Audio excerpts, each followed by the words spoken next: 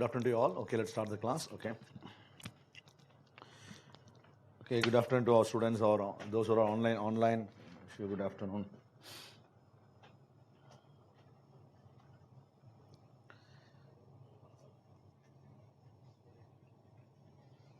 Okay, let's start the class.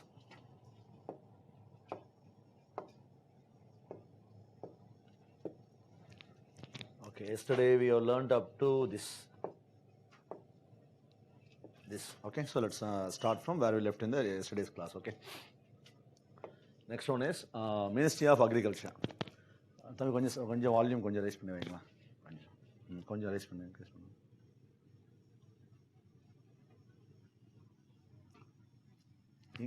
தம்பி இங்கே பண்ண முடியாதா? இங்கே கொஞ்சம் அங்கே ஓகே, அங்கே ஓகே, கொஞ்சம் குறைச்சிக்கங்க.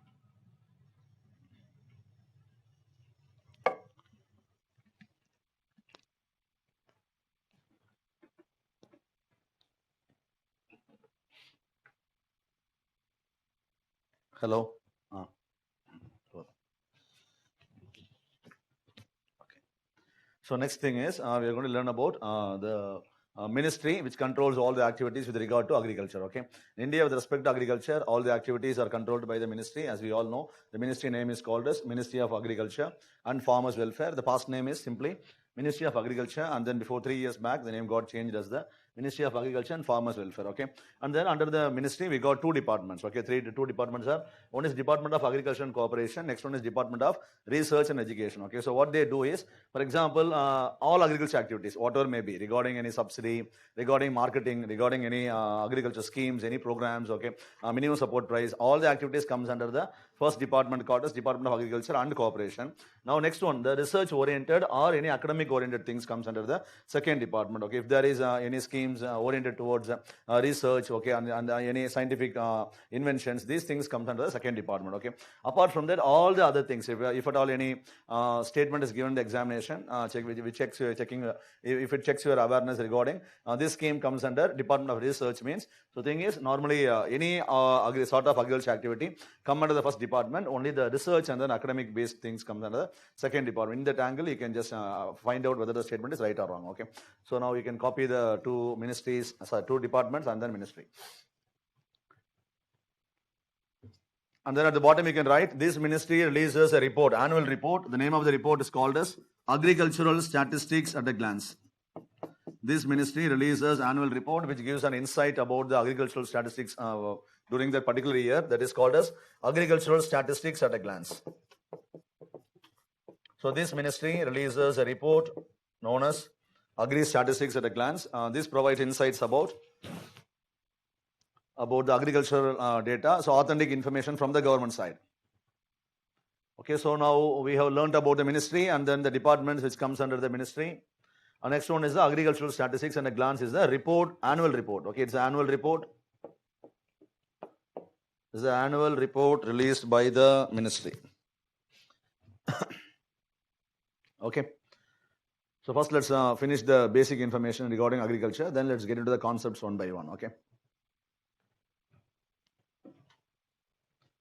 Okay, now next one.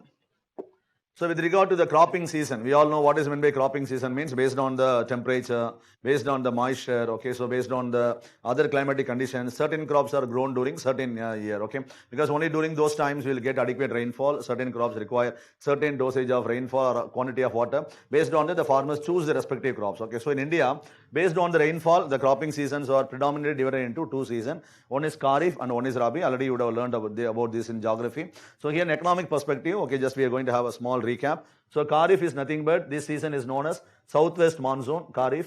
So the Kharif season means it starts from the June and then it goes up to October month, and then predominant crop which is grown during the Kharif is rice crop is the predominant crop. Rice, maize, like that we have. Okay, the predominant one is the rice. Okay, so you can write, we grow rice, maize, jowar, bajra, okay, and then safflower. Like there many more crops are there. So rice is the predominant example for the southwest monsoon. Okay, next one is a Rabi. Here this one is otherwise called as northeast monsoon.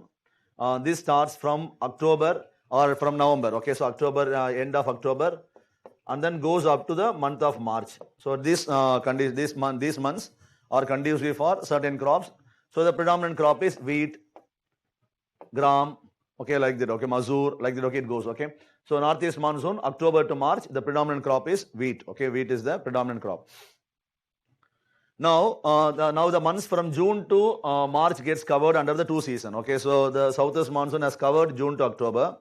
Northeast monsoon has covered October to March. Now, what are the left out months means? Only April and May are left out. Why those months are left out means because we all know. So, it comes under the sunny days. Okay, we won't be having adequate rainfall. So, most of the areas, the farmers don't grow any crop during the particular month. Okay, but in some areas, what the farmers do is they use a particular season name called as a Zaid or Jaid. You would have heard about. Okay, so what they do is during the months of April, May, there won't be any adequate rainfall and then temperature will be very higher. It won't be conducive to the crops. So they grow, what they do is, for example, if I'm a farmer, if I have grown any previous crop, what I'll do means, using the previous crop, using the previous moisture and then plowing back the previous crop residue. For example, after doing the harvest, there will be residues of the previous crop. I'll plow them back into the soil, using them as nutrient and then using the previous crop moisture as the moisture, I'll try to grow certain crops, which means they won't do any specific or extra expenditure. So what they will do means along with the previous nutrients, along with the existing moisture, they will grow certain crops. Okay, what are they means? Normally the most conducive crops are cucumber and then watermelon. So these things are normally given more importance during these months, okay. But you look at the beauty of nature. Actually, during April, May, without any water supply, these crops are grown, but they are the water-rich crops, okay, which provides huge water to us, okay. That's how the nature provides the gift during the months of summer, okay. We don't apply them water, but they provide us a plenty of water. So these crops, not only these crops, some areas like bitter gourds, snake gourds, these things are also grown during the months of summer, okay. So this season is called with the name called as a Zaid or JAID, okay. It's not common in all the areas, some areas, okay, some patches, they follow this practice. So in agriculture, normally in agriculture economics, whenever government provides any benefit, they use the word called as a southwest monsoon crop. We are giving the season insurance for this southwest monsoon crop, Kharif crop, Rabi crop. So we must be, because in economics, in a combined way, we'll be coming across the terms Kharif and Rabi. So we should be having the prior awareness. So just to do that, we have learnt about the two seasons. Along with that, we have learnt about the other existing season, which is not that much predominant. So in some areas, it's prevalent. Okay. So these are the three seasons common in our agriculture, okay. These two are the major. Now next one is food philosophy. Next, write the heading as the food philosophy in agriculture. Next topic, subtopic is food philosophy in agriculture. What does it mean? Okay, what we are going to learn is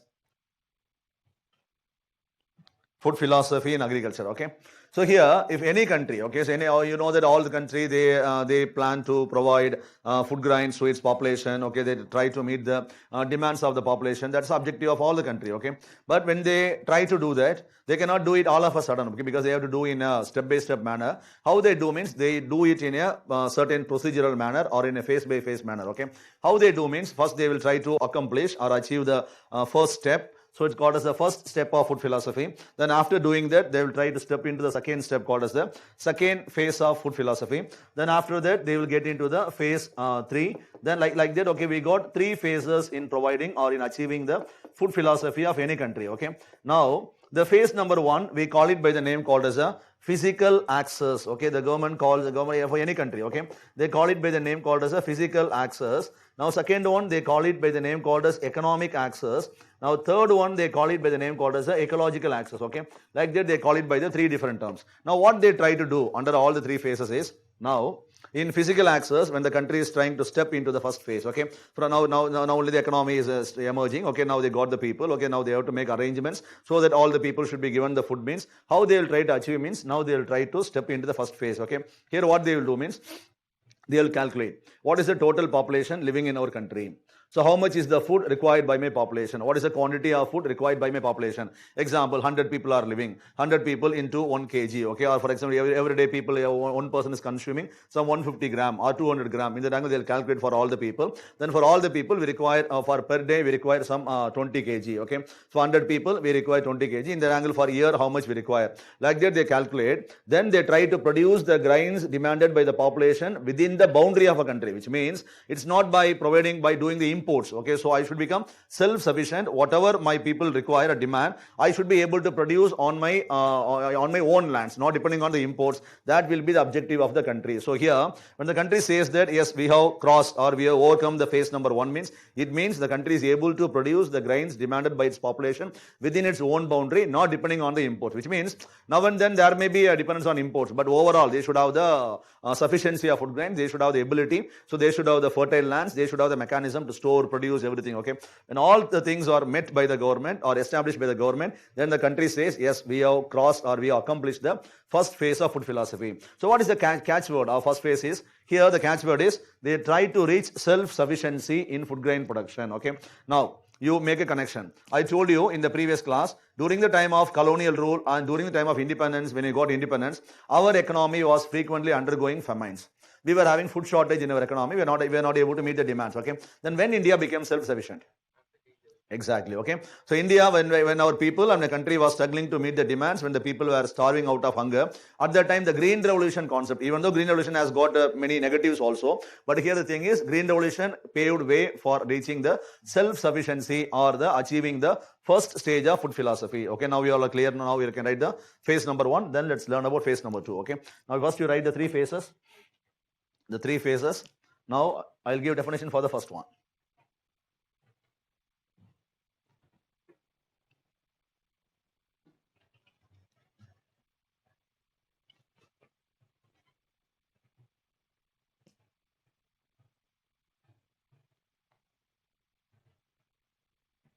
Physical access includes all aspects which is related to production, not only land. Okay, students asked online. Okay, not only land, all aspects. You can take it like that. Okay, now take definition for the first one, physical access. The main aim of this phase, the main aim of this phase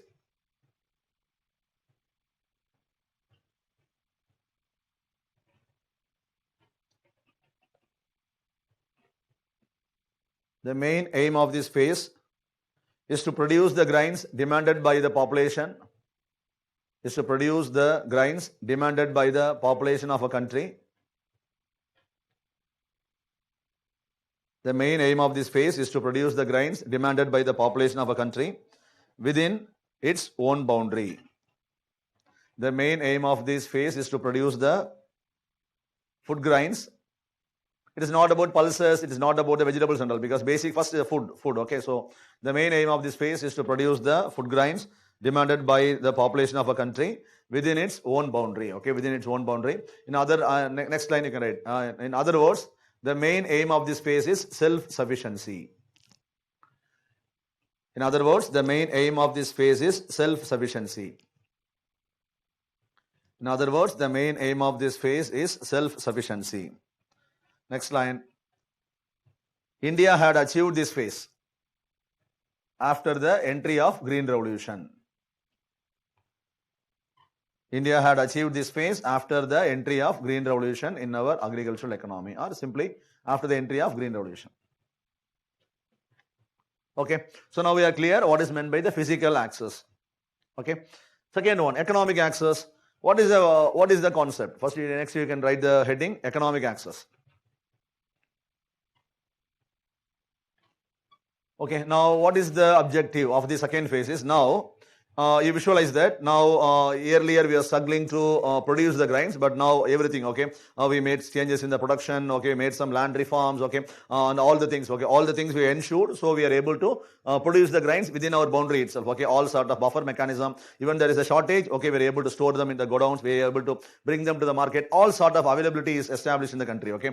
But now when you go and check the people, okay, now the grains, your country is able to produce plenty of grains, okay, are you able to receive the grains, okay, are you able to get the grains, okay, then the people says, they gives the reply, no, okay. So some part of the people, they say yes, we are able to receive the grain, but some part of the people says no, we are not able to receive, because the grains they are sold in the market at a price which is not affordable to us, which means Part of the population for they says, okay, the grains are available and it's affordable to us, but part of the population says the grains are available but it's not affordable to us, okay, which means that here the country has got some instability. Instability is some power of the people, they got the purchasing power, some people they don't have the purchasing power. So here the concept is not about the availability of food grains, it is about whether the grains are available to the people. Okay, first thing talked about availability of food grains in the country, but here availability of food grains to the people. So what is the main essence of second phase is, the main essence of second phase is to ensure the affordability of food grains to its population. How the affordability can be ensured? It can be ensured in two ways. One is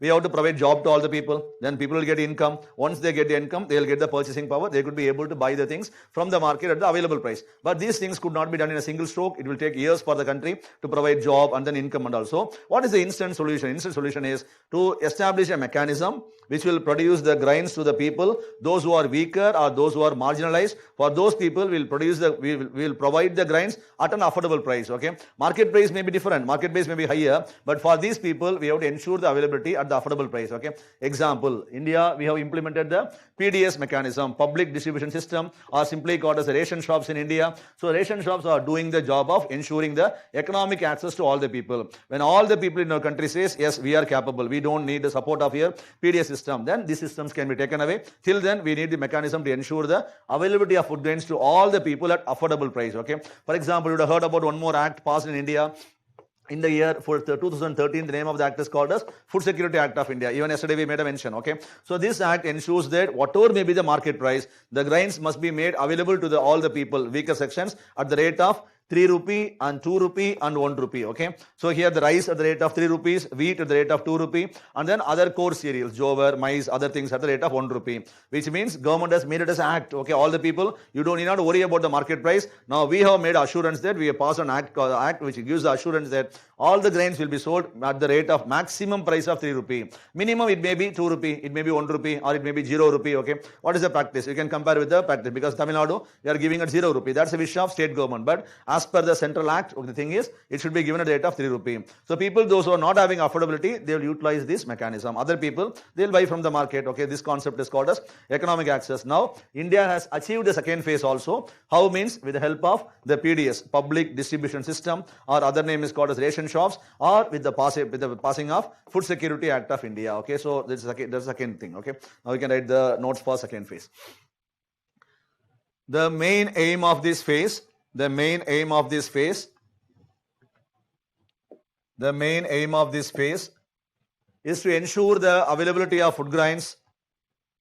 The main aim of this phase is to ensure the availability of food grains.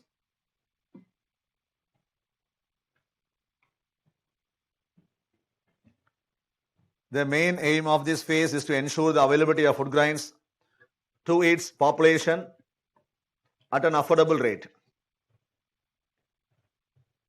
The main aim of this phase is to ensure the availability of food grains to its population at an affordable rate or affordable price. Second line, this could be done by improving the income of people.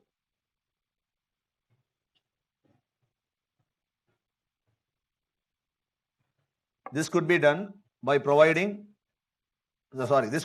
improving the income of people, or through subsidies, because ration shop is nothing but it is subsidy concept, or through subsidies.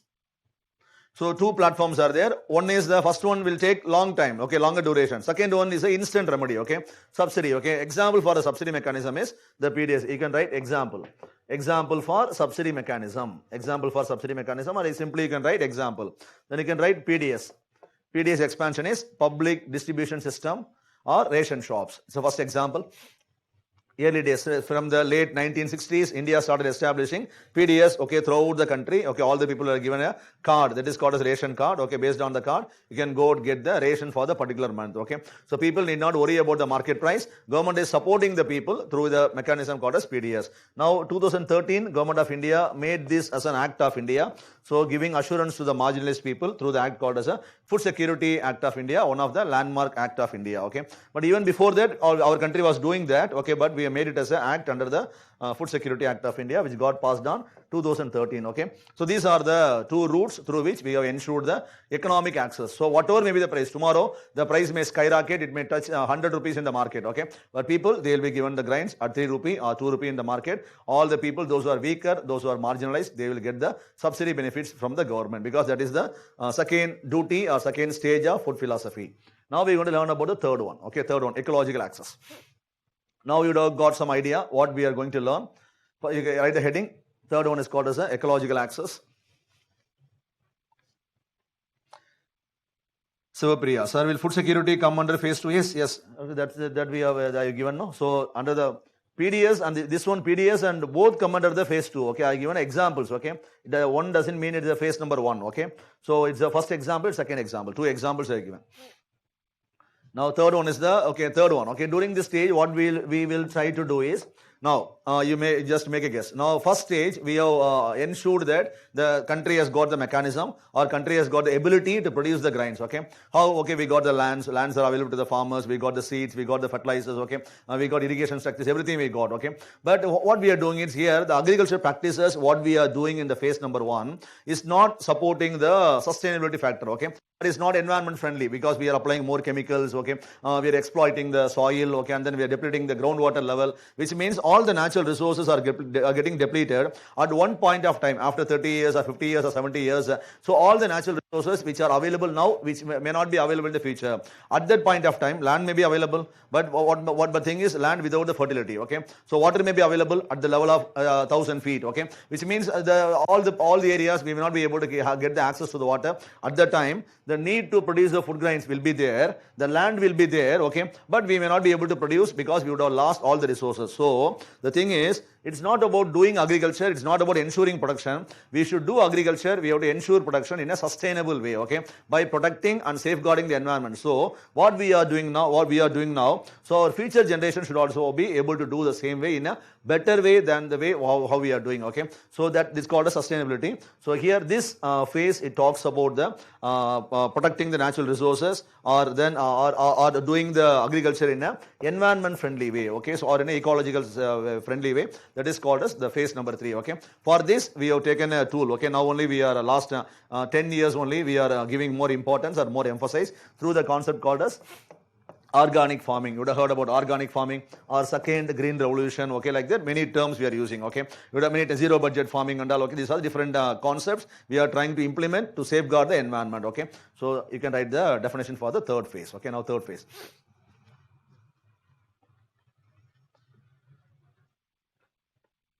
Third phase. The main aim of this phase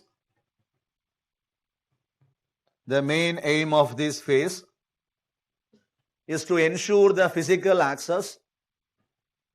The main aim of this phase is to ensure the physical access without depleting the environment. The main aim of this phase is to ensure the physical access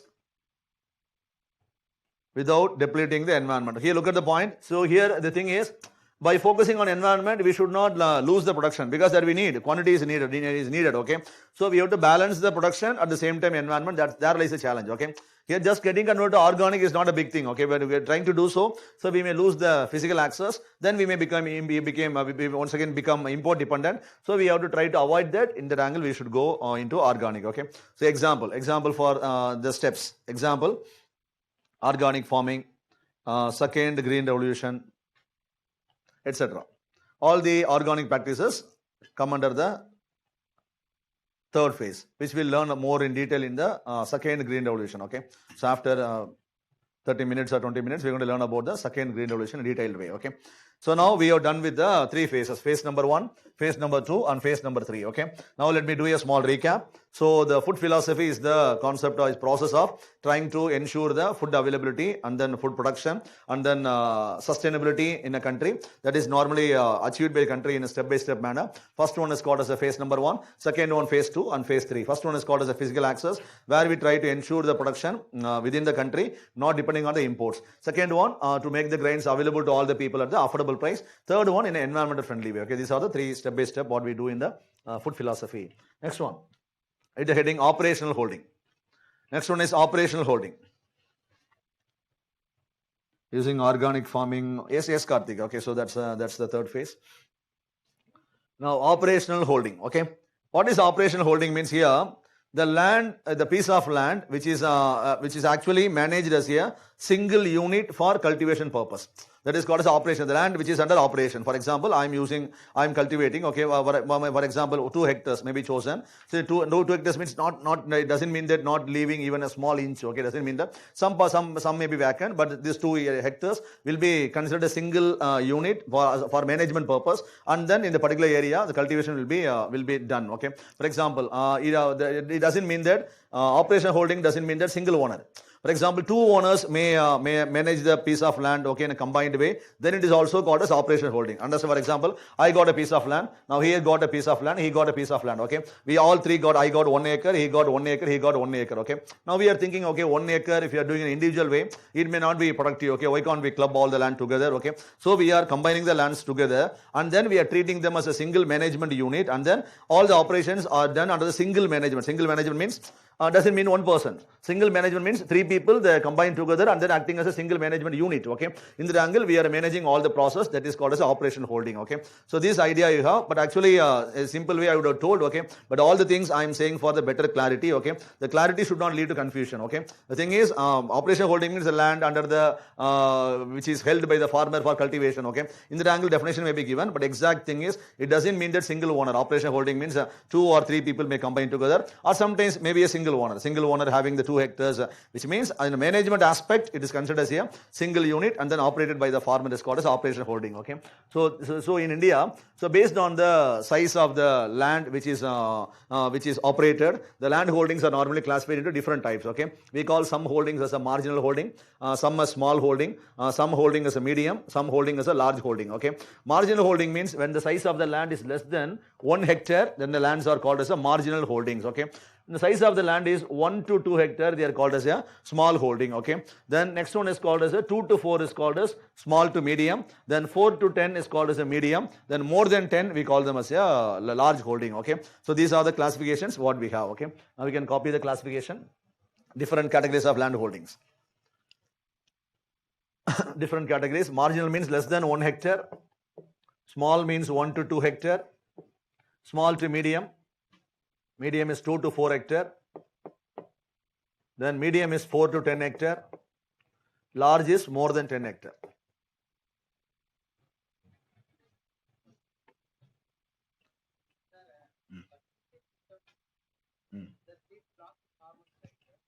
PDS system leads to loss among farmers.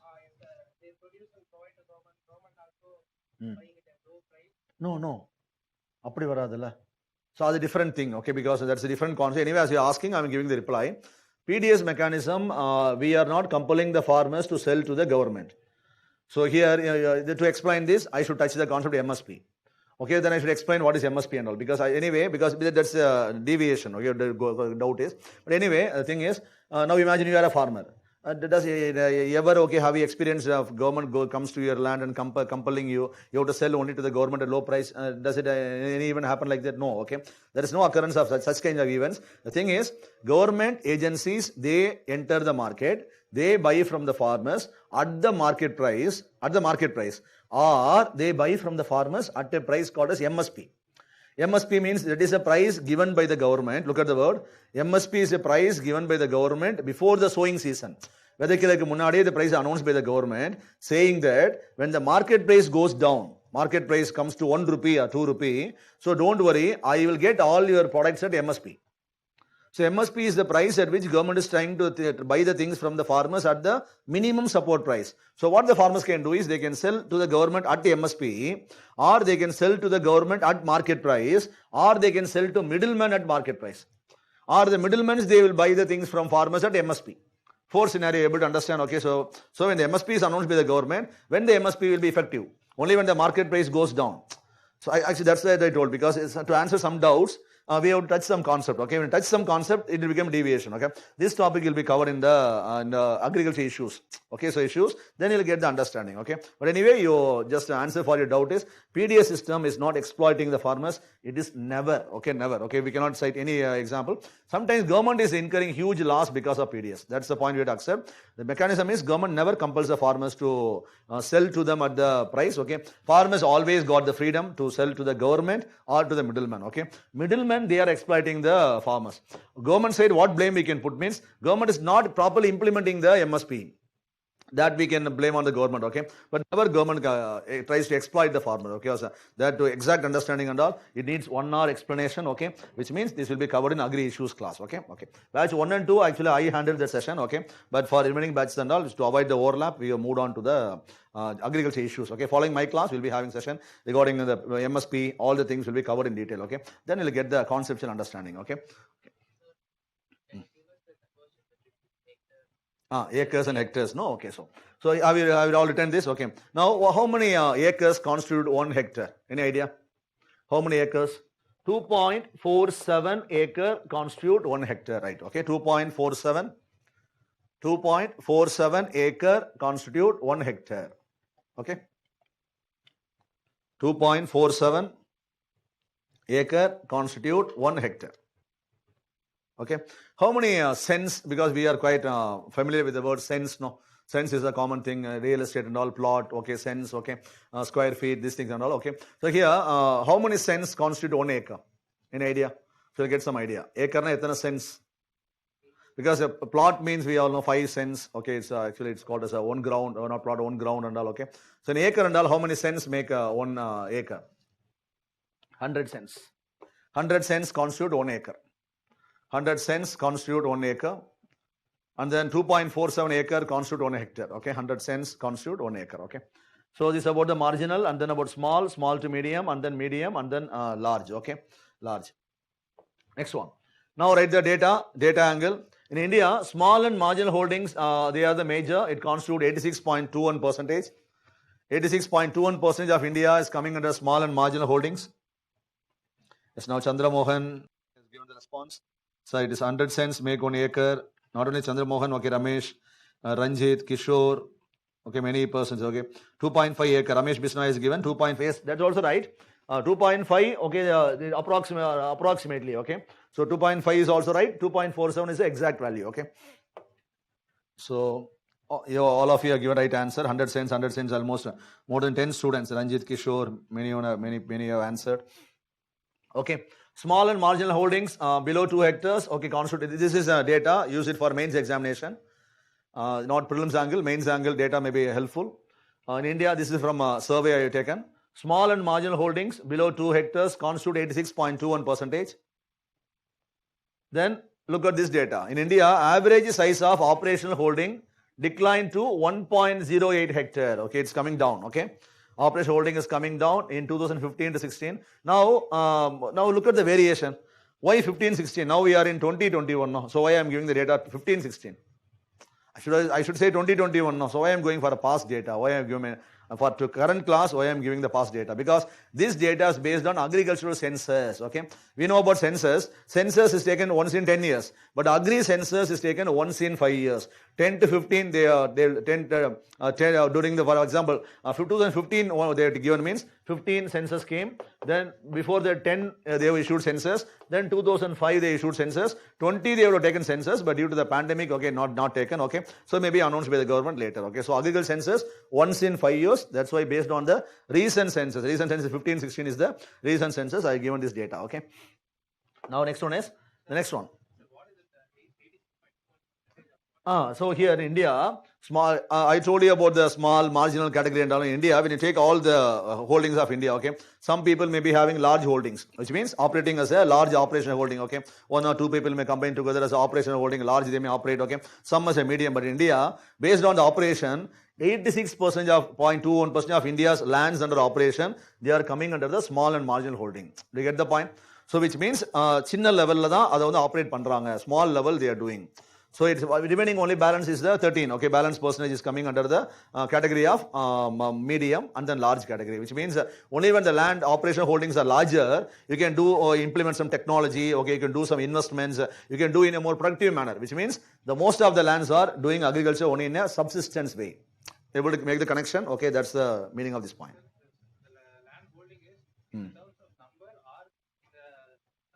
So in India, most of the holdings, overall area under cultivation, based on that, 86.21% of the areas are coming under the small and marginal holdings. We are learning about the holdings.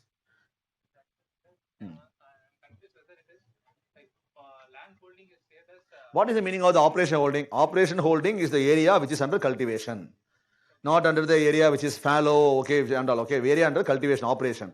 During operation, sometimes two people, they may join together. They may treat the two holdings, or maybe there may be two owners. Okay, that's why I gave the example and all. Okay, two owners, they will actually manage the land as a single unit. So in this angle, when they are coming together, it is a single unit. When they are not coming together, the lands will stay separate and they will be managing a separate unit. Okay. So based on the data available at the block level, at the village level, at the agricultural offices, so the data through the agricultural census when you go for the survey. So based on the data, 86.21% of the areas are agriculture is carried out in the small and marginal holdings way. So what is the doubt here? Is it clear, or am I answering the right way, or whether it's clear or still it's not clear? Clear? Okay. So this is the data. Next one is the average size of operation holding is highest in Nagaland, 5 hectares. This data is also important. The average size of operation holding is highest in Nagaland and very lowest in Kerala. Size of operational holding is highest in Nagaland. Okay, there are many areas. Okay, so the possibility of higher holdings, okay, is possible. In Kerala, reason is nothing but land constraints, okay, land constraints, geographical constraints, and individual interest.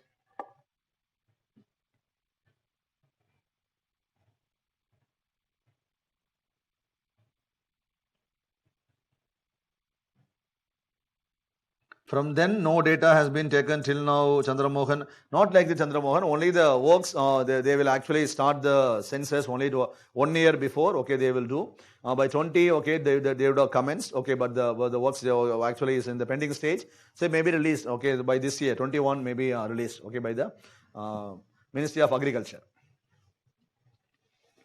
Next one is Green Revolution. Next, write the heading Green Revolution, next concept, Green Revolution. Okay, so next thing we want to learn about the concept. First concept is Green Revolution. Okay, what is Green Revolution? It is a well-known concept. What is the Green Revolution means? This concept was introduced by the scientist called as Norman Borlaug. We all know. Let's look at the basics first. This concept was introduced by Norman Borlaug. This concept was invented by him during the year 1965. He was doing research, okay, in the Mexico, okay, in Rockefeller Foundation. Then he came with the invention, okay. Those varieties which were introduced by him were called with the name called as a high yielding varieties, okay. So he promised that these varieties, if the varieties are grown in the soil, then these varieties will give 2 times or 3 times or sometimes 4 times than the, not 2 times, 2 times the minimum level, 3 to 4 times higher yield it will be given, okay. But what are the requirements of this crop means? These crops, they required higher amount of water than the traditional variety. First thing, okay. Second thing, these crops, you have to support them with the adequate amount of nutrients, okay. Earlier, you know that before the entry of Green Revolution, in our soil, we are not applying any chemicals, okay, all our farmers, okay, grandfathers and all, okay, so the things, okay, they were not applying any chemicals, they are applying, so what was the nutrient applied soil means cow dung, okay, was the nutrient applied, okay, then the previous crop moisture, okay, so these things were applied, okay, plowed back and they acted as a nutrient, okay, but this Green Revolution argued that, so this one will not be sufficient, okay, you have to apply extra dosage of fertilizer, but the natural way the fertilizers were not available, so look at the point, natural way the fertilizers were not available. So we started depending on the chemical fertilizers. So then came the entry of the fertilizers called as urea. Urea we are applying for what nutrient? Nitrogen, okay, nitrogen. Then the DAP, okay, diammonium phosphate for the phosphatic, okay. Then MOP, muriate of potash, okay. So for the phosphate requirement, then potash requirement, okay, single super phosphate, okay, all the things, okay, made the entry because we started depending on them to act as a nutrients because the traditional nutrients or the natural nutrients were not adequate, okay. We are not able to produce them more, okay. So moreover, these things were comparatively cheaper than the natural nutrients, so we started applying them, okay. So this is the other part of the story, but let me finish the original plot, okay. So the thing is, so he promised that these are the high yielding varieties. Now these varieties, when they are grown, they can give 3 times or 4 times than the original yield, but these varieties require more amount of water, and then we have to support the more amount of fertilizers. Then these crops are not traditional. So they may be naturally born to the, susceptible to the disease and then pest attack, because natural grown things may be having the survival mechanism, but they may be susceptible. So we have to ensure the crop protection mechanism. What sort of crop protection mechanism? We have to protect them. If there is any insect attack, if there is any fungus attack, we have to protect them with the insecticides, fungicides, all the chemicals must be sprayed on them. Then the fertilizers must be given. All the things, if the things are done in a proper way, then they may be able to give 3 times or 4 times yield than the original level, okay. That's the promise given by the Green Revolution. So at that time when the concept got introduced, we were having the war with China, Pakistan and all. So we did not implement the Green Revolution. Then later on, what happened is during the annual plan time, during 1967, with the efforts of M.S. Swaminathan, we introduced the Green Revolution in our economy, okay. So this is the plot, okay. Now we are going to analyze, okay. What are the positives, what are the negatives of Green Revolution? Green Revolution undoubtedly helped India to accomplish the first phase of food philosophy, okay. We cannot deny the fact, okay. Green Revolution helped India to produce more. So in economic angle, more economic growth, more production, more productivity. India was an importing country at that time. India became exporting country. It fetched us more exchange earnings for India. Like that economic angle, we got more merits, okay. So all the economic sort of merits we can point out, okay.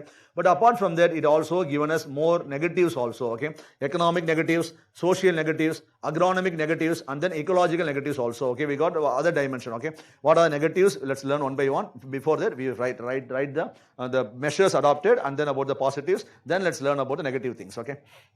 Now the Green Revolution, write the heading, measures adopted under the Green Revolution.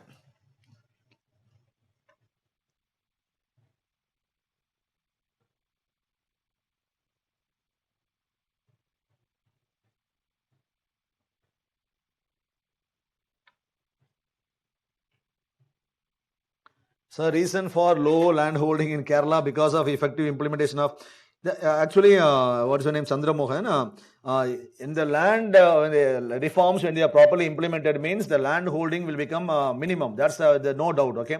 But here we are dealing about operational holding. Operational holding means 2 people, for example, you may be having a piece of land, I may be having a piece of land, 2 or 3 people can combine together, and when they do agriculture, that can be taken as a single operational holding. This is agricultural perspective, that is different. But what you say is right, but that cannot be taken as the reason here, because when the lands are properly implemented, we cannot deny the fact, okay. Kerala and then West Bengal, many states implemented land reforms, but that cannot be brought here because that has led to the lower size, because many areas in Tamil Nadu, UP, Maharashtra, the land ceiling is not properly implemented. That is different scenario. But even imagine, okay, now you got piece of land, I got a piece of land, we both can come together and we can do the land. That is called as a operational holding. It's not about the ownership of the land, okay. That's why I made a strong mention at the start itself. Ownership is different from the operation holding.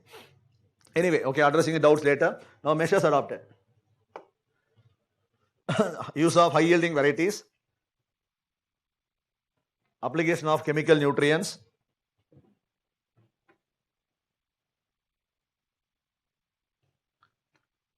production of crops using chemicals, then water intensive crops.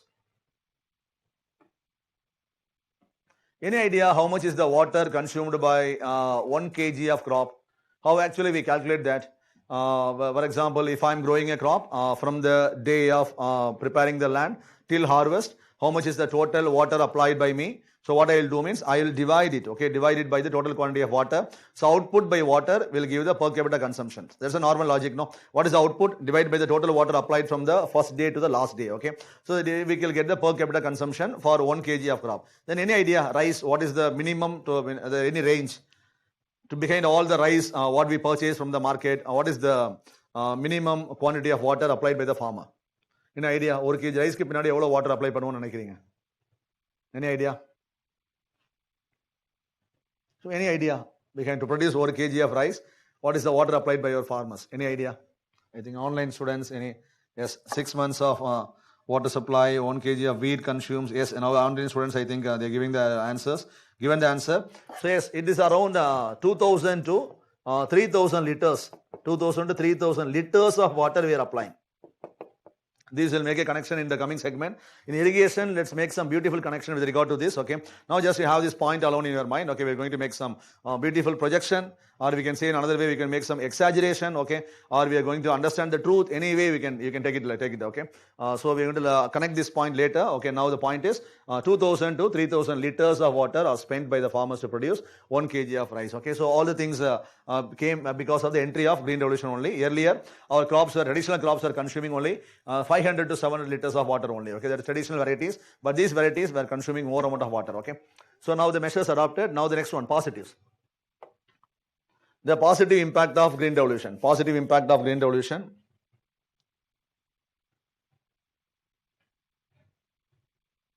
Yes, and then Chandramohan has given also high land holding in Nagaland because of, that's true, Chandramohan, you are right, exactly you are right. Also high land holding in Nagaland because of tribal culture in Nagaland, yes, exactly, that's true. Community land holding, not only Nagaland, all the areas, that's the answer for the Nagaland thing. Positive impacts. Increase in production and productivity. Increase in production and productivity. Help to reach physical access. Importing country became an exporter. Decline in food grain prices. And then increase in irrigation networks, because the green revolution variety required more amount of water. So we started establishing institutional arrangements to provide water. So irrigation structures were built in India. So this paved way for irrigation structures in our economy. That's one of the positive effect.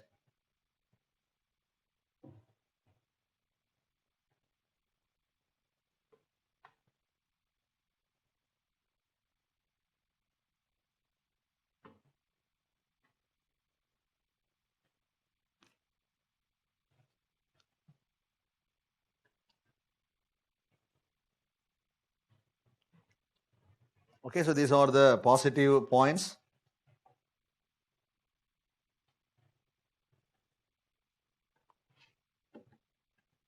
Now let's learn about the negatives. One by one, let's learn about the negatives.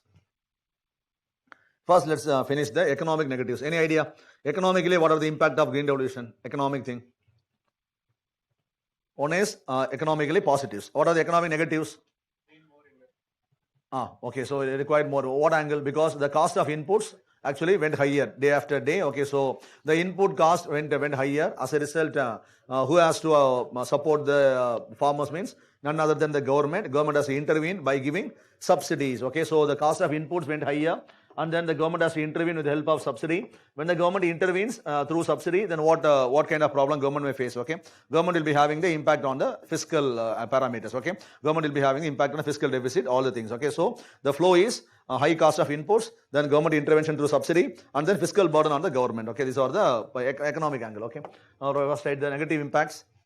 One by one, let's learn.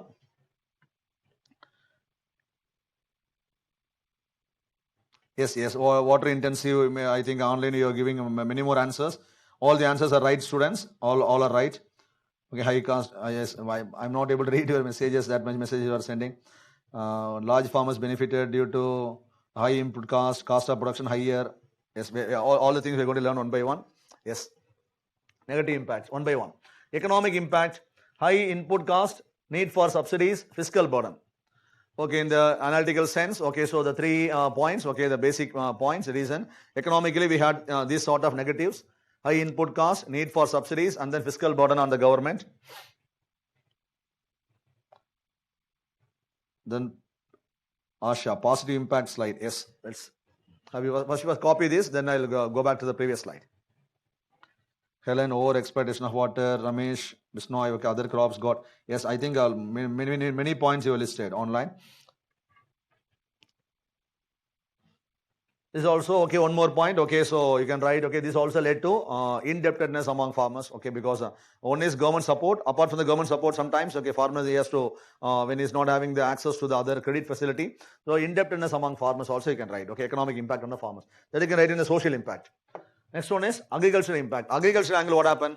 So many farmers, they started favoring only the food grain. Food grains were the crops given importance under the green revolution. You know that food grains means we call rice, and then wheat, and then maize, jowar, bajra. Only these crops were given more importance by the government. Other crops were neglected. Okay, more focus on rice and wheat, and then biased cropping pattern. Okay, cropping pattern got shifted in favor of the rice, wheat, maize. Okay, other crops were neglected. Okay, neglect of other crops like pulses, oil seeds, barley, and then increase in toxicity because of repeated amount of the food what we eat. Okay, because you know that when you try to export our commodities also, many countries they are citing the reason as the antibiotic residues, chemicals and all, because that's how our production process has become.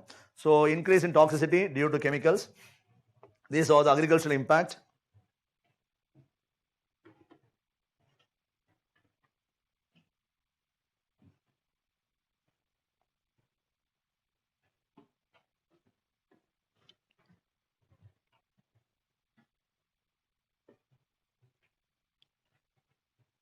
Ramesh is asked regarding current farmers protest. Ramesh, actually regarding the current farmers protest and loss and all, actually I was taking that segment, okay, the agriculture marketing, but now we have moved it to the agriculture issues class.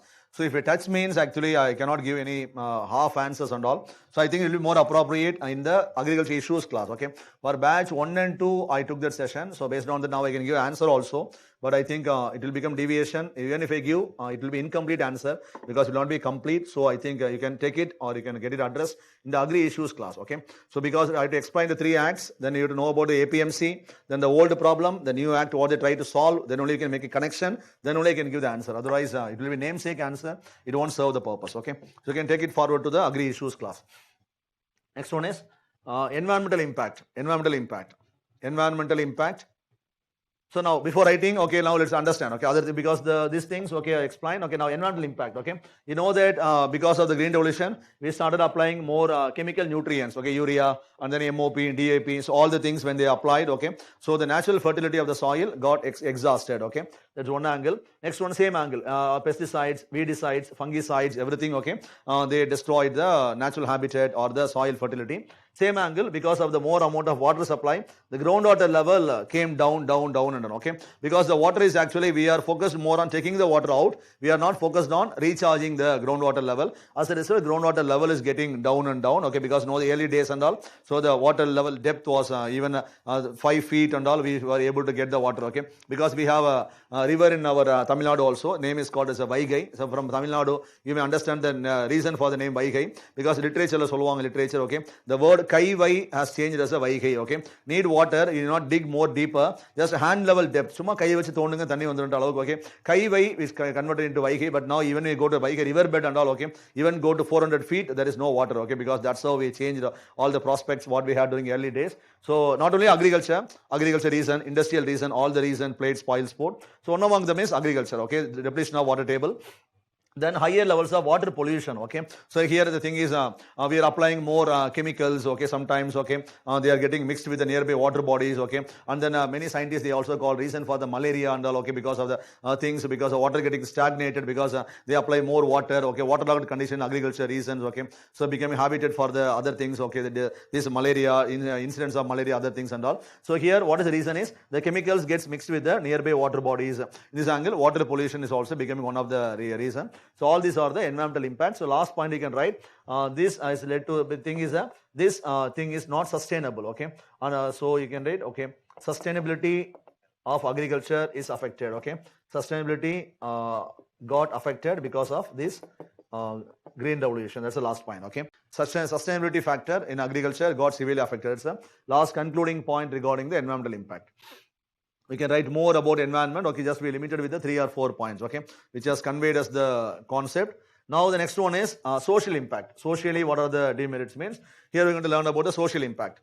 Largely benefited only the big farmers, okay. What is the meaning? Government gave equal distribution of benefits, equally to small as well as the large. But actually, because of the economic well-being, okay, the large farmers, they made most out of the green revolution. Small farmers, because of their incapability, okay, or economic status, they are not able to make the most out of the green revolution. So large farmers only, they benefited more, okay, that's the point. So already we are having disparity between the rich farmer and the poor farmer in the economy.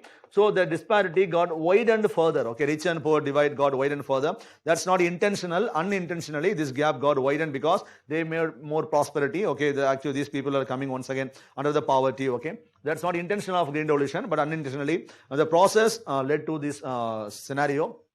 Next one is created a dependent group of farmers. What is the meaning? Because of the high cost of input, government started supporting the farmers with the help of subsidy. Because of the subsidy mechanism, the farmers, they started depending more on the government. Okay, now take for example, now if the government makes announcement next next year onwards, we are going to cut down all the agricultural input subsidy, means the farmers, okay, they will actually protest against the government, because they say that okay, we cannot manage the production aspect without the support what we receive from the government, which means we have not created a dependent group of farmers. Still we have a class of farmers, those who still depend on the meager benefits delivered by the government. Okay, they're not able to financially say that okay, we are stable. Okay, so now we can meet all our expenditures on our own. Okay, because many farmers are small, are marginal, they are very poor, they are weaker. Okay, so that is the scenario. Next one is rainfed areas were ignored. Okay, green revolution demanded more water. So as the water facility is available in some areas naturally, some areas we established through irrigation structures. Remaining areas, rainfed areas where only the water source is the rainfall,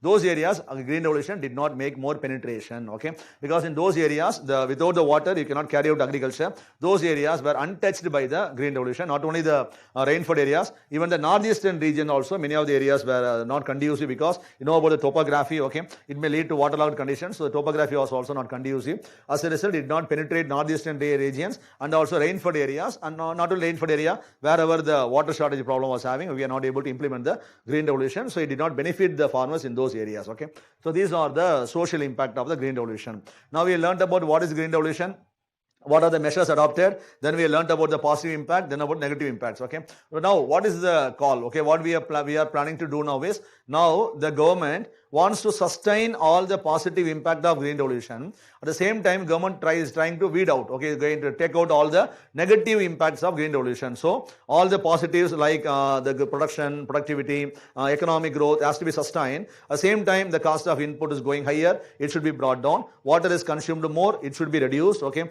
damage on the soil, it should be prevented. Soil fertility should be enhanced. Okay, and then divide between rich and poor is increasing, means should not happen. Farmers should become should have the prosperity, or farmers' income should increase. Agriculture should also become more sustainable. So for that, to do all the things, which means to take out all the negatives and then to sustain all the positives, government is now thought about a mechanism, not only our country, throughout the world. Okay, now the world is talking about the next way of doing agriculture, that is called as second green revolution, or simply called as sustainable agriculture. Okay, sustainable agriculture is the next thing we are going to learn. Next, write the heading, sustainable agriculture.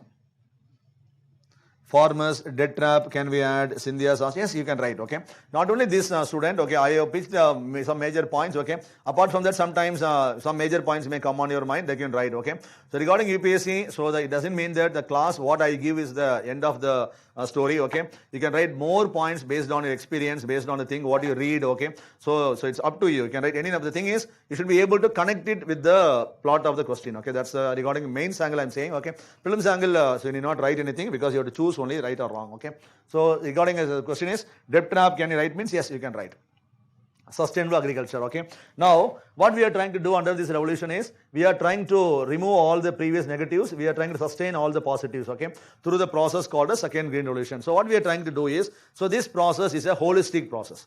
What way it is going to be holistic or complete means, so this actually in the green revolution we started applying with the purpose of producing more, we started applying more chemicals and all. Okay, but here there is no chemicals, then question may come, then how the plant will get nutrients? Okay, here the nutrient supply is through the biofertilizers, not through the chemicals. Okay, that's the answer. Okay, same angle, pesticides, weedicides, fungicides, like this side. Okay, all the things should be replaced with the biopesticides, bioweedicides. Okay, biofungicides. Okay, in this angle we have to replace them with the biological. Okay, this everything is inorganic, this side everything is going to be organic. Okay, apart from that, any other thing we are going to do means, here we are going to, in the previous case, we are growing the crops which were more water consuming in nature. Okay, and even though they are water consuming, even though the practice is what we adopted, sometimes This side we'll be having the land, okay. This side we'll be having the irrigation source. What we will do means we'll just release the water. Then the water will be going through this path, and then water will reach the farmland, okay. In between, what would have happened? Okay, some of the water would have got percolated into soil. Some of them would have got evaporated, okay. Because if you release 100 liters of water, so only 70 would have reached the farmland, 30 would have got wasted, okay. Which means we are not conserving the water. Even though the crops are water consuming, that's a separate story. The practice what we adopted was also we are not conserving the water. But here in sustainable agriculture, not only the cropping practice, so how we are applying the water, we try to conserve each and every drop of water. Example, conversion of lands under the drip irrigation, sprinkler irrigation. In this angle, okay, changing the practices and also doing research, okay, using the research, coming out with the varieties which will be naturally less water consuming in nature. So spending more on research and then coming out with the varieties which will be less water consuming, then growing those varieties on the farmland. That is also other plot. Then apart from that, this second green revolution focused not only on the one aspect of agriculture. For example, green revolution gave more importance to the food grains only. Other things were neglected. But here we give the overall comprehensive emphasis, okay. What we means, here we use a word called as rainbow revolution. For example, not only the green revolution, here the multiple colors we are giving to different crops. We are calling green revolution, and then blue revolution, white revolution, brown revolution, pink revolution, red revolution, okay. Like the different colors we are giving. So different crops are given importance under the second green revolution. And everything, okay, green revolution means even the green revolution is included under the second green revolution, but the green revolution in the organic way. Even the white revolution is included, white revolution in the organic way, okay. Everything we are trying to do in the sustainable way. And apart from that, here the main point of the sustainable agriculture is early aspect, green revolution focused only on the production. Focused on the production means, but here this is not only on the production, this also focus on the income of farmers, which means not only about reaching sustainable environment, it should also lead to sustainable income to the farmers. For example, if there is any climatic failure, there is any water shortage, okay, the farmer should be able to produce the crop with the resource what is available. So the crop should be able to withstand the failures. So crops should be able to bounce back, giving the ability to the crops, giving the ability to the farmers. So overall, okay, giving the overall strength to the agriculture. That is the plot of sustainable agriculture. So sustaining the farmer's income. Now the question comes, how we can sustain the farmer's income? If there is any climatic failure, okay, the crop should be able to bounce back, or crops should have the ability of resilience, okay. How we can build the resilience among the crops, okay? It could be achieved by doing more research and then coming out with varieties which are naturally climate resilient in nature. For example, you would have heard about a scheme called as NICRA, okay. What is NICRA means? It is one of the projects under the IC, or Indian Council of Agriculture Research. The name of the project is called as a National Initiative on Climate Resilient Agriculture, okay, which means producing crops which will naturally able to bounce back. If there is any waterlogged condition, once the water gets drained, the crop should be able to withstand, okay. It should not get rotten, okay. Same angle, okay. If there is for example if heavy temperature, okay, so if there is a completely dry spell, so crops not able to get even a small drop of water, even after that the crop should be able to bounce back. So spend more on the research and then come with the varieties which are naturally climate resilient in agriculture, okay. They should be able to bounce back from the climatic failures. And then here not only this, how we can improve the income of farmers means here comes a very important aspect, that is about improving the income of farmers by focusing more on value addition, okay. Normally what is happening in agriculture, our farmers, they are producing the crops, they are selling the products in the raw material form, okay. Raw material form, when you sell them in the market, it may fetch you only 10 rupees or 15 rupees or 20 rupees. But when you process them, okay, when you convert them and do the value addition, okay, take for example mango, okay, mango when it is sold as raw mangoes, it may fetch you 100 rupees or 60 rupees or 50 rupees to the farmers, okay. But the same thing when they are sold as a dry mango in the market, okay, same mango can be sold at 100 rupees, okay, same mango, convert them into mango juice, okay. So you try to value add the products, then sell them in domestic market and then in the overseas market. How the farmers will do the value addition? Giving them proper training to the farmers, establishing the trainings centers, and then establishing storehouses, and then establishing food processing industries. All these things comes under the second green revolution. It is a overall importance what we are giving to agriculture to do it in a sustainable way to the environment, to the country, and to the farmers, okay. So this is about the second green revolution. Now we can copy the points. So it is a simple line. So a second green revolution, nothing but use of all eco-friendly methods in the cultivation process. Yes, Cynthia, sir, please be a bit slow, need some time for copy. Yes, definitely I'll slow down. Okay, I'll give more time to copy also. And one more thing, a student Asha has asked me to go back to the positive slide. I completely, failed to do so.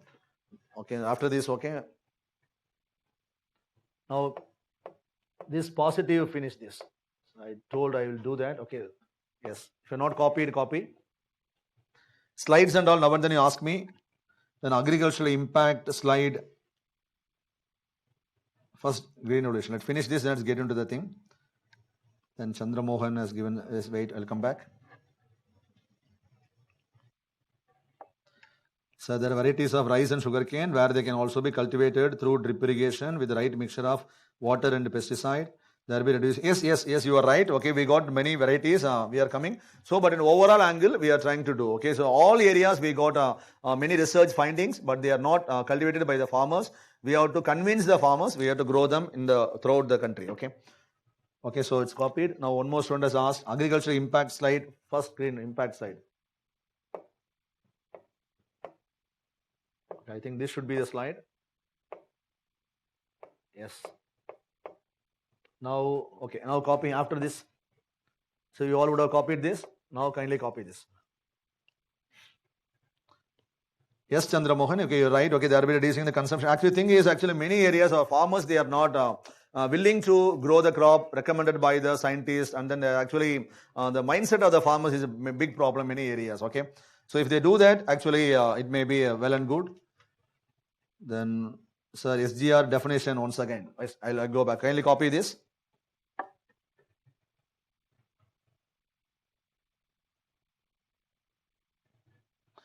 Other crops neglected doesn't mean that high yielding varieties were not available. High yielding varieties are available to all the crops, okay? But the government angle importance and farmers angle, their preference were given to the food grain crops. So in reality, okay, so in reality, not in the theory. Yes, many students are asking me to go back to the previous slide. Yes. So I think I'm a little bit fast in moving the slide. Okay, let me reduce the speed. Harini, why can't Indian government ban the toxic chemical fertilizers, insecticides, etc., and promote organic farming? Yes, we can do that, but you imagine, okay? Now I am making the announcement, okay? You imagine that, okay? So from today onwards, I am banning, okay? So all the chemicals, if I say like that, then what may happen? You think tomorrow, so where the farmers will go for fertilizers, okay? That should be some alternative mechanism also. So without building alternatives, then I cannot make the ban, immediately, okay? So I should make some alternative arrangements. Then I can ban the chemicals, pesticide and all, okay? So no one is actually having the will or interest. I will go only for the chemical fertilizer. The thing is, what we recommend should be cost effective, and it should be highly productive, and then it should be available. All the three things should be available, okay? It should be available, productive, and cost effective. When you do that, then automatically people will go for the options.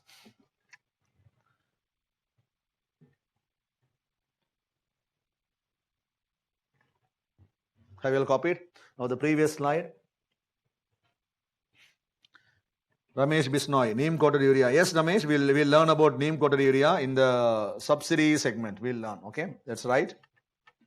We'll be covering it also. Okay, now you tell me regarding the break. Okay, you decide. Okay, let's finish the second green revolution. Then you decide what time you need the break. Okay.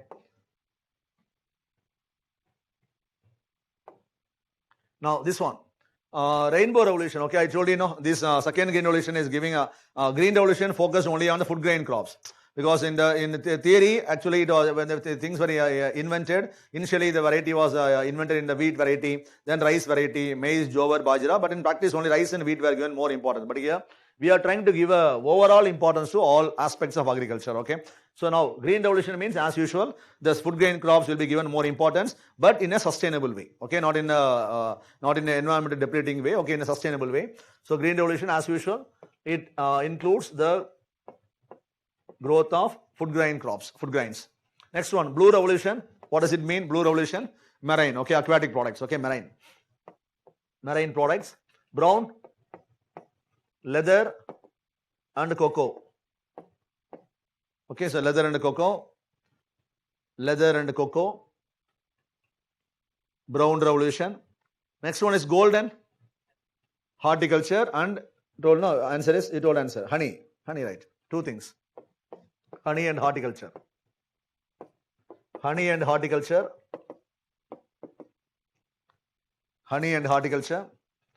Next one, red revolution, red, tomato. Gray, fertilizers. Fertilizer means biofertilizers. So all the things we're writing, okay, so don't think them in the inorganic angle, think them in the organic angle, okay.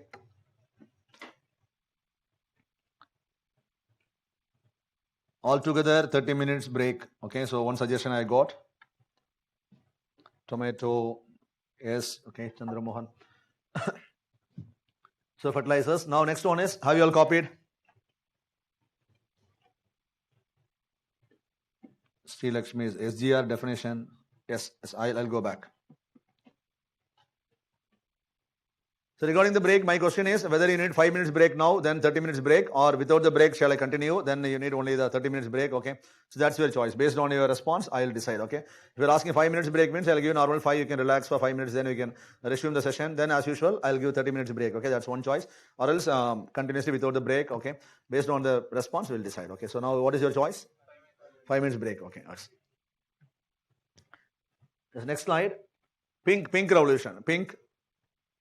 What are example of pink revolution? One is onion. Next one is meat. Then one more thing, pink. Prawn. Okay, prawn.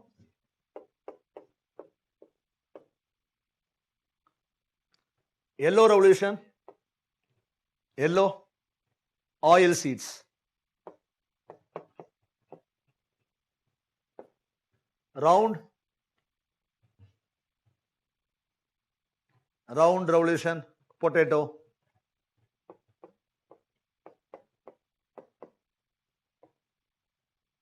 Silver,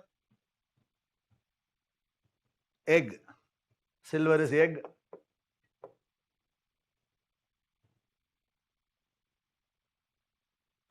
Black,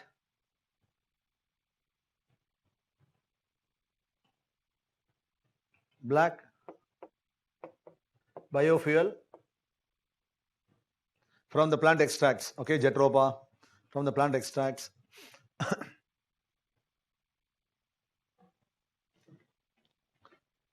The next one is silver fiber.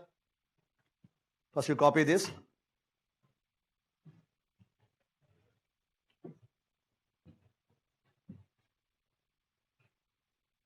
Only two students has given us sent the message, sir, 30-minute break is enough. But many students have sent 5 minutes break, okay. So I'll go with the majority, okay. So silver fiber, cotton, golden fiber, jute, white revolution, dairy products.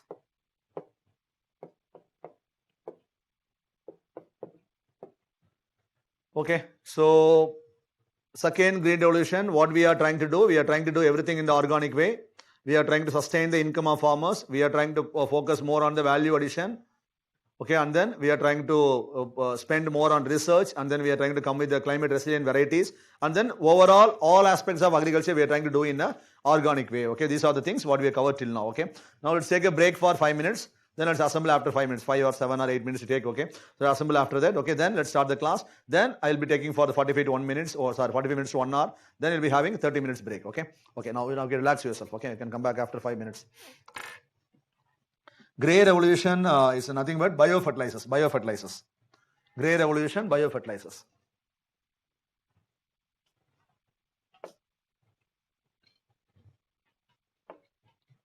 Now many students have asked me to show the SGR slide. Arun Raj, yes, now I will show you the slide.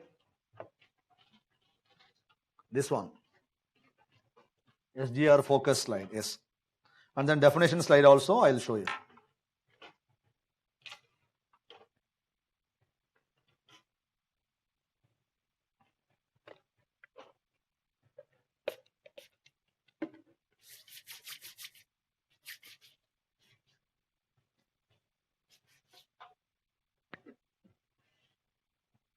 Impact of agriculture in green revolution slide. Yes, Karthik. Impact of agriculture. Positive impact, I think, in green revolution. Sorry, negative impact, agriculture impact. You're asking me to. Okay. Have you copied the focus slide, Arun Raj?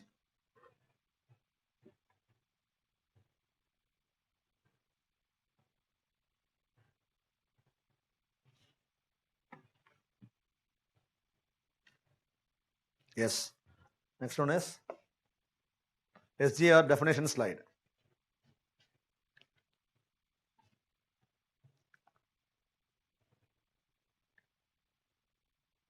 Monica. Economic impact of green revolution. Yes. Economic impact and then agricultural impact. I will show you the two slides.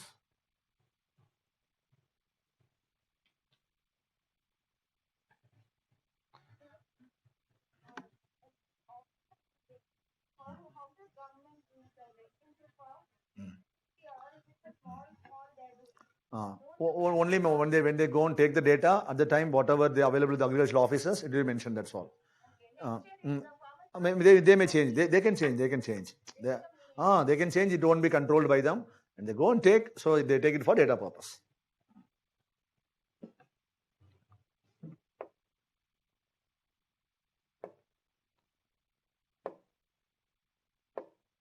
Yes, agricultural impact and then economic impact. It's two things. Okay. I think Karthik, is it the slide what you asked for? Show impact of agriculture in green revolution. This should agricultural impact. This should be the slide what you asked for. Then I'll go to the economic impact. Yes. Okay, Karthik, you can take copy. Thank you. Done. Okay. Okay. Fine. Then economic impact.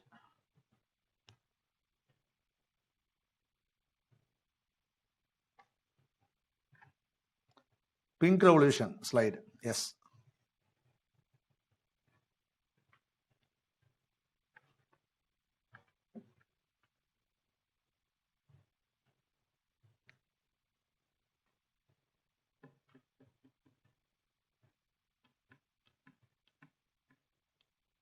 Copied. Okay. Then pink revolution slide.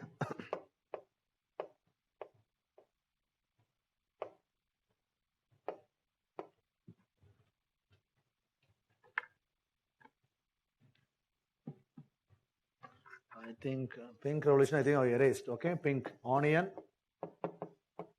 meat, prawn, oil seeds.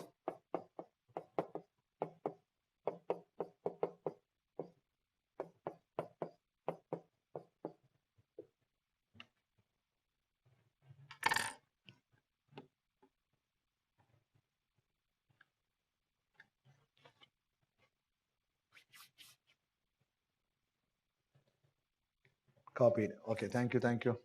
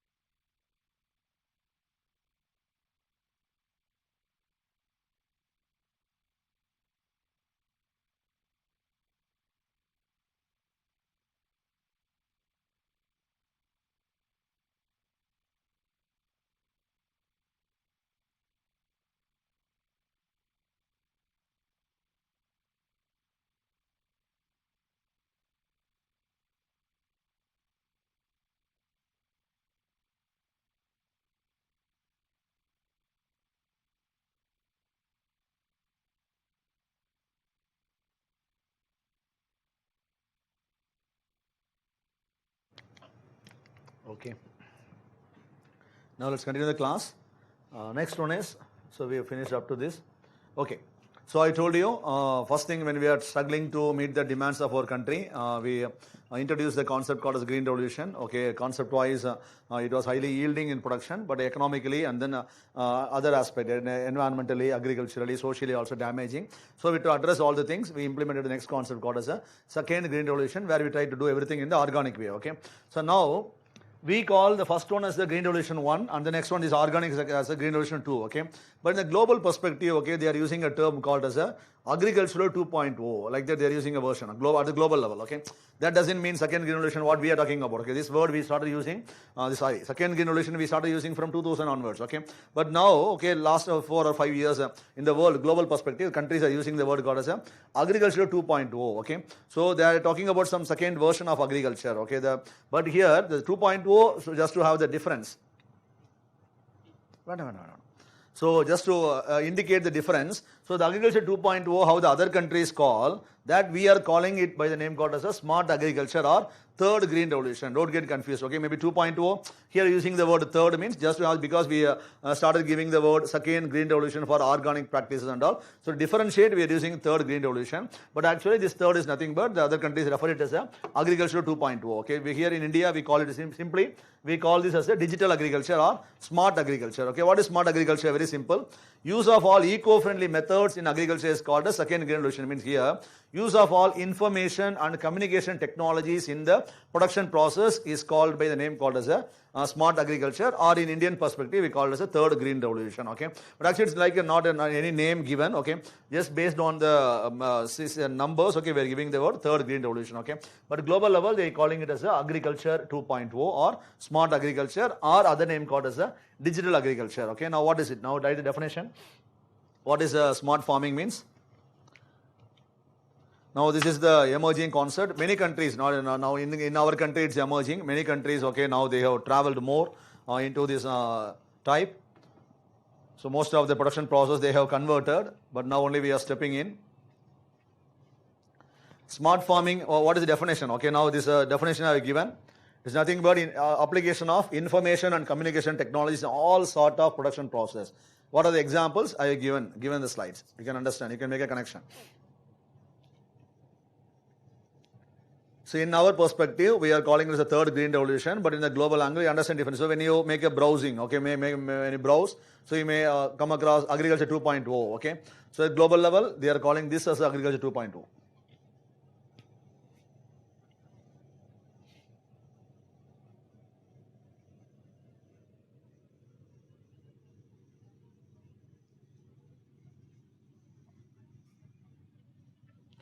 Okay. So usage, application of information communication technologies means what may be the sort of mechanisms we may change with the help of the ICT technology. Means, for example, now in the current scenario, now imagine I got some drip and sprinkler implemented in my farmland. How I will be controlling, how I will be operating it, okay. I will go to my farmland, then I will control, okay, then okay, I release the water, it may be applied, okay, so everything will be controlled when I go to the farmland, okay. But you know that, okay, you would have heard about the IoTs and all, okay, automation and all, same thing you apply here and all, okay. So what happens, okay, I may stay at my home, okay, so now I can control them, everything with the help of the Internet of Things and all, I can do the automation, okay. I can make them more smart, okay, with the help of the technologies, okay. The same angle, using the sensors, okay. Sensors means now now imagine that I am far away, okay. But now I don't remember what is the right time because I have forgotten, okay. So in this context, now imagine the sensors what I applied in my farmland, they are detecting with the help of the dryness of my soil, okay. Yes, there is very dry condition. It is the time to release the water. So using the sensors, so they will detect what is the right time to water and what is the right time to stop the water, okay. In this angle, all the process can be automated. Then not only this, the weeding process, harvesting process, all the process when you are trying to do in the automated farm using the robots, okay, using the robotics, artificial intelligence, and then Internet of Things, everything in the farming practices, and using the satellite images, everything is called as the smart agriculture, okay. So there's no limit because based on the investment, based on our own capability, we can convert the production process, okay. So next thing, okay. So what are the examples? Example of technologies is, so as we told, okay, the IoTs and all you would have learned in the science, okay. And then before science and technology class also, you would have got the practical awareness about this concept. Precision equipments, sensors, GPS, big data, big data and all for the marketing purpose. You know about the big data, okay? So, and then unmanned aerial vehicles or drones, robotics.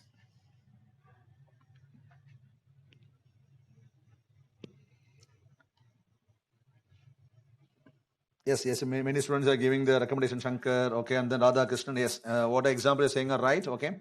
So everything can be used.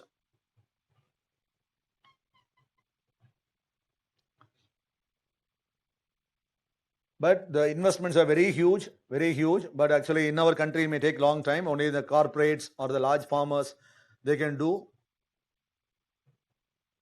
Some examples are given. So in the exam angle, okay, so you can take this example and they can write, okay, what are the practices? Next slide I have given you the practices. Here I have given only the example, the technologies, how it can be applied, application angle. Next slide I have framed, okay.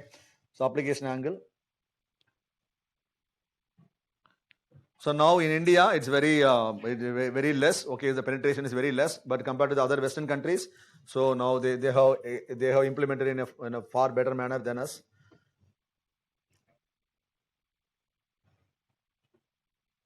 Okay, so this is about the technology, smart agriculture. Next one, the process. Some example of process I given. So like many of you are sending your replies. Okay, could you please show smart agriculture definition slide, Chandramohan? Yes, I will show. Kindly copy this, Chandramohan. I will show you the slide. Smart agriculture definition slide. Okay. So you can just look at the examples. Okay, those who are not into agriculture practices. Okay, in that angle I given. Technically, may be aware how we are connecting with agriculture. Application of sensors to monitor all activities. Then automation of greenhouse. Greenhouse, you know, is a controlled environment where we grow crop. Okay, greenhouse. Automation. Cattle monitoring using sensors and other devices. Application of smart sprinklers and smart drips. Okay. Then information on soil humidity, soil moisture, and other crop information through sensors and IoT devices. Like that, it goes on. Okay. Using big data for commercial purpose, for marketing.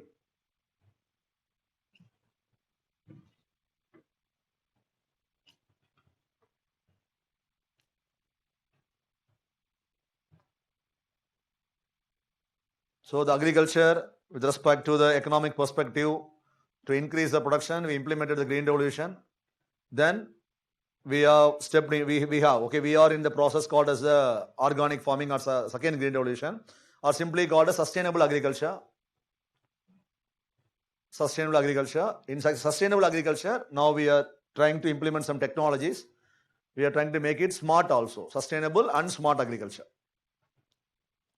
But we have got long way to go because our farmers, they're not able to buy even the basic inputs they are not able to buy at the prevailing price in the market in this juncture. Okay, they cannot imagine about the smart agriculture and all. So it is a duty of the government and then the large corporates and the large farmers, or the farmers, the medium farmers, they can come together. Okay, somehow they can implement.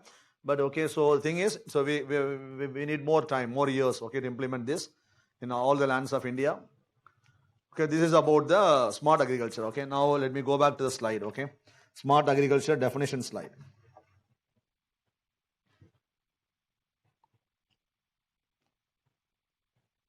Okay, so regarding the revolutions, 3 things we have covered. Okay, so purely in the economic perspective we have covered. Okay, next we are going to learn about the irrigation. Next heading is irrigation. Have you all copied this slide? Okay, now let me go back to this definition slide.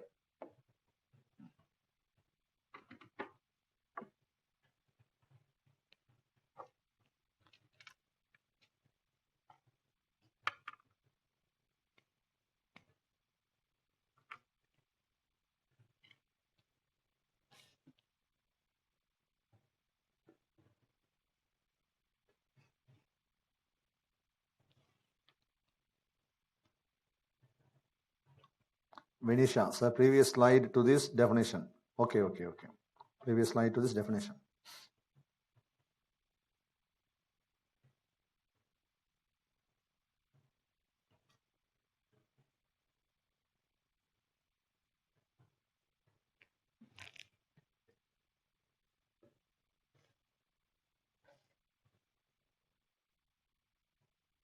Next slide to the current one.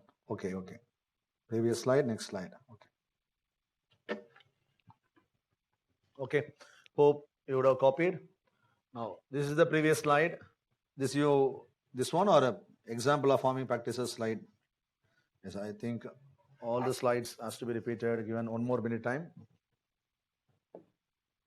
This one or this one? Okay, previous slide to the definition means this one or anyway.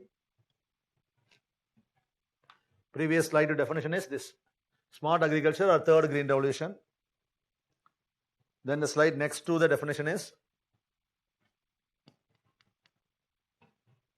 this one only. Okay. Next one is after definition, this one. Example of farming practices. Yes. After this it comes.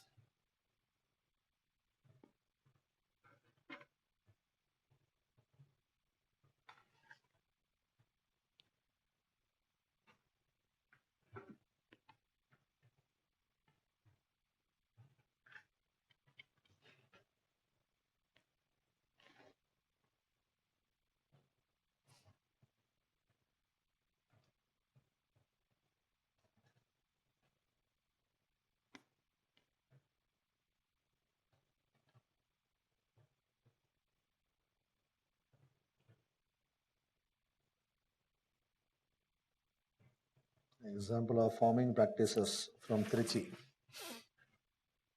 Okay.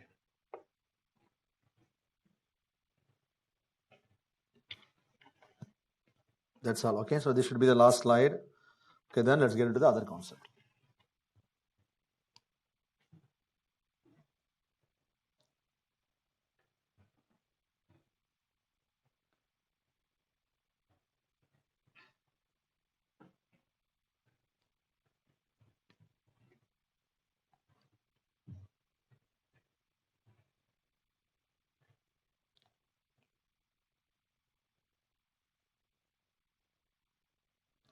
Coimbatore, Prabha. Bringing IT as an alternative to human senses will bring more negative effect in agri, just like the first green revolution.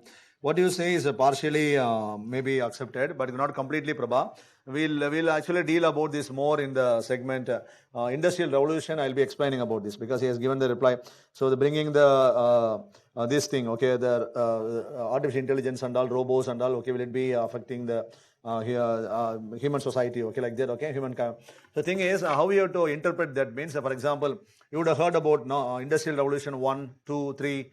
You may be aware, no? For example, revolution 1 and revolution 2, this will be covering once again in the industry class. So as you asked, let me give a small reply, okay? Revolution 1, revolution 2, revolution 3, revolution 4, like this, okay? We have got many revolution, okay? Revolution 1 is nothing but when we experience the invention of mechanical energy, okay? So at the time only the people called is when the machines were invented, so that is called as revolution 1. When the electricity was invented, okay, this happened during 1784, like that. This happened during 1870. When the electricity was invented, it is called as revolution 2. When the computers were invented, that is called as a revolution 3. Now the robotics, not only agriculture, industry, all area, okay? The robotics, artificial intelligence, we call it as a revolution 4, okay? Now what is the understanding as an aspirant or normally you should have is, now imagine, now you go back during the period, okay, so during 1780, now imagine we are living in during those time, okay. Now when the machines were invented, imagine how the people would have talked about the machines. You try to visualize how the people would have talked. Now the machines are entering, now till now human beings, we are doing the job, okay. The machines are going to replace the job which are normally done by the human beings, okay. If it happens, we all may lose jobs. Like that the society would have talked about the machines. Some people, okay, they would have supported the technology. Other people, what they would have talked about means we will lose jobs, they oppose, okay. So the thing is, when any technology comes into society, so initially technology will be opposed and then it will be considered as a threat by the society, okay, because the two reasons. One is by considering the security of the people, the fear may come, or else without having the proper awareness about technology, the thing may come, okay. Not only to the particular people, the entire society will be having the fear about technology, okay. But you think about what happened in reality. When this thing happened, it lead to the mass production, it lead to a different kind of job. Machines started replacing the human work. Undoubtedly it happened, but it paved way for new kind of jobs, industrial based jobs, okay, machine based jobs, okay. So a sector itself emerged called as a secondary sector. Industry emerged, manufacturing, plenty of jobs, okay. On the same angle, when electricity was invented, okay, so the mechanical energy going to replace by electric energy, okay. So in this angle, a threat may happen to the production process. But what happened? Now we cannot imagine our life without electricity, okay. It has become integral part of our life, integral part of the production process, okay. Now when I imagine when an area is without electricity, production process means we cannot imagine. So, there is no power supply means we are considering it as a constraint, okay. In this angle, it has become integral part. In the same angle, imagine the Revolution 3, when the computers were invented during the year 1969 or 70 at the time. Now people talk about, now we can connect it recently now because just before 40, 50 years back at the time. So people are talking that now computers have been invented. Now when they enter, okay, they can do the job done by 10 people, computers can do, okay. So people are going to lose jobs. That's how we are talking about the computers, okay. But now you know that these computers, electronics, we made some revolutions in our life, okay. Now we cannot imagine our life, we cannot imagine the production process without the computers. So the thing is, it paved way for different kind of jobs.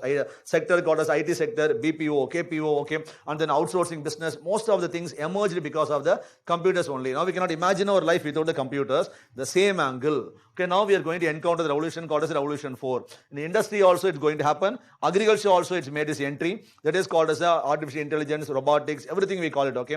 So now we may consider it as a threat because now the thing is, because we think that when this comes, it may lead to the loss of jobs to the human society. Yes, definitely what we think is right. It's going to happen, okay. But the thing is, once we get, okay, we master the technology, once we get used to the technology, then this will become integral part of our life, integral part of the production process, integral part of agriculture also, okay. So always, okay, now you know that, okay, initial days and all, the country which was having resources was dominating the world, okay. But now not only country, not only the people, okay, we may live without the wealth and all, but the person has got the technology, is able to adapt to the technology, is easily, he can get job, they can also rule the economy also, okay. The same angle, the country or the people, those who are going to master the technology, they are going to dominate. It's up to us, okay, whether we are going to stay away from technology or we are going to adapt ourselves, okay.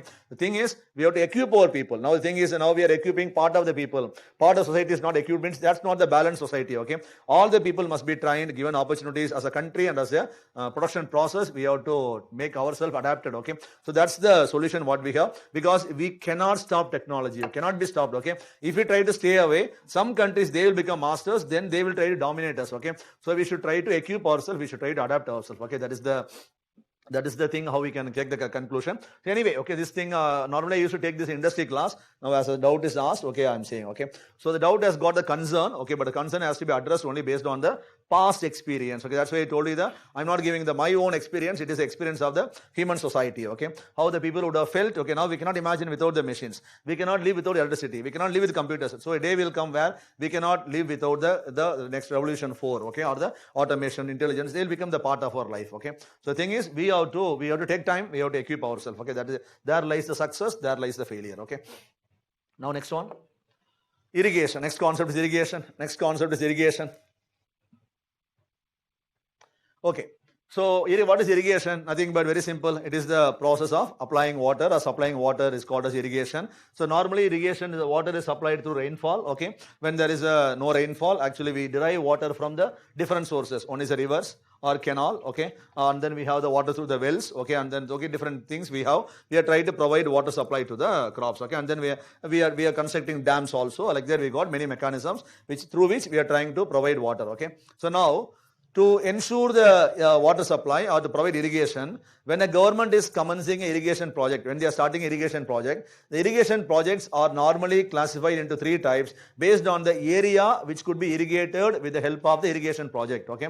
So this area which could be irrigated with the help of the irrigation project is called by the technical term called as a CCA, okay. What does CCA means? Cultivable command area, which means when you are constructing or building irrigation project, so through the particular project, how much area could be irrigated, when you calculate this area is called as a cultivable command area.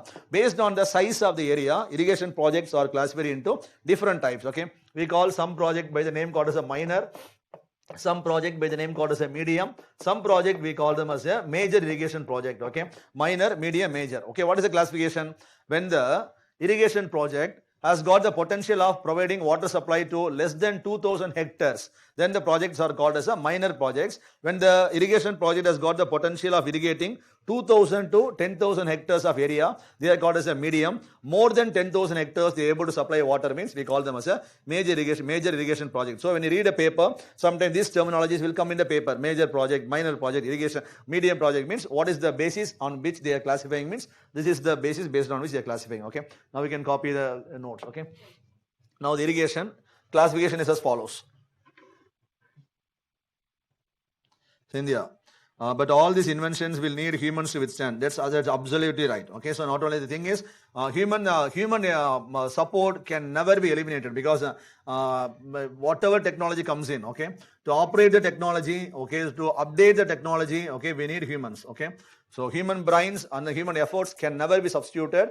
So we have to update ourselves with the technology. So then we will become a support to the technology. Technology will become a support to the human society. Okay. Yes, Prabha, thank you, Prabha. Then, okay.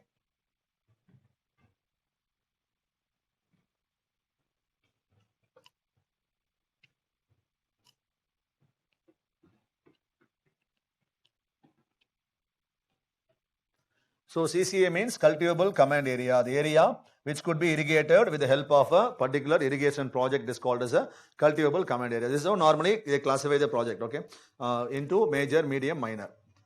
Now we are going to learn some of the basics, not only basics, some insights we are going to derive. Then we are going to learn about some measures taken by the government to provide irrigation facilities in our economy. Okay, so we are going to learn about some problems what we have, and then we are going to learn about what necessitates us to conserve the water. Then we are going to learn about the measures. Okay, first one is irrigation issues in India. Irrigation issues in India. What are the irrigation issues we have in our economy?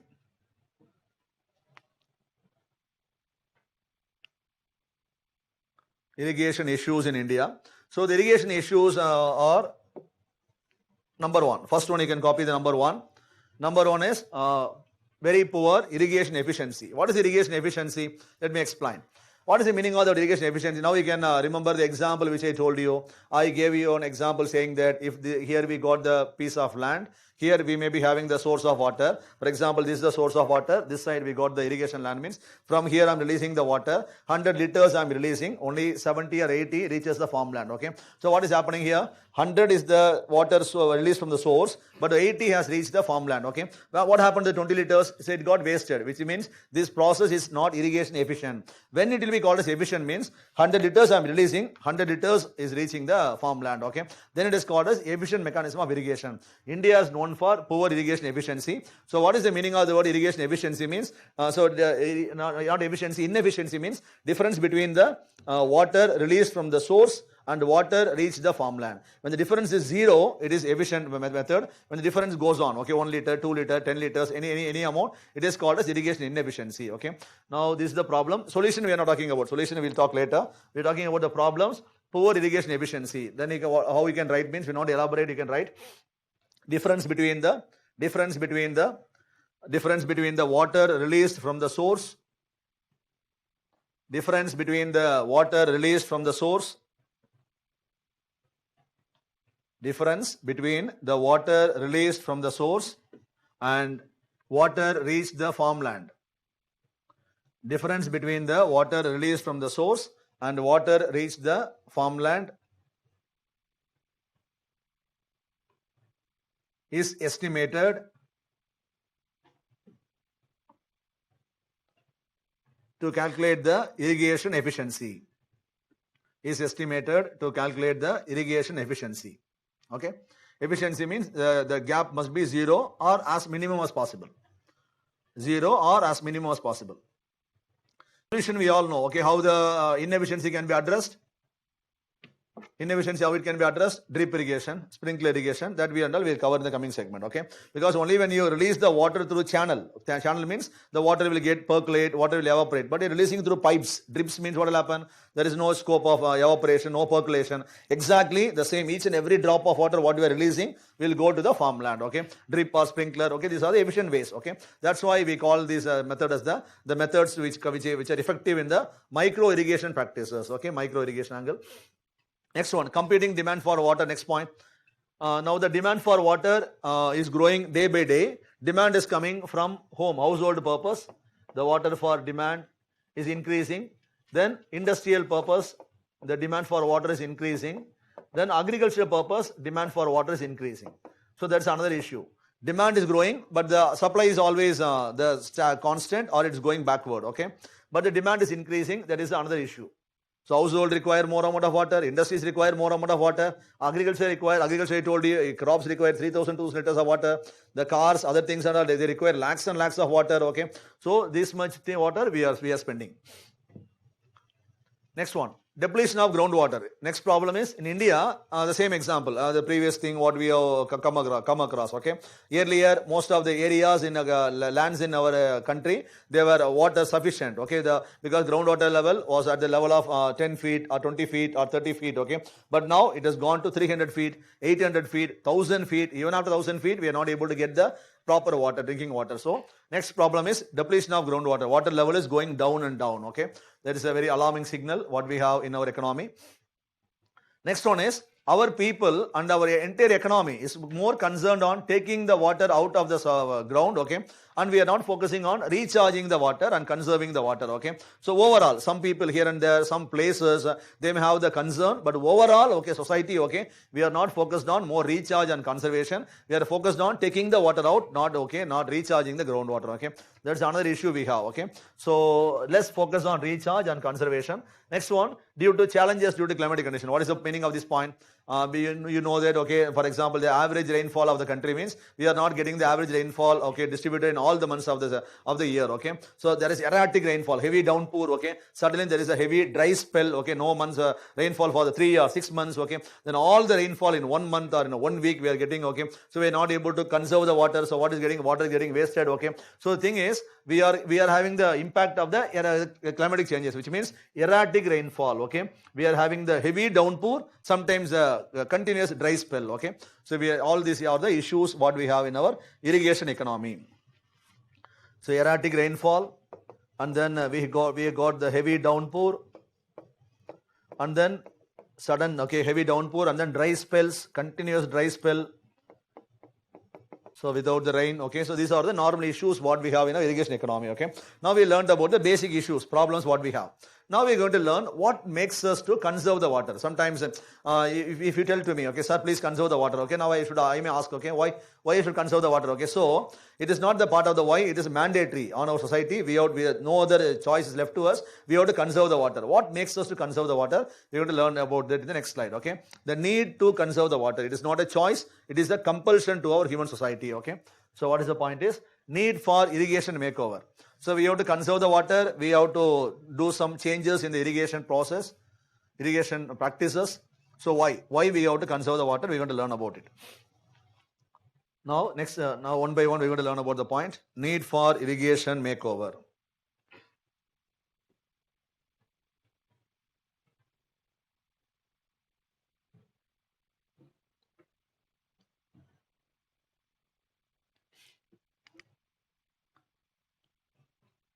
Okay, so what are the needs? Number one, okay, one by one I'll explain the point, okay. I have given 4 points. Some points are self-explanatory, very simple point. 2 points, so 2 points need some explanation, okay, I'll do that. Now first one, this point is self-explanatory. Why we have to conserve the water? Because supply is very less, so we have to conserve, no other choice. If we got excess or abundant supply, then we may ignore the problem, but we don't have the luxury of ignoring the problem because supply is very limited. Point number one.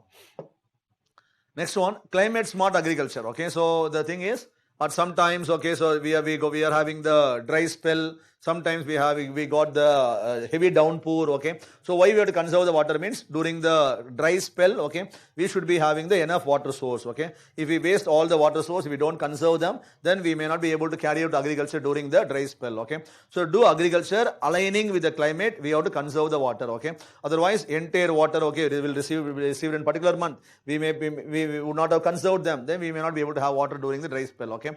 So do agriculture aligning with the climate, we have to do the conserve the water, okay. The first 2 points are self-explanatory, no explanations required. From the point itself, we will understand the plot of the point, okay.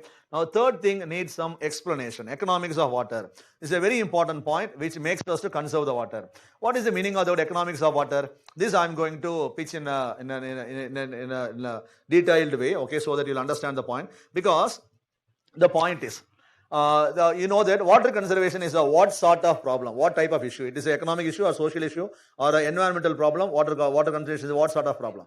Environmental problem, okay. Normally water conservation we all think as an environmental problem. That's true also, that's right, okay. But now I am going to pitch this environmental problem in an economic way, because when the people or society will understand means, okay, when everything is explained in the economic way only, the human beings will understand the seriousness of issue, okay. Otherwise, the environmental way means some people, part of 50% of the population, they may have the concern, balance 50 they may ignore, because economic means will touch everyone, environmental means will not touch everyone. So this environmental problem I am going to explain in the economic perspective, okay. What way I am going to explain means, now look at the example, okay. Now can you tell me, what is the market price of rice we are buying? What is the price at which we are buying the rice from the market? There are different price. Some is 45 rupees, 50 rupees, 55 rupees, 60 rupees, 65. Different range we are buying. Okay. So the market price of rice, the price at which rice is sold in the market is equal to 50 rupees to 60 rupees. Some price. Okay. Now you tell me, what is the basis based on which the market price of the rice is determined? So what is the parameter? What is the basic economic logic based on which the price is fixed as 50 to 60? Demand and supply, okay, demand and supply, okay. Now apart from the demand and supply, now say one more factor, demand and supply is the thing, what is the final, which makes the final call. Then based on that, okay, one more thing is based on the production cost of production, okay, what is the amount I have spent, okay, based on that, if there is more demand, so added with the cost of production, I increase the price. So cost of production is okay, now the demand is less, what I will do, I will sell at the cost of production itself, it's very less profit, okay. So the price is determined based on the production cost. That is a normal economic logic. We all will agree. Okay. So the output is determined based on the price of the input. This is the second thing. Now you tell me, what are the inputs involved in producing the rice? What are the inputs involved? Example, so the labor cost, the seed cost, fertilizer cost, okay, free power means free power, okay. So and then other thing, pesticides, weedicides, okay. All the things which are involved makes it counts for the inputs involved, okay. So what are the inputs involved in producing the rice means? So it's the labor cost, okay, labor, seed cost, fertilizer cost, okay, loan rate of interest, all the things are added together, determine and then the transport cost, everything, okay, the profit on the farmer, profit for the middleman, okay, everything added together determines the price of the output, okay. So the price of the rice is 50 to 60, determined based on the inputs we know, okay. Now within this input there is one crucial input, what you left out. What is the input we left out? Water is the very important input, but I not included, you have not mentioned, okay. Because why we are not mentioned? Because water we are not paying any money for the water. It is called as a free good in the economy, okay. So water is one of the very important input, but we are not calling it under the input category. It is not coming to our mind, okay. Why means water is categorized as the free goods in the economy, okay. Now you should have some understanding about the free good understanding. What is a free good means? Certain things are normally gifted by the nature to the human society without any cost or free of cost. So we call them by the name called as a free goods. Example, oxygen is one of the free good, water is one of the free good, sunlight is one of the free good. These are the things without which we cannot live, okay. But now the thing is, these things are provided by the nature at free of cost. So we call them by the name called as the free goods, okay. Now free goods example is oxygen, we have sunlight, we have water, like that we got many example, okay. But here oxygen, okay, we know even now it is a free good, but you know during pollution time, okay, many times you know that the emergence of oxygen parlors are coming now, okay. In the future it may also become a paid good oxygen. Sunlight, okay, now sunlight is a common thing, okay, but even during the pandemic time we all would have experienced, okay, many family, okay, so the children or the people did not come out of the house as a result, okay, they did not get the adequate sunlight. Many people they faced the vitamin D problem during the pandemic time. This you would have seen, okay, many house, okay, it is a rare problem in our country, and a vitamin D problem never will occur, okay. Many people they encountered because that's a pandemic issue. But the thing is, in the future, imagine that we are living means sunlight may become a costly thing, okay, but now it is freely available. But take the water example, okay. Water as of now, the water is freely available, okay. Now imagine, but you know that drinking water and all, now we are paying money for the drinking water, so it has become a regular expenditure, okay. Now before 30 years back or 40 years back, imagine At that time, a person is saying, okay, one day we all have to pay price for, we all have to buy water by paying them some price, means at that time, we would not have believed his statement, because 30, 40 years back and all, people will normally spend money for water only when they are in the travel, okay, when they are on the move. For example, when they go in the bus, when they go in the train, or when they go in the flight, they may spend water. When they stay at their homes, they will not spend money for the water. But now, even when you stay at home, we are buying the water through drinking water cans, or we have installed the water purifiers at our home, okay. So based on the people's affordability, okay, they go for the water can, or for the metro water, or for the water purifiers, okay. So here now, if a person says, I'm spending money for water, means, so we will not look at the person with a shock, because it is a regular expenditure. Water can purchase is a normal expenditure, monthly expenditure. But before 30 years back, we would not have imagined that, because people, they won't spend money for water. Only during the travel, they used to spend the money, okay. So before 30 years back, drinking water was a free good, okay. But now, even though the corporation water, okay, the rural panchayat water, metro water is available, they are not of that much quality, okay. We have to heat them, or else, okay, we have to buy the water through drinking water can, okay. So the thing is, drinking water has become, okay, for more than 60 or 70% of the people, they are buying the water through cans, which means it has become a paid good in the economy, drinking water, okay. But the thing is, agriculture water, okay, agriculture water means water what we are applying to the agriculture. As of now, okay, at present, majority areas, I mean more than 90% areas, or 99 or 100% of areas, okay, agriculture water is only, even now, is treated as a free good in the economy, okay. Even now, you would have heard about, those who are in agriculture field, you may understand, in some areas, even now, the farmers are buying the water through the agriculture water, through containers only, they are buying the water. Some areas it's happening, okay. So, but many areas, agriculture water is a free good, okay. Now, we are coming to the point, okay, the end of the story. Now, all the things we have brought in the slide, okay, I give an example. Now, before 30 or 40 years back, drinking water is a free good, but now we have converted them into paid good. The same angle, now we are in 2021, after 50 years, imagine, visualize, or 30 years. So, this agriculture water will also become a paid good in our economy. Which means there won't be water available, because we have seen the example, the groundwater level is going down and down, okay. Yearly we had the water at the 10 feet depth, okay. In the future, we may have the water only at the 1000 feet, okay, or 600 feet or 500 feet. At that time, there may be a companies which will emerge. They will start supplying water for agriculture. So a farmer, to do agriculture, he cannot do agriculture without the water. Water will become one of the input in agriculture. When water becomes one of the input, he has to buy water. When he plans to buy water, what may be the price the farmer may pay for water in the future, means, let's do some projection, okay. Now you make a guess what may be the price of water in the future after 30 years. Now let's make the projection for the water price in the future using the present scenario, okay. What is the present scenario? Now drinking water can, okay, what we are buying for our home, the 20 liter can, no, okay, the cost of the, because 1 liter water, drinking water itself is 20 rupee, Aquafina or other things, okay. I am not bringing those things because they are very costly, so I am taking the very cheap thing, okay. 20 liter water can, okay, this is, the price is 20 liter is equal to 30 rupees, okay. So 20 liters is equal to 30 rupees in 2021. So in 2051, okay, where this price will stand, you try to accommodate inflation. This will somewhere around 100 rupees, okay. After 30, now is 30. So during 2051, this may be 100 rupees is equal to 20 liter water can, okay. So after 30 years, 1 liter will be 5 rupee. 20 liter is equal to 100 rupees, 1 liter will be 5 rupee. So when this water become 5 rupee, then during 2051, what may be the price of agriculture water? Because drinking water we are going to take inside, it should be very pure, okay. But agriculture water I am going to apply in the soil, need not be that much pure like this water, okay. So when this water gets sold at the rate of 5 rupee, what may be the price of agriculture water? It may be sold at the price of 1 rupee, 1 ரூபாய் வச்சுக்கலாமா சரிங்களா ரொம்ப கம்மியா ஒரு litre is equal to 1 rupee doing 51. So agriculture water may be sold at the rate of 1 rupee in the market, okay. So to produce rice, water is one of the essential input. Now as a farmer, I have to buy water, I have to apply on the farmland. So what may be the amount paid by the farmer means 1 rupee is equal, 1 liter is equal to 1 rupee means, then to produce 1 kg of rice, what is the water required? I told you 2000 to 3000 liters. Now let me take the lower value, 2000 liters of water, okay. I am a farmer, I have to carry out agriculture. Now I have purchased water at the rate of 1 liter is equal to 1 rupee. So now moving away, okay, putting away all the other inputs, okay. Water will become one of the costly input in agriculture. So when the water becomes one of the input in agriculture, so then what is the connection? Now we go back to the previous example, okay. The price of the output is determined based on the input. Now water has become the input at the water rate means 1 liter is equal to 1 rupee means to produce produce 1 kg, we require 2000 liters of water.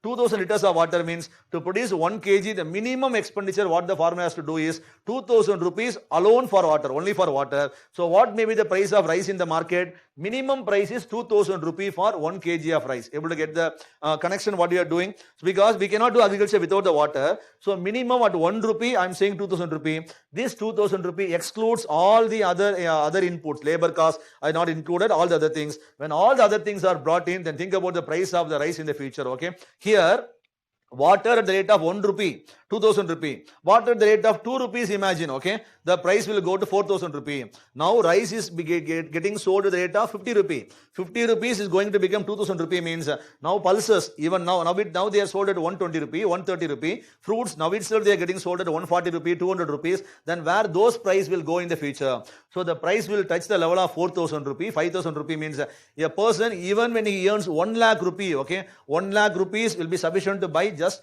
20 kg rice. That's all. Okay. So what is the value of 1 lakh rupee? It's a mere 20 kg into 5000 is equal to 1 lakh rupee. So this concept is called as environmental inflation. Okay. You would have seen about many types of inflation: creeping inflation, walking inflation, core inflation, different types. Okay. But this one is called as environmental inflation. When you don't respect the nature, when you don't conserve. Okay. At one point of time, the things which are gifted by nature, the free goods will become paid goods in society. You have to pay money for the price. When you start paying the price will not be affordable to the human society. Okay, it will be very costly for human society. One example is the environmental inflation. Okay, so the price at which the agricultural commodities will be sold in the future when the water resources are lost by the country. Okay, this concept is called as economics of water. Okay, now we can take down the points. All the other things are the story. Just I try to tell you to convey the point into your minds. Now the plot is very simple. Now you can write down. Okay, economics of water.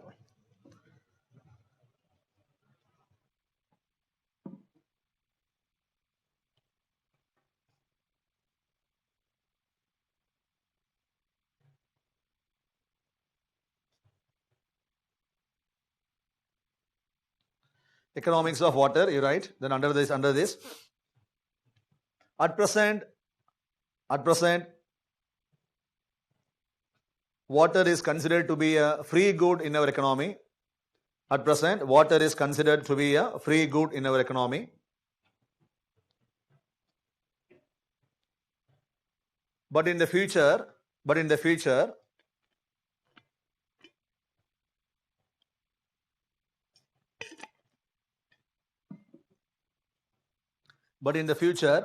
if it becomes a paid good,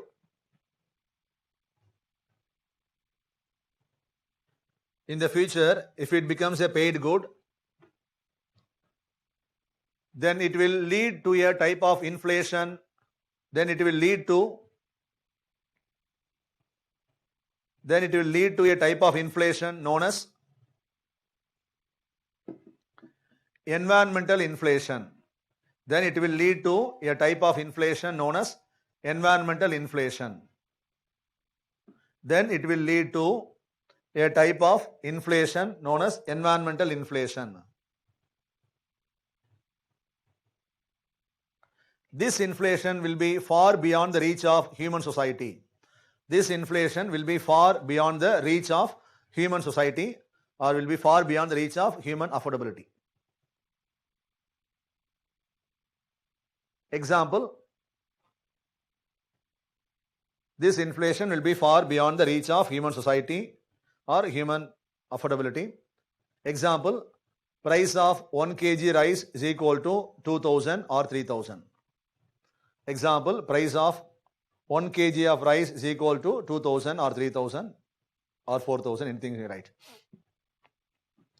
Okay. So this is the plot. Other things and all I told you just as an example. Okay. So the thing is, output is based on the input. Water is not the input. When water becomes the input, when it will become input means when it gets converted from the free nature to the paid nature. When it will become the paid nature means only when there is scarce. Okay. When the resource becomes scarce. Okay. Or not available. When it will not be available means when you don't conserve the water only. Okay. So it is a need for us. What makes us to? Okay. So the thing is, what need for? Okay. Need for or what necessitates the Makeover means because we got the economics of water problem, okay, which may touch the human society in the future, okay. So the environmental problem now we are learnt in the economic way, okay. So because it is not a water conservation, not economic problem, environmental problem, it is going to hit us in the future in the economic way, okay, because that's the connection what we have done here, okay. Next one is, so let me erase all these things.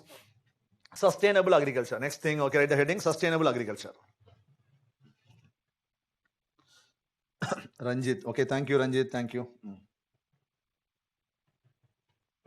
Because why means because we all, because the way is we are explaining many times, we all know that, okay, in our class, okay, our people of the same wavelength frequency, many people know about the environmental concern and all, okay, but many times, okay, to certain people things must be explained in the economic way, okay, then only they hit their minds, okay. If it doesn't hit means then actually because it is a collective responsibility, okay, it is not an individual aspect, okay. So this point we are dealt in that way, okay. Next thing, okay, same thing we are going to do in one more way, okay. Now write the heading, sustainable agriculture. Now tell me, sustainable agriculture is a type of what sort of plot is that, okay? Sustainable agriculture, okay? Same thing, this one is the water conservation is an environmental problem, okay? Or environmental aspect, okay? It is an environmental aspect, same angle. Sustainable agriculture is a environmental aspect, like that we may think, okay. But now this sustainable agriculture I am going to pitch it in the emotional way, okay, because things will touch the people if they are pitched in the economic way, or in the another thing is the emotional way, because that's one more way, no. So now we are going to learn about sustainable agriculture in the emotional way, okay. What emotional way means actually, we all know that, okay, in all the countries, so what the parents they would like to do to their children, do to the kids means, okay, so they all want their children to lead a type of life, okay, better than the life what they are living, what they are leading, okay. That's why they are giving them best education, okay, even though they have the money or don't have the money, they borrow the money, okay, getting themselves indebted, okay, all problems they are encountering because they want their son or daughter to lead a kind of peaceful or economically prosperous life. That's the vision what all the parents have got, okay. That's why they are giving them education, good health, okay, good food, everything they are giving, okay. So and then along with this, okay, if the family has got some materialistic wealth means they are transferring the wealth to in the name of the children so that they can lead a materialistically content life in the future, okay. So these are the things what is normally taking place in all countries in the world, okay. So here from this practice what we have to infer is, what is the aim, okay, what is the objective of all the parents is, okay, they want or they love to see their children to lead a life better than the life what they are living, okay. That is the aim of all the parents now, okay. All the things we can understand from the education what they are giving, from the assets what they are transferring, okay. So all the things the parents are doing because they want to see their children in the better way than the way how they are now, okay. So when the thing, for example, to do this they are giving education, wealth, everything they are doing, okay. So in the same way when they want to lead see their children in a better way means, okay, now they are transferred wealth, they are given education. So with the education, imagine the children have got a very good job in the future. Now they got employed in a very good company, okay, or they're doing their own business, okay. They got all sort of bank balance, they got their own house, all the materials, okay. Everything the children have got in the future, okay. But now imagine they are living in a kind of environment after 50 years or 60 years, okay. They're living in a kind of environment without the proper water problem, okay. When they come out, okay, the sun is scorching, okay. So it's all sort of sunburns, all because the thing is environmentally when the children go out, okay. So complete pollution, water pollution, air pollution, all the pollution, okay.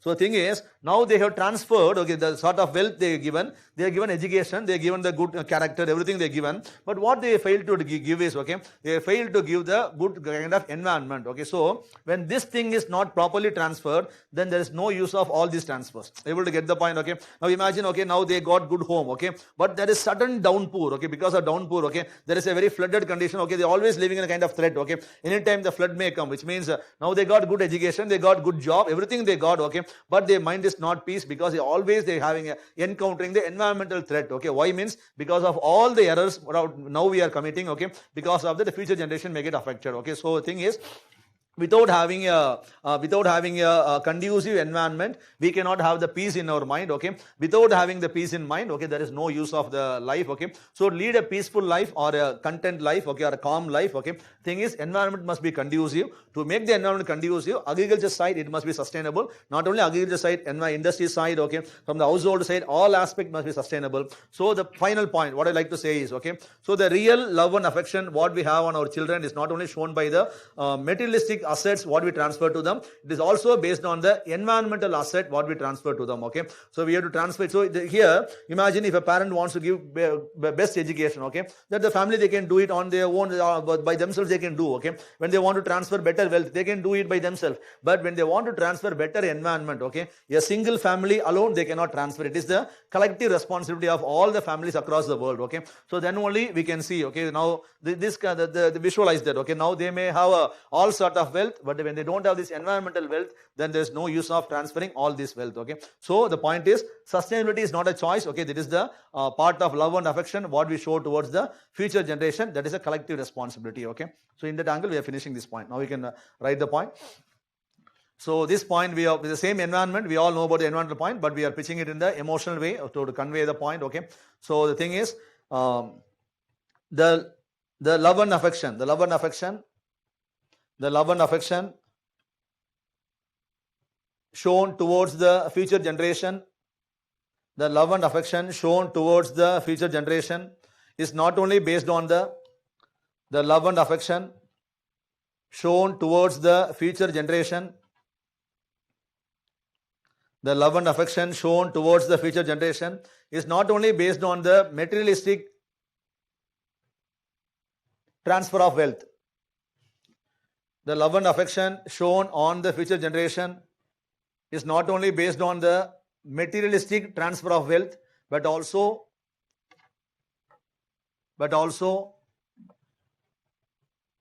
based on the environmental wealth what we transfer to them. But also based on the environmental wealth what we transfer to them. That's all. So now I have given just a spark. Now you may able to build it on your own view. Okay, you can build it. That's all. Okay.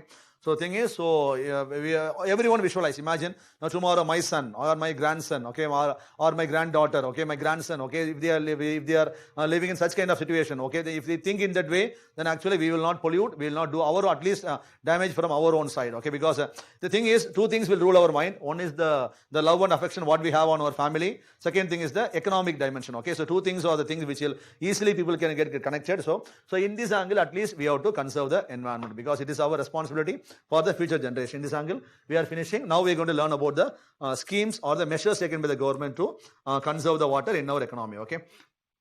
So now the time is 4:30. I think the schemes, let's start by 5 o'clock. Okay. Now we can take a half an hour break, 30 minutes break you take. Okay. Now from now, okay, we'll start the class by 5 o'clock. By 5 o'clock, let's start the schemes. Okay. We can go for a 30 minutes break. Vanadi. Okay. Thank you, Vanadi. Okay. Thank you. Thank you. Thank you, students. You all can go for a 30 minutes break. Let's assemble back at 5 o'clock. Okay.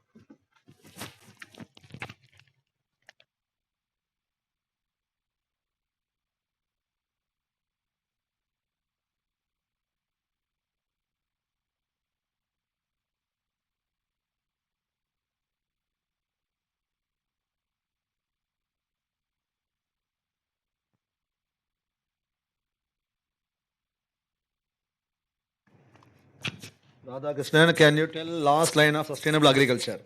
Yes, the last line is the love and affection shown towards future generation is not only based on the materialistic transfer of wealth,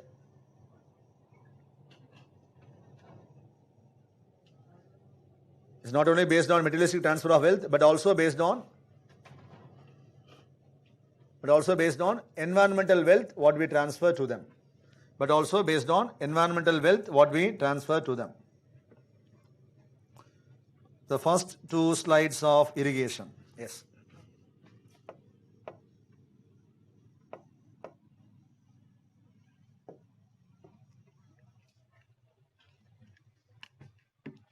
Yes, okay. Thank you, Radhakrishnan.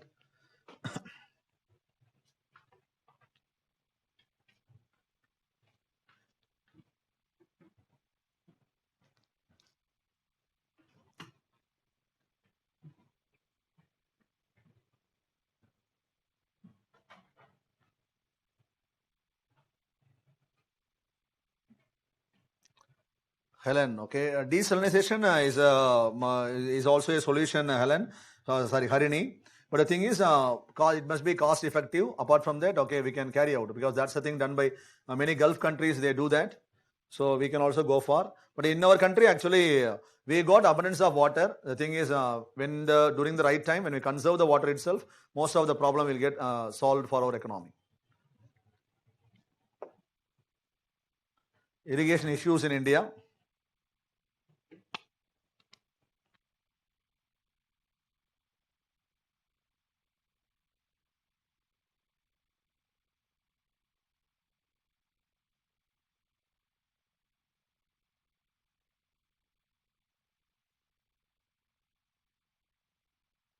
Yes, I think you have copied.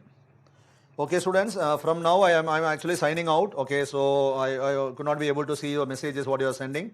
So I'll be joining with you back only at 5 o'clock. So in the meantime, if you send messages, I may not be able to see your messages. So don't take it wrongly. Okay, so okay, I'll be back at 5 o'clock. Okay, so till then, any messages if you are sending means I may not be able to see your messages. Okay, thank you all.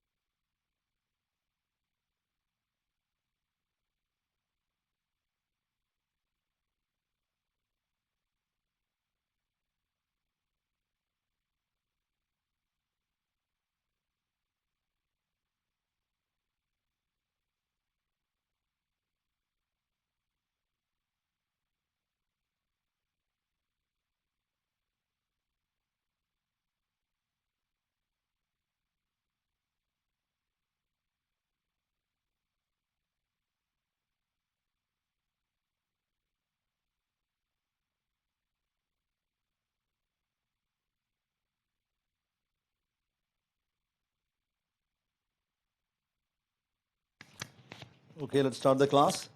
So next one, major steps taken by the government, okay, to address irrigation problem. The steps taken by the government we are going to cover now. Now, among the irrigation schemes in India, we have a landmark scheme in India, okay, which is very important scheme regarding irrigation. The name of the scheme is called as Pradhan Mantri Krishi Sinchai Yojana. So it is a scheme what we have currently in India to support the irrigation structures in India. So this scheme name is Pradhan Mantri Krishi Sinchai Yojana. Okay. So actually, what the government is doing under the scheme is, so the main tagline of the scheme is per drop more crop. Okay, this is the main concept of the scheme. What is the meaning of the word per drop more crop means? Okay, now we are growing crop, but what we are doing means we are wasting the water. Okay, in the future we have to conserve each and every drop of water. We have to judiciously spend the water, but same amount of crop we must be able to produce, or we have to produce higher, not lower. Okay, which means each and every drop of water must be counted or must be conserved by the people. To do that, water conservation practices will be encouraged by the government. Okay. So water conservation means here we are using the word called as micro irrigation practices will be strengthened. Okay. What is a micro irrigation? Already I told you, major means more than 2,000 hectares. Medium means 2,000 to 10,000. Minor means less than 2,000. But here micro means on the farmland what you are doing, what kind of irrigation practices you are following. It's called as a micro irrigation. So strengthening the micro irrigation practices is the main plot of the Sinchai Yojana. How we can strengthen the micro irrigation practices? So here we are trying to implement drip and sprinkler irrigation on the farmlands. So to implement drip and sprinkler irrigation, if the farmers are not financially capable, then government will provide subsidy benefits to the farmers to implement drip and sprinkler. Then after installing drip and sprinkler irrigation, if the farmers, if they don't have the technical know-how, how to operate the drips means, they will be given some technical training by the government also. All these are the plot of the Sinchai Yojana. So this scheme comes under the Ministry of Jal Shakti. You know that the Jal Shakti is the ministry which was formed after the merger of two ministries. Okay. Earlier we are having two ministry called as Ministry of Water Resources, River Development, Ganga Rejuvenation. That is the full name of the ministry. One more ministry called as Ministry of Drinking Water and Sanitation. Both of them got merged and then we got the birth of the Jal Shakti ministry. Under the Ministry of Jal Shakti, this scheme is getting operated. Okay. Now, apart from this, we have to understand other points also. Okay.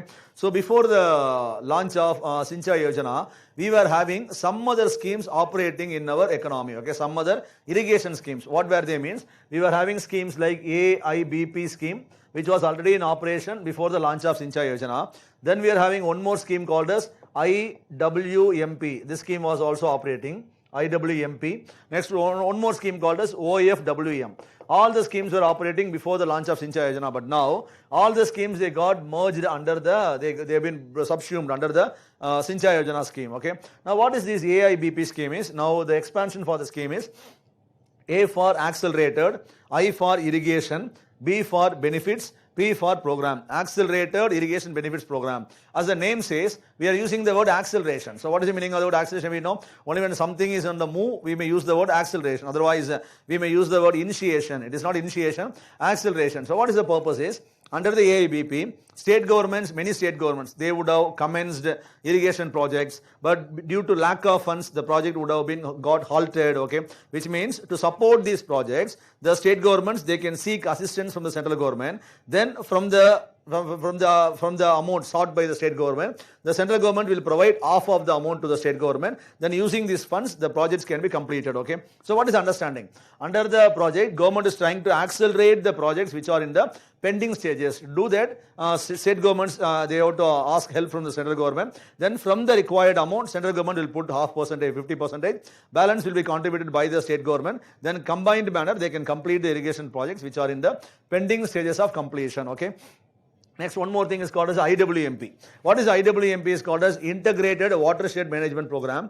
Under the program, what the government is doing means, area-wise, they are going and assessing what is the particular problem in the particular area. For example, in some area, there may be soil erosion problem. Some area, rainwater harvesting may not be done properly. Some area, the ponds or lakes would have got silted. Okay, so the desilting is required. Okay, so what they will do is they will do the process of desilting. In this angle, people, they will choose any area, they will go to any area, and then they will find out what is the particular natural resources which is getting rapidly depleted. So to address those depletion, they will take some conservation measures. That is called as integrated watershed management program. And apart from that, they will build small ponds, watersheds, check dams and all. Okay, so they will build along the stretch of the area. That is the purpose of IWMP. Next one is called as on-farm water management. This name is called as a on-farm, which means on the farmlands, management of water in the efficient way. That is the main aim of the on-farm water management. So the main plot of on-farm water management is to implement drip and sprinkler irrigation on the farmlands of India. So this actually coincides with the mission of the Sinchai Yojana also. So all the schemes are running now. They are running under the wing of Sinchai Yojana. Okay. Now I'll give notes for all the things. Okay. Now we can write Sinchai Yojana is an umbrella scheme of India which is trying to improve the irrigation effectiveness of our country. The main tagline of the scheme is per drop more crop, or Hindi you would have heard about the word called as a Harket Ko Pani. Okay. So that is the main tagline of this scheme. Okay. Now we can write the Sinchai Yojana. PMKSY, Pradhan Mantri Krishi Sinchai Yojana.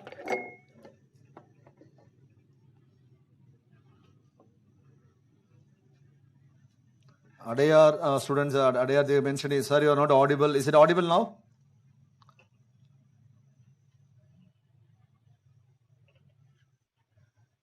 And then Nishit, actually, now I have the expansion is given for Sinchai Yojana here. Yes, okay, fine.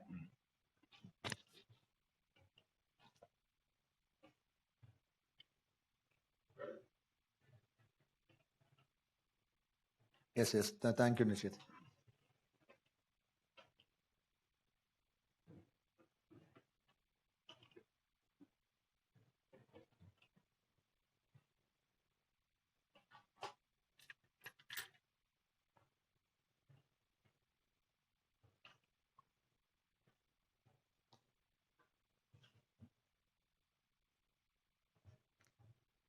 So state governments, they can adopt, so the Sinchai Yojana permits the state governments to come with their own water conservation plans. Okay, it is also accommodated. So decentralized way of planning is permitted. Then for AIBP, I'll give separate notes. Okay, AIBP, IWMP.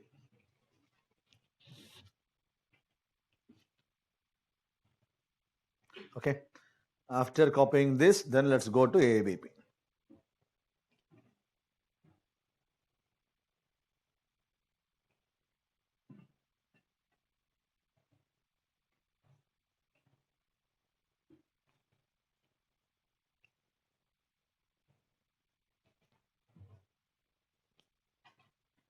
Copied? Okay. Fine. Now AIBP, write the heading, subheading. Okay, below the Sinchai Yojana itself, you write AIBP, Accelerated Irrigation Benefits Program. It's not there in slide. Okay, I'll dictate. Accelerated Irrigation Benefits Program, AIBP. Next line. The main aim of AIBP. Next line. The main aim of AIBP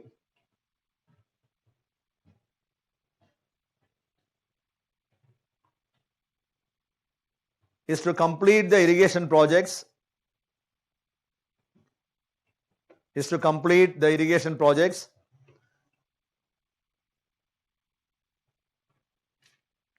Which are in pending stages of completion. Which are in pending or advanced stages of completion.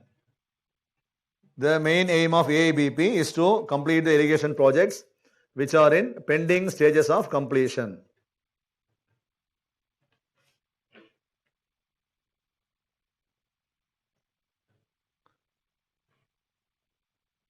Central government provides 50%.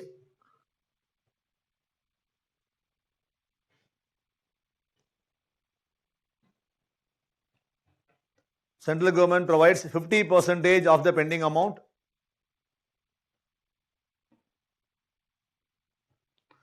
to the states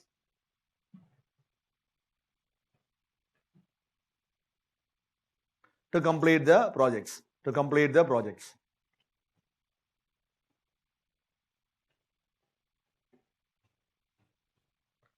even 4 years back. Okay, so we had a question from the AIBP. Okay, the question was like this. Let me tell the question, you check whether the statement is right or wrong. Okay, in preliminary examination. Okay, so they asked the question. Okay, the question is, the statement is like this. Under AIBP, central government provides financial assistance to the farmers for completing the irrigation projects which are in pending stages of completion. The statement was like this. Right or wrong statement? Wrong. Where the statement went wrong? Exactly. Okay, not to the farmers.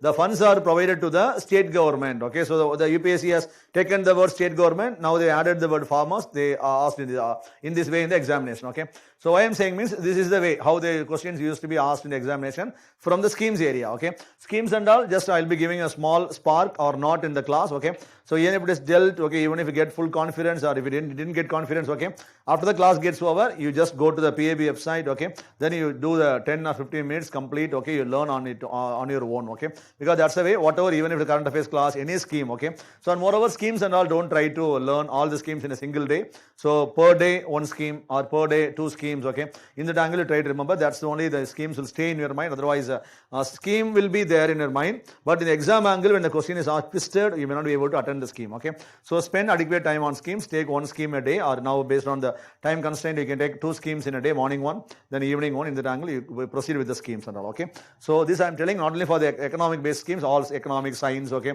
in all subjects. Okay, so from current affairs. Okay, don't try to accommodate all the schemes. So you try to learn all the schemes in a single day. Okay, so even here Sinchaya Yojana dealt means now homework is, okay, go to PAB website, you try to learn, spend some 5 to 10 minutes, try to understand the concept in your own way. Okay, because schemes and all, okay, so normally in a read you may be able to understand in a way, but thing is you have to read it on your own. Okay, go to authentic websites. Okay, to learn the content. PAB is the best source.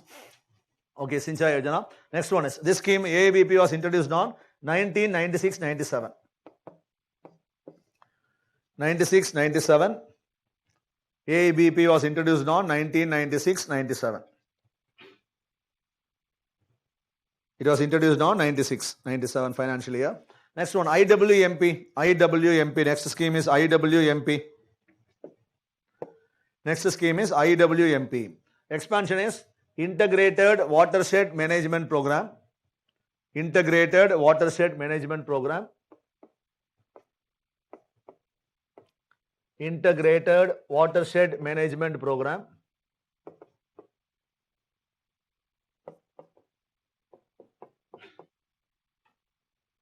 Integrated Watershed Management Program. Expansion for IWMP. Launched on 2009-10. Launched on 2009-10. Launched on 2009-10.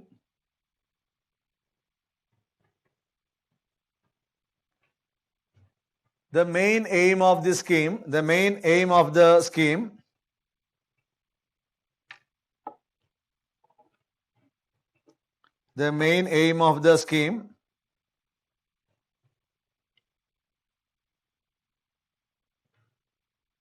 is to conserve the natural resources. The main aim of the scheme is to conserve the natural resources which are rapidly depleting. Is to conserve the natural resources which are rapidly depleting in a particular area. The main aim of the scheme is to conserve the natural resources which are rapidly depleting in a particular area. Example, preventing soil erosion,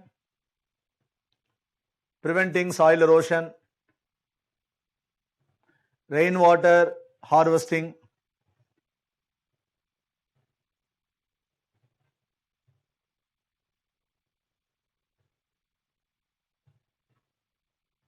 preventing deforestation and focusing on afforestation, or simply preventing deforestation and increasing the green cover. Preventing deforestation and increasing the green cover. Next thing, desilting of ponds, lakes, turvaradhu solluvom. Desilting of ponds, lakes, etc. Okay, so these are the normal things what they do, which means what are the problems taking place happening to the natural resources will be identified, and then we'll try to take some remedial measure. Okay, so that is called as IWMP. Next one is OFWM. Next one, OFWM. So earlier all these schemes were running separately, but now they got merged under the Sinchai Yojana.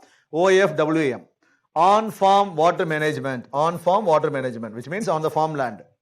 On-farm water management, introduced on 2005-6. Introduced on 2005-6.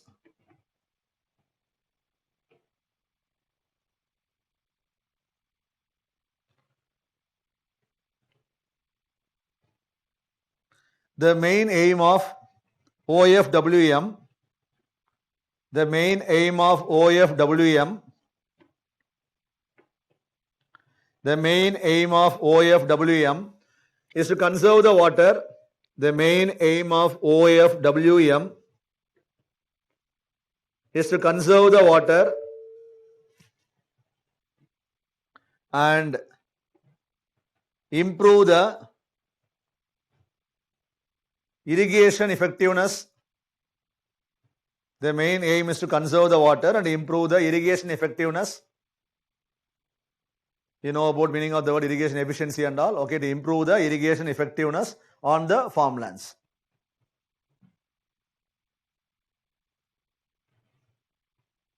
Example, establishment of drip and sprinklers on the farmland. Example, establishment of drip and sprinklers on the farmland.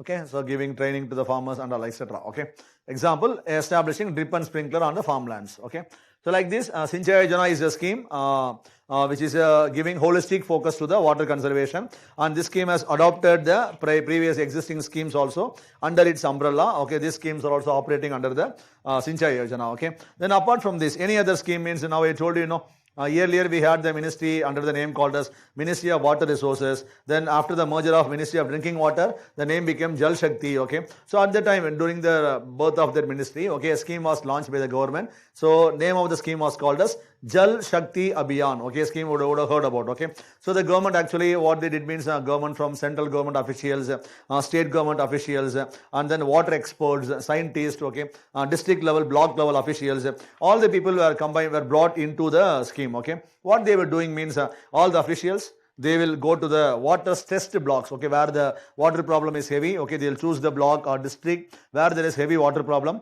They'll go there, they'll identify the reason why there is a water problem, then how the problem can be resolved, and what was the water source in the particular area during the past, any water source they were having, whether they lost it during the last few years, whether they have lost the source or not. Like that, they do the study.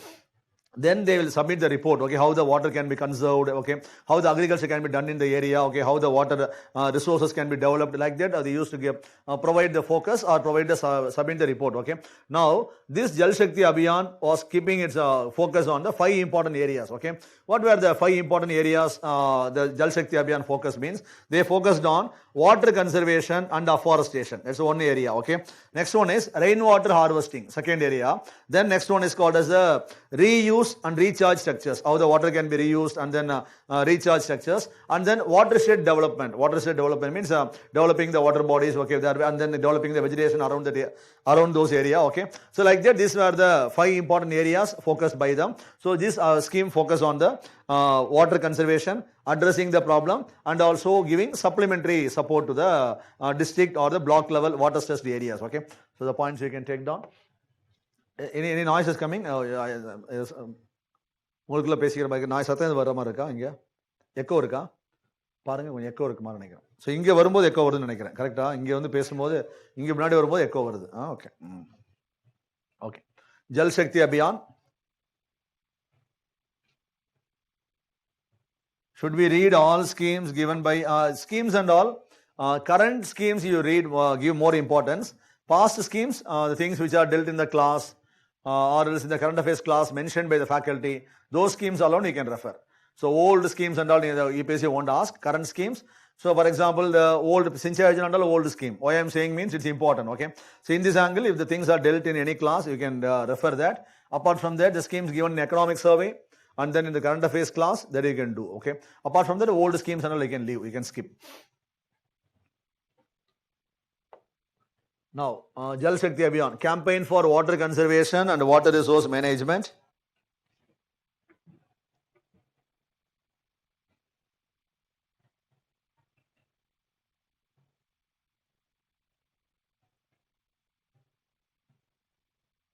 So the main work, what they do is doing the assessment and doing the study and then submitting the report.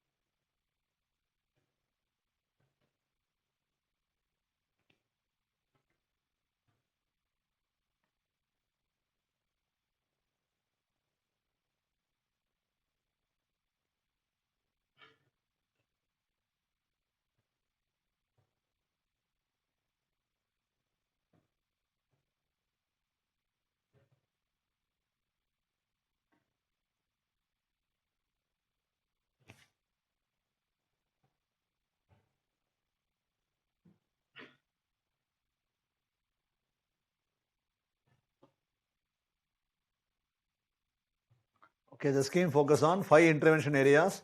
So now we're going to learn about the 5 areas.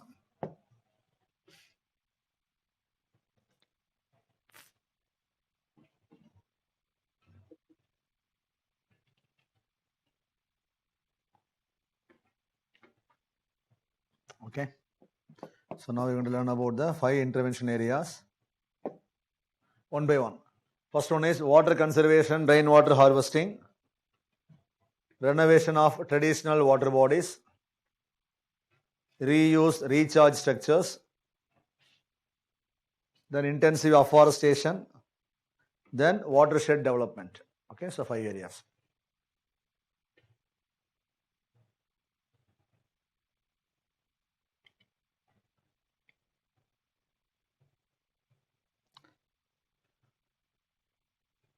Voice is breaking.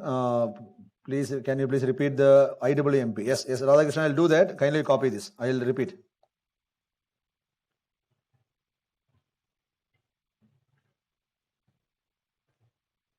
I'll repeat IWMP.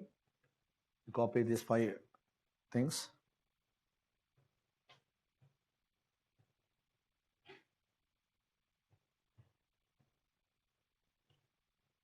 Okay, copied. So now, next 3 things. Reuse and recharge.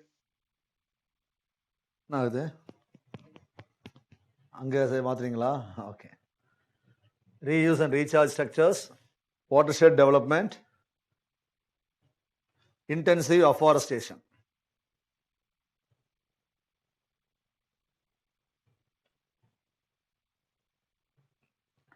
So these are the 5 areas focused by the Jal Shakti Abhiyan. Yes, this is a separate scheme. Sinchaya Yojana is over. Now we are learning about separate one. To improve the irrigation network, the scheme, another scheme, separate one. Sinchaya Yojana is over. Jal Shakti Abhiyan is separate.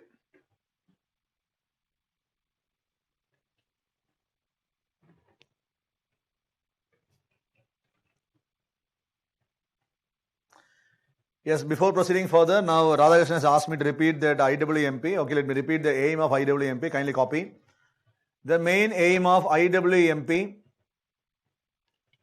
is to conserve the natural resources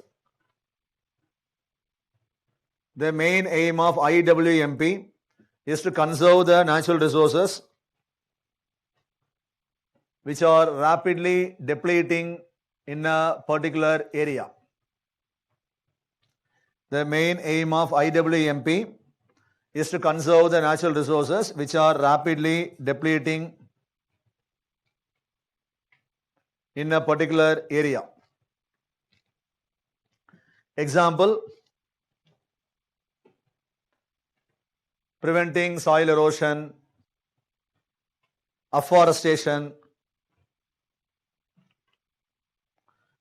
Example, preventing soil erosion, afforestation, rainwater harvesting,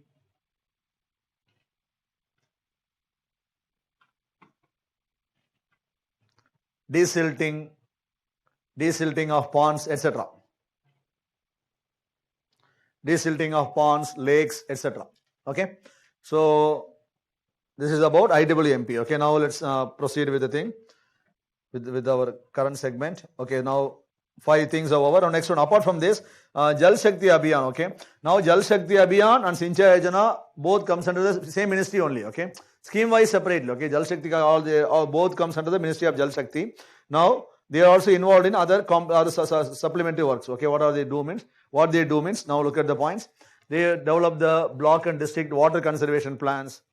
They recommend crops in the particular area based on the Krishi Vigyan Kendras. What are Vigyan Kendra means? These are the research institutes located at the district level. So in agri class will be in the last extension will be covering. These are the research institutes at the district level, Krishi Vigyan Kendras. So everything they provide documents or suggestions regarding how to conserve the water.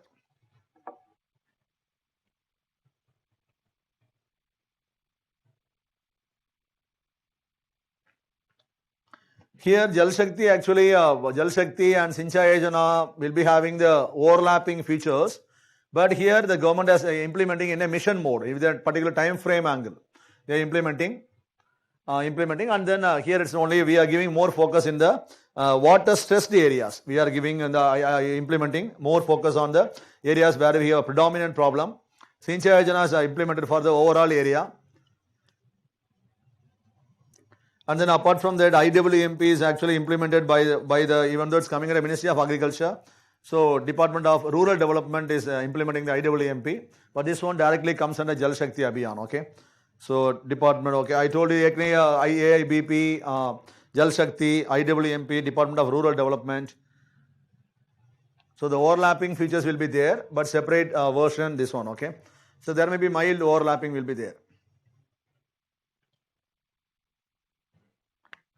Next one, we are going to learn about 2 more schemes, very important schemes launched during the birth anniversary of Atal Bihari Vajpayee. Okay, so 2 more schemes were launched. We are going to learn about those 2 schemes. Are you aware of the 2 schemes? 2 more schemes launched during 2019, before the lockdown pandemic time. Okay, scheme was launched. One was called as a Atal Bhujal Yojana. Next one, Jal Jeevan Mission. Okay, Jal Jeevan, Atal Bhujal. 2 things. Okay. Have you all copied? No, Atal Pension Yojana is different. That took place on 2014 May. Okay, so that's also right, Chandra Mohan. But that's a financial inclusion. Pension Yojana, then Jeevan Jyoti Bima Yojana, Suraksha Bima Yojana, insurance. All 3 schemes launched on 2014 May 9th. Okay, that's a past one. These 2 schemes, Jal Jeevan and then Atal Bhujal Yojana, launched on 2019. Next one, Atal Bhujal Yojana, Bhujal or Jal? Atal Bhujal or Jal? Okay, Atal Bhujal Yojana or Atal Jal Yojana? So recently the scheme is launched on 2019. Why means the main purpose of the scheme is groundwater management. So when you think the Sinchai Yojana or the Jal Shakti also, we have the overlapping. Okay, but here overall pure aspect is groundwater management alone, taken under the Atal Bhujal Yojana. Sinchai Yojana is under the Ministry of Jal Shakti. Okay, so yeah, initially it was under Ministry of Agriculture when the scheme was launched. Then the ministry got more. Then the scheme got moved to the Ministry of Water Resources. Then once again, okay, the ministry got changed. Okay, then it's under the Ministry of Jal Shakti. Under the Ministry of Sinchaya Yojana, there is a scheme I told you, OFWEM, On-Farm Water Management. It is operated by the Ministry of Agriculture separately. Overall Jal Shakti, but the Ministry of Agriculture, they will operate it separately. OFWEM alone. That's not essential, okay, that you will read. Okay, that's why I told you when you read the entire thing, small things and all, you'll understand, okay. Overall idea, you just try to derive, okay. So the scheme aims to improve groundwater management through community participation. Now, Atal Jal objective, okay, what is objective means? Strengthening the institutional framework for groundwater conservation, and then building the people awareness, behavioral changes among the people regarding the water conservation are the main two objectives.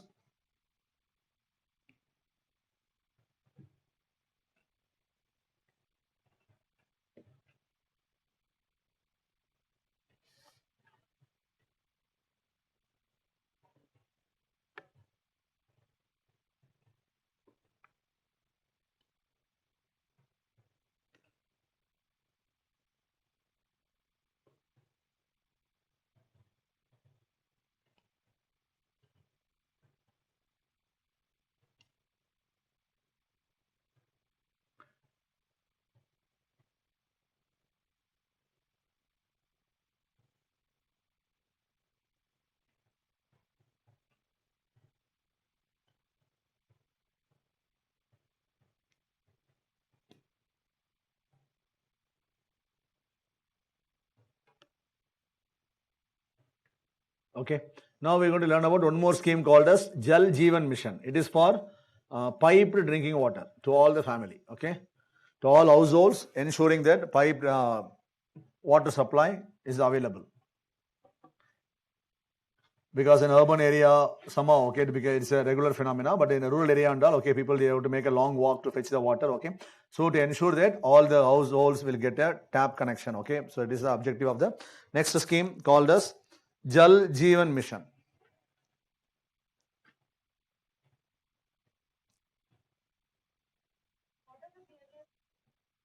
Behavioral changes means actually, ma'am, how we are, for example, rainwater harvesting aspect should be at the every households, okay. Then how we are conserving, using the water instead of wasting the water, okay. In this angle, bringing behavioral changes among the people. So the approach. And then you would have heard about the water user associations and all. So, and then conducting the regular meetings among the people. So regarding the how they should approach the water conservation, and conducting regular meetings among the people, spreading awareness among the people. So these are the normal, apart from the government activity. So people wise, bringing the change in the approach, how they look at the water conservation, how they treat the water, should not waste the water. So in this angle, that is the overall changes. Then apart from that, institutional angle, building the required framework which will ensure the conservation of groundwater. Okay. Next one is Jal Jeevan Mission.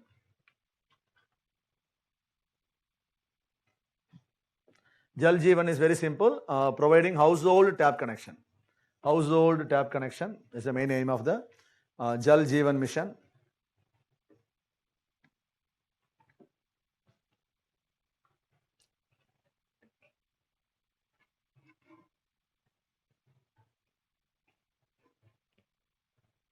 Rainwater harvesting, actually, nice. We implemented in a full swing 2009 and all. But then actually regarding implementation, it's not getting properly done. But as objective wise, so now and then, okay, so we give the focus. It's based on the, as usual, like the all other programs, we have the implementation constraints. Apart from that, implementation angle, it has to be done. But 2009, 10, 11 and all, it was given huge focus, and especially after the implementation of the IWMP and all. Okay.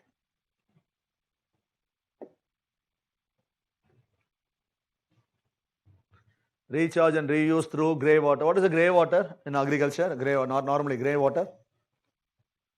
Grey water na edu solluvom normala, grey water management. So the water which is coming out of our bathrooms and all, no? So that is the reuse is called as a grey water management, okay? So grey water management, water conservation and rainwater harvesting. Department of Drinking Water. So reusing that water is called as a grey water management, okay? Reusing them, purifying them. This comes under Department of Drinking Water, not the Ministry of Drinking Water. Earlier it was called as the Ministry of Drinking Water. Now it's coming under the Department of Drinking Water. Yes, both Jal Shakti Abhiyan and Sinchai Yojana come under the Ministry of Jal Shakti. Earlier the Sinchai Yojana was under Ministry of Agriculture. Then it got changed to the Ministry of Water Resources. Then once again it got moved on to the Ministry of Agriculture during 2017 or 16, I think so. Okay.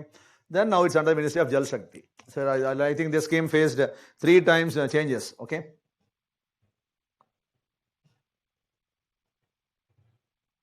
Department of Drinking Water and Sanitation under the Ministry of Jal Shakti. This department is looking after this activity.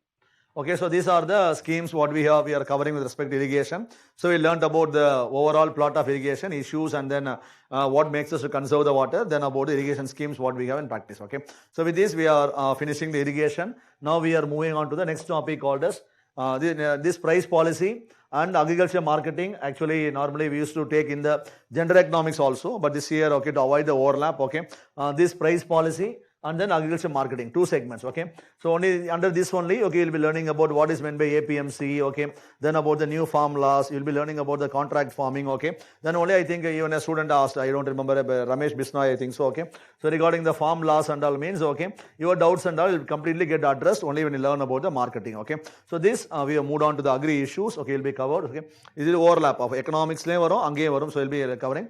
And then here you'll be learning about the very important segment called as the minimum support price, MSP. Okay, and then you're learning about the issue price. Minimum support price is one of the favorite area of UPSC. Year after year, question is asked either in the prelims or in the mains. Okay, they'll ask what is MSP, who determines MSP, how many crops are coming at MSP, how many crops are determined by CACP. You should have a thorough understanding regarding this segment. Okay, it's very important both in prelims and both in mains. Even the mains examination, they used to ask year after year or at least once in 2 years. Prelims examination, definitely one question they're asking in the prelims from this area, these 2 areas. Okay, so agri issues, when you are taught about the issues, you will be taught about these topics also. Okay, 2 things, price policy and then agri marketing. Okay, so now we are going to move into the next segment called as these things are all coming under the agri marketing.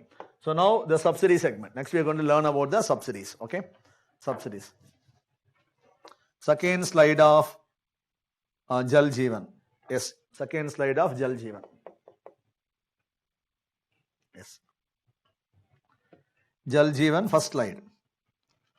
Atal Jal Yojana, aim slide. Yes, so 3 slides. Okay, first this one.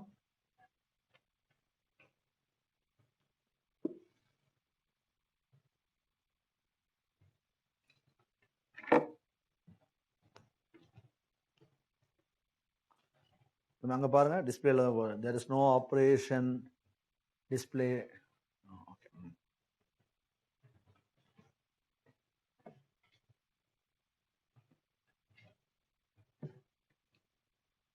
Okay, copied. Jal Jeevan Ramesh. Okay, Jal Jeevan first slide. Second slide, Nilal Jyoti.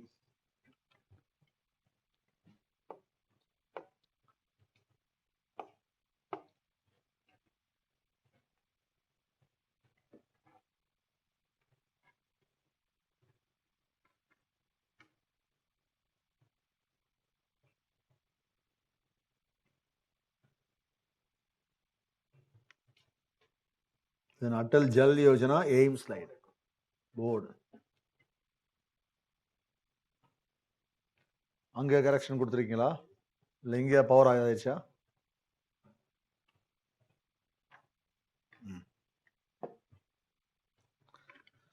Okay, so next one is, have you copied?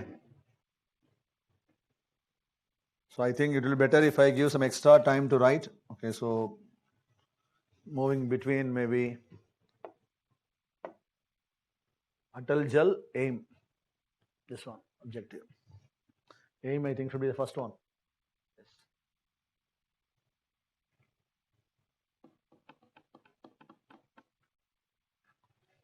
Okay, now let's start the segment subsidies. Okay, subsidy. Now you tell me what is meant by agriculture subsidy.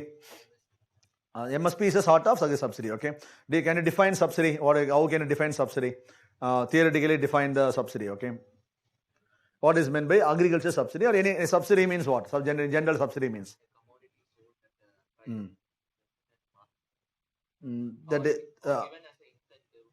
Okay, so subsidy is a kind of assistance given by the government, maybe a commodity, maybe a service, or maybe an input, okay, whatever maybe, okay. So subsidy is nothing but it is a kind of assistance provided by the government to the producers or consumers, so that the price of the particular commodity will be cheaper or cost effective in the market, okay, which will help the producers or consumers. That is subsidy, okay. Now, what is the general thumb rule in economics? Okay, now let me ask you a question. Which one will be always higher in the market? Factor cost or market price? Which one is always higher in the market? Factor cost or market price? Market price, okay. Now, is it right what you say? Which one is always higher in the market? Factor cost or market price? Market price. What you told is right. That is economic logic. Okay. Can it be reversed? Very good. In case of? No, in case of? What you're saying is, okay, give the broader definition, broader one. In case of subsidies, okay, for example, now in the core economics, okay, national income class, we learned about the factor cost, basic price, market price and all, okay. Now bring back the formula, okay. So formula is factor cost, okay, plus what we had, tax is equal to market price, okay. Simple logic is 10 is the factor cost, tax is 2 rupees levied by the government, so the market price will be 12 rupees, okay. Now factor cost plus tax, then what will subtract here? Anything can we subtract here? Minus subsidy, okay. Factor cost plus tax minus subsidy is equal to market price, which means factor cost is 10 rupees. Tax is 2 rupees levied by the government. But here when the government wants to bring down the market price, government may give the subsidy of 4 rupees. So 10 plus 2, 12, 12 minus 4, 8, 8 will becomes the market price, okay. So market price become 8 because of the intervention through the subsidy mechanism. So what is the thumb rule in economics? Thumb rule is always market price must be higher than the factor cost. That is a thumb rule. But this thumb rule can be reversed by the government when the government tries to bring down the price by implementing subsidy mechanism. That is the power of subsidy, okay. Why we try to bring down the subsidy? Okay, now next one, okay. Now we learned about the general, okay, economic angle, economic logic itself can be reversed. Now why the government is doing this? Okay, purpose is very good, okay. Or the economically weaker people angle, affordability, okay. So the consumers, those who are weaker, those who are poorer, they may not be able to buy the things at the available price in the market. So government is implementing the concept of affordability through the subsidy. Next one, producer angle. Yes, the producer sometimes, okay, so that the inputs will be low price in the market. So the producer means imagine the farmers, okay, they can go ahead with the production. Then one more angle is, take the example of green revolution. Green revolution when it was introduced, it was costly. Inputs were costlier in the market. How the government tried to implement the green revolution? Green revolution got implemented because of what we learned in the economic impact of green revolution, negative impact. Subsidy, okay, because green revolution was highly cost consuming, so that prices were lowered by the government through the help of intervention, through the help of subsidy intervention. So the concept is, whenever a government tries to implement a technology in the market, technology may be costlier, okay, government will try to bring down the cost by selling them at the low cost in the market. So the concept is, when the government wants to implement a technology, or government tries to introduce a technology, or to support the producers, support the consumers, or to increase the export, okay, sometimes we may give the export oriented subsidies in the market. These are the normal objectives why we provide subsidy, okay. Why we are saying the objectives of subsidy means because sometimes same logic, okay, what we learned in one segment I told you, one example or same angle. Sometimes a question may be asked in the examination, okay, in our economy. Government is often facing constraints, fiscal constraints because of giving subsidy. One among them is agriculture subsidy, okay. Year after year, government is spending almost more than 1 lakh crore on agri subsidies, okay. Why can't we cut down the subsidy? Can you critically analyze the scenario of cutting down the subsidies from agriculture economy, okay. So question is asked normally, okay, then what you should do is actually, subsidies, why they are given, okay, when you know the point, okay, then the impact will be the same thing. Why we are giving to favor the consumer means, then you take down subsidy, take them out, what will happen? Consumers will be affected. Producers will be affected, technology may not be properly implemented, okay. In this angle, the basic points will also help you to write the points when the question is asked in the analytical way or in the examination way and all, okay. So now we are going to learn about the why subsidies are provided in our economy to stimulate economic growth.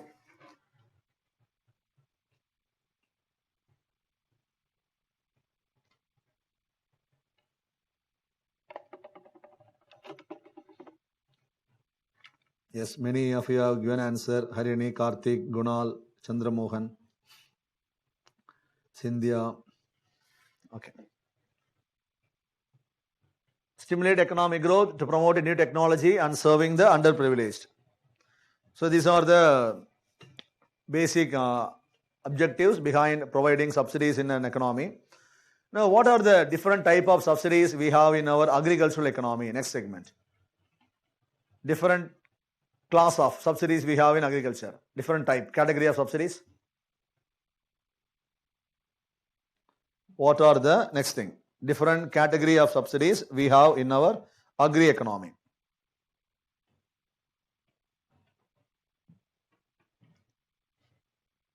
Now, different type of subsidies, any examples? Different subsidies we have, agricultural subsidy, different categories, not the examples, categories, broad categories. MSP is also right. MSP is coming under what sort of subsidy? MSP is right example. MSP is a type of price subsidy, price, okay.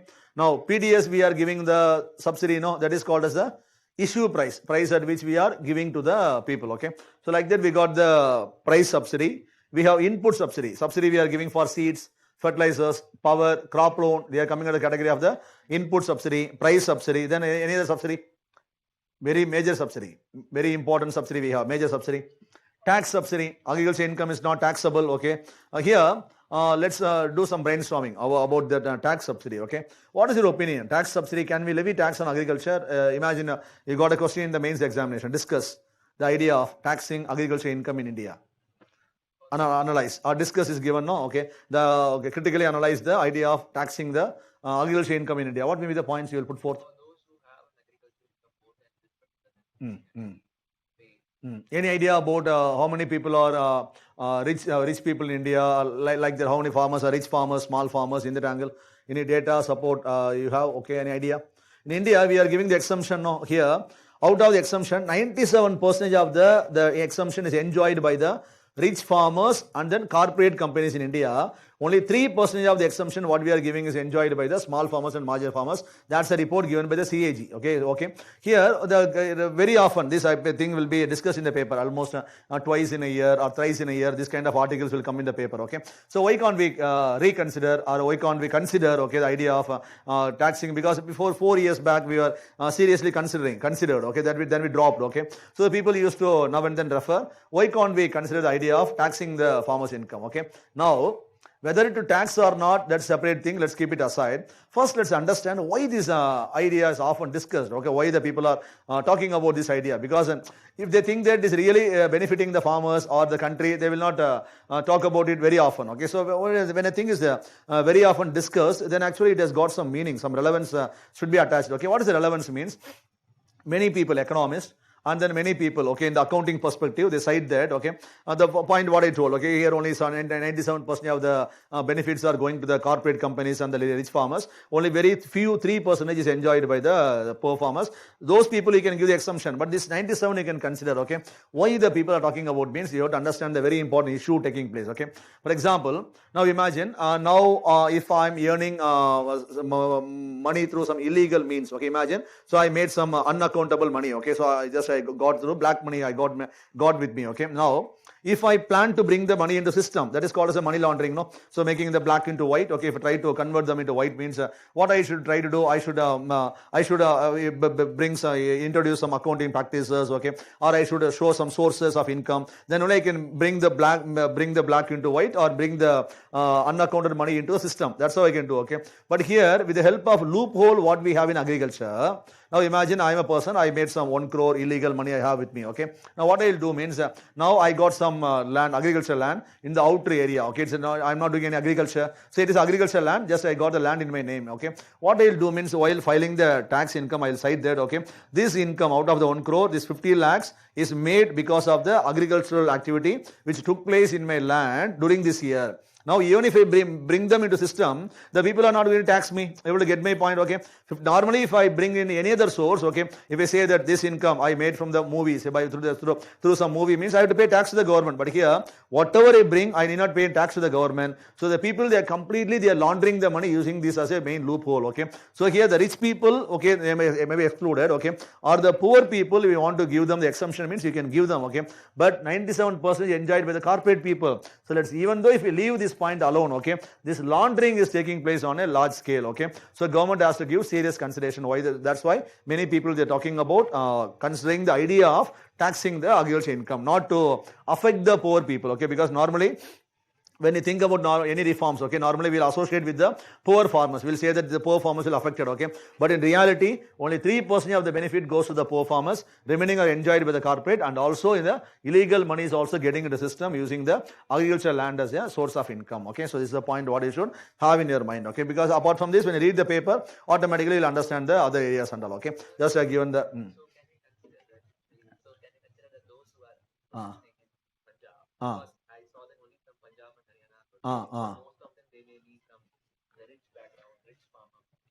Yes, actually that's the one more thing, but actually that's why I told, okay, even your doubt and the doubt, even one more, Ramesh, I think one more student online asked, okay, regarding the farmer protest, it's actually very in-depth area, okay, you'll understand, even I was dealing about the topic for 1.5 hours, okay, in that angle, okay, because what he got a slight validity is there, but apart from that, many more things are also, because reforms angle, we cannot exactly criticize the government.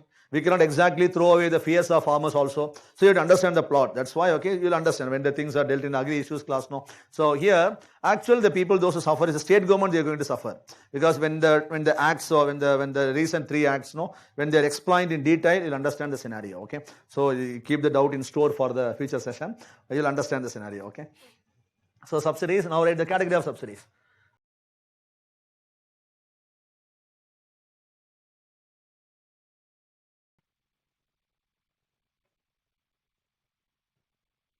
Yes, if taxing agriculture income is considered also, it will not affect the poor farmers. Yes, okay, so Ramesh Bisnoy has asked here is that because of the low income what they are doing, okay, you are coming with that point, okay, that's also nice. So because, but here the farmers, okay, doesn't mean only small. Many farmers, okay, they make decent income, productivity can be improved with the help of technologies, but we are doing in a more primitive way, okay, that's the problem with our side, okay. It is a very good potential source. Take the many countries and all, okay, so in the western countries, okay, take for example Denmark, okay, so they are the Israel, okay, they are the pioneers. They used to do agriculture in a most cost effective and also in a most profitable way they're doing, okay.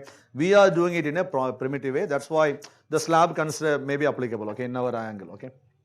Now, input subsidy means subsidy on seeds, fertilizers. This fertilizer is actually a major portion of our subsidy, more than 1 lakh crore every year, okay, so it goes for the fertilizers. So overall, so the fertilizers, okay, so fertilizers, seeds, then power subsidy, then about next one is loan subsidy, crop loan subsidy, crop loan. These are the examples. Then price subsidy, price, MSP, minimum support price, issue price. These things, students, you will understand, okay, in the agri issues class. So MSP, I'm not pitching here. MSP is the price at which government will buy the things from the farmers when the market price goes down or adverse, okay, so that you will learn in the class, okay. Export subsidy, okay, subsidy for agriculture exports.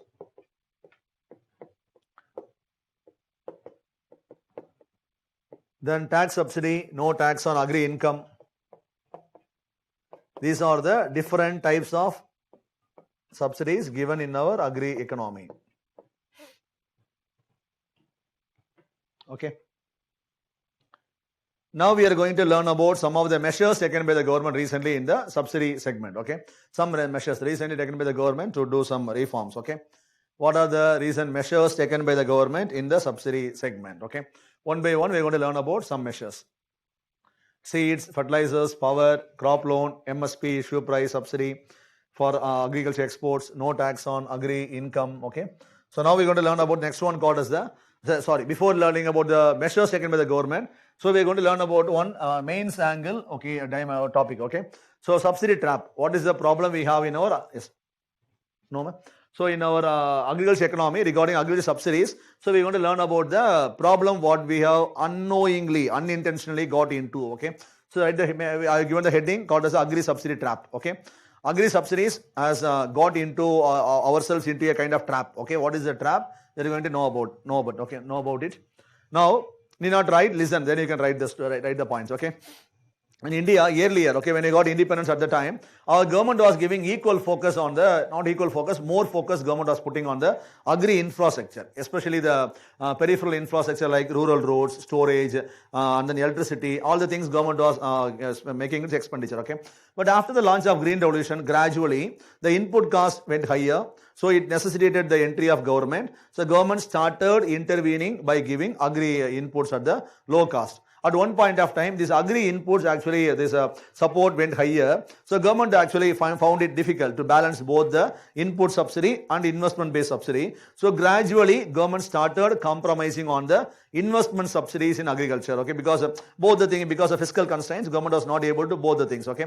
So here the input subsidies went to the alarming heights. So government was continuously focusing on this subsidy, because these subsidies, this subsidy means the fertilizer subsidy, seed subsidy, loan subsidy, and also loan means you have to remember the concept of loan waiver, very important thing, okay, because the loan waiver concept and all, it is a pure economic concept, but in our country we have converted them into a political concept, which you can understand, okay. Any election manifesto, or before election, after election, okay, this thing regularly comes in the paper, because if we come to power we will sanction. So our farmers mindset have converted into a kind of type of mindset which is not willing to make the payments, because if election comes, okay, why I should make the repayment, because my loan may get waived off, okay. So the problem is, okay, we have got the huge build up of this input subsidy, these waivers, everything. So government is not able to balance both the input and investment, okay. As a result, investment based subsidies are not done by the government, okay. On this side, the people, if they got good income, then out of the surplus income, people, they will do investment on their own, okay, because there are two types of investments. Government is doing investment means irrigation structures, storage, warehouses, or the investments what the government will do for agriculture. Private investment means, for example, I may buy tractors, okay, I may do some land reclamation measures on my soil, I may build wells. These are the investments what I do in my land or in my agricultural area, okay, in my jurisdiction, okay. So here both the investments were not taking place in our economy. So lack of investments in agriculture. As a result, what is the problem is, we are not having very good capital formation in agriculture, which means the gross fixed capital means the assets which are used for the production purpose. This is not taking place. As a result, year after year, government is giving only the input subsidy. This input subsidy is putting a huge burden on the shoulders of the government.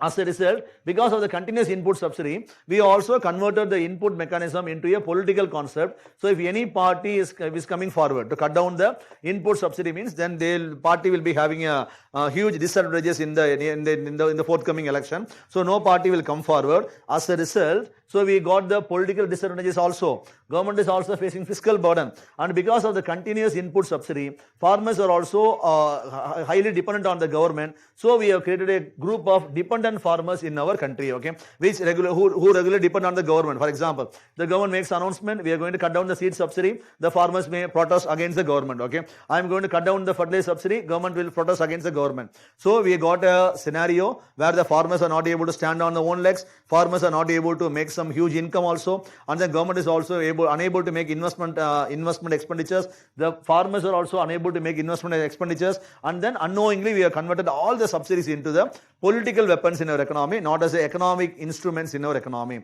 So these are the scenarios what we have. So unknowingly we have got into a trap. What trap? Now what we can do, what is the way forward is, now we have to proceed both the input and investment subsidy, which we are unable to do so because of the fiscal burden, fiscal constraints. So we are now focusing more on the input subsidies. So investment is the essential thing which will improve the productivity. Without the improvement in productivity, income of the farmers will not improve. When the income of the farmers doesn't improve, then the farmers cannot go ahead with the fixed capital formation. So all the things are tied like strings attached, okay. So these are the issues what we have in our agriculture economy, okay. So these are the points. Now you can copy the points. So all the points are interconnected. All the points are interconnected, okay, with each other. But one more thing also you should remember, now the government is also spending more on agri investment expenditures also. In irrigation structures, in storages.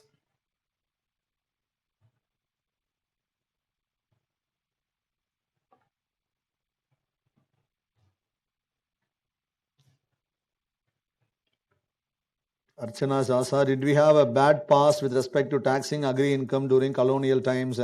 That actually, that's intention was different, Archana. So at the time we taxed for the welfare of the British, exploitation of the farmers, okay? That's different scenario. But this, we are talking about how we are putting tax on the other sectors, same way. Not exploitation and all. GFCF is nothing but gross fixed capital formation. Gross fixed capital formation.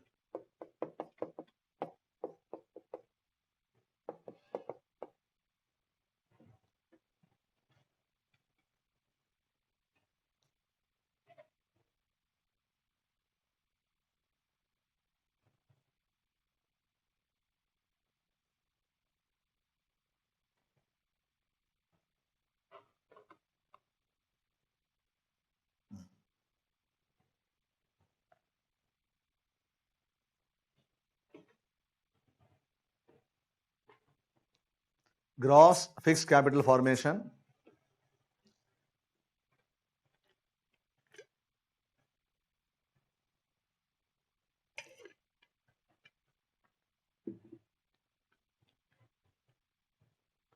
Now we're going to learn about some of the measures taken by the government.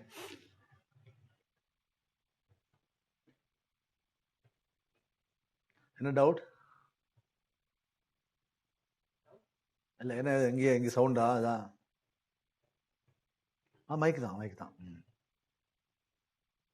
நீங்கள் hand mic இல்லாமல் doubt கேட்டாலும் அதுக்காக mic தான். அங்கே 4 இருக்கும், 1 2 3 4 இருக்கும். Next one. Okay, so the recent measures taken by the government. Recent measures taken by the government. Number 1 is called as NBS. Now write the first measure, NBS. Nutrient based subsidy is a recent measure taken in the subsidy sector segment. NBS, nutrient based subsidy. What is that? I'll explain. Nutrient based subsidy. Name itself would have given you some information about the subsidy. Okay, now can you make a guess based on the name? Nutrient based subsidy. What may be the premise of NBS? Nutrient, exactly, fertilizers. It's regarding fertilizer, okay. Then what is the name? Nutrient based subsidy. Then what is the meaning? Fertilizers, the subsidies are given based on the nutrient content available in the fertilizer. That is the premise, okay. Now let me explain, okay. Early days and all, okay, actually this scheme was introduced on 2010, okay. NBS got introduced in our economy in 2010. Before 2010, how the prices were controlled in our economy means, before 2010, all the fertilizers in our economy, the prices were fixed by the government, which means the prices were regulated by the government. Government will mention urea should be sold only at this price, and then MOP should be sold at this price. Now, if I am a manufacturer, if I am producing, if my production cost got increased means, what the government will do means, for example, the urea, okay, production cost is 12 rupee. Now the government is regulating the manufacturers to sell the urea only at 4 rupees in the market means, then what the government will do? This 8 rupees is transferred by the government to the fertilizer manufacturer, okay. The same angle. MOP, muriate of potash. The government is directing the companies to sell at 7 rupees in the market means, production cost is 17 rupee means, 10 rupees will be given by the government to the company, okay. So in the early regime, the price of the fertilizers were fixed by the government and subsidy amount was transferred by the government to the companies based on the difference between the government regulated price and production cost. So here imagine the price is 7. Now the production cost goes to 21 rupee. Okay, what the government will do? Okay, government will transfer 14 rupees to the company. So based on the difference between the production cost and then the price regulated by the government, subsidy amount is transferred by the government to the company. Okay, so this mechanism is called with the name called as a product based subsidy. Okay, product based subsidy means, so the government gives subsidy based on the product name. So here, if I am a manufacturer, if I am selling urea in the market, urea, what is the production cost? Then what is the government determined price? Difference amount will be transferred to the company's account. Okay, this is how subsidy mechanism was regulated. This is how the fertilizers were sold in the market. But when we were doing that, okay, we observed that some errors, okay, some adjustment, some compromise was taking place. Okay, what was the compromise means? Here, if the government is asking the company to make urea or sell them in the market, they were manufacturing, they were selling, okay. If they are selling urea or MOP or DAP or SSP, okay, any fertilizer means, here the government, if I am a company, if I am making DAP, then government used to transfer the amount based on the name. DAP means this much subsidy, they will transfer to my account. But what the companies were doing means, DAP produced by one company and DAP produced by another company, they varied in quality. Able to get the point, okay. But here, government used to transfer the flat amount to all the companies, but here there was a compromise on the quality of the fertilizers which are sold in the market. DAP means it is meant for diammonium phosphate, so the phosphatic content, okay, maybe higher in one fertilizer, maybe lower in another fertilizer, but both of them, they are called as a DAP. So in that angle, government was giving subsidy which was not achieving the objective. So government understood that here subsidy should be given. But subsidy should be given based on the nutrient content in the fertilizer, not based on the name of the fertilizer. Not based on the mere name, the subsidy amount should be transferred. Subsidy should be transferred based on the nutrient quality available in the fertilizer. So, from 2010 onwards, government, they introduced a scheme for NPK fertilizer, for nitrogen, for phosphorus, for potassium. They introduced a scheme. The name of the scheme is called as nutrient-based subsidy. Then government made announcement from now on. From 2010 onwards, I am not going to determine the market price of fertilizers. Same what is happening for the petrol, diesel, everything and all, okay, same angle. Government made the announcement hereafter. The market price of the fertilizers can be determined by the company by themselves. They can determine, okay. Now, what the government will do is, if I am a manufacturer, for example, if I am making some urea or DAP or MOP, what I will do means, the fertilizer sample, what I am manufacturing, I will send the sample to the Ministry of Chemicals and Fertilizer. Sample will be sent by the company to the Ministry of Chemicals and Fertilizer. Now the Ministry of Chemicals and Fertilizer, what they will do is, they will assess the sample, then based on the nutrient content available in the sample, now they will make a mention to the company, in your fertilizer, based on the nutrient content, we are ready to provide 7 rupees subsidy for your fertilizer, okay. So here, irrespective of the production cost will not be considered. 7 rupee based on the nutrient content, 7 rupee is the amount what we are coming forward to provide it to your fertilizer.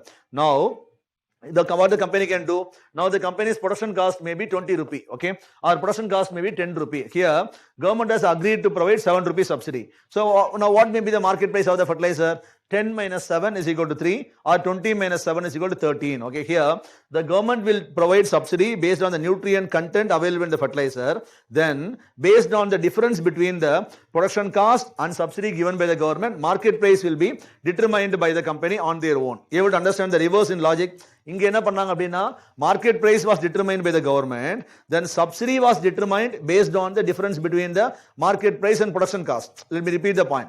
In the previous case, subsidy amount was determined by the government based on the difference between the market price and then production cost. But in this mechanism, market price is determined by the company based on the difference between the production cost and then subsidy given by the government. Okay. So how the government gives subsidy? Government gives subsidy based on the quality of nutrient or the quality of the fertilizers. When the product is compromised on the quality, for example, now imagine I'm a company, I'm sending my phosphate fertilizer for assessment, okay. One more company is also sending the phosphatic fertilizer for assessment, okay. But this company is getting 8 rupee or 9 rupee, I'm getting 7 rupee because my quality is little bit inferior means. So my product will be sold at a higher price in the market because I'm getting low subsidy. When my product is getting sold at a high price in the market, then there won't be any takers for my product. Able to get my point, okay. So we are trying to ensure the quality, we are trying to ensure the competition by giving subsidy based on the nutrient content, not based on the name of the fertilizer. But when the scheme was introduced by the government in 2010, many farmers, okay, they protested against the government, saying that no, okay, because if you do like that, market price will escalate, okay, so our interest will get affected. Like that, they were protesting against the government, or they made the recommendations to the government, okay. So, heeding to the request, government announced that, so I have introduced NBS for all the NPK, but based on the request received by the farmers. So, what I am going to do is, I am going to place urea as the exception to the NBS. When means for some period, okay, urea will be given exception. Like that, government mentioned that till 2020, urea will be, first they told up to 17, okay, then they told up to 20, now they told up to 23, okay, like that, they made the announcement that urea will be given exception, which means urea fertilizer alone will be determined by the government. For example, now the current price of urea is around 5.20. Irrespective of the production cost, government will enable the sale of urea at the government determined price. For remaining fertilizer and all, the price are determined by the companies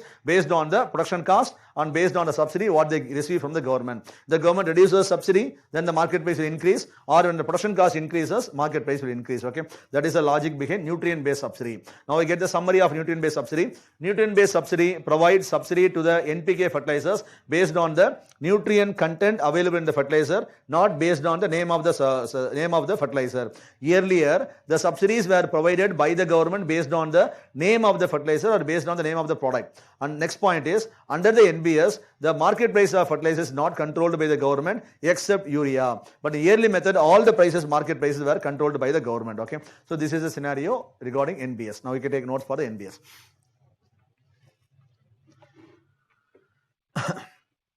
NBS. NBS was introduced on 2010. NBS was introduced on 2010.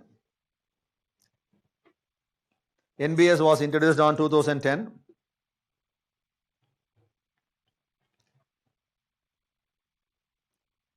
Under NBS,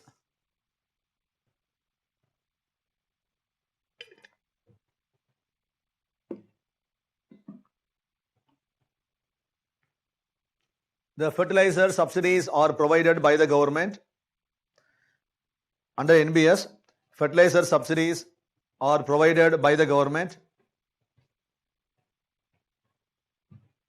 Under NBS, fertilizer subsidies are provided by the government according to the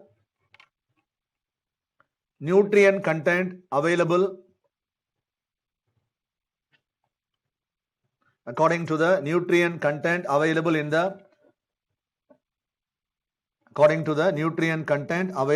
in the fertilizers.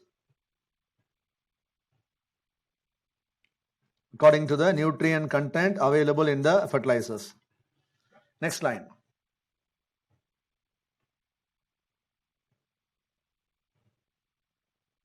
Under this mechanism,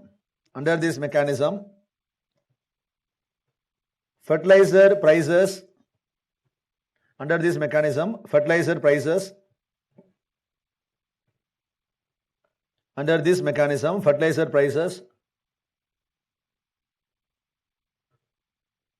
are regulated by the market.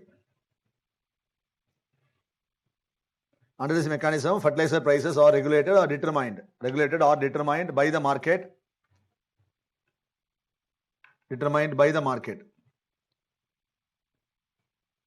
Next point. Urea is the only fertilizer which is exempted. From NBS. Urea is the only fertilizer which is exempted from NBS.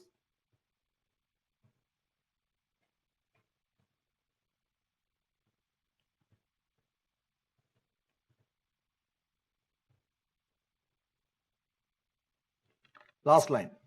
Under NBS, the market price of a fertilizer is determined based on the market price of a fertilizer is determined based on the market price of a fertilizer is determined based on the market price of a fertilizer is determined based on the difference between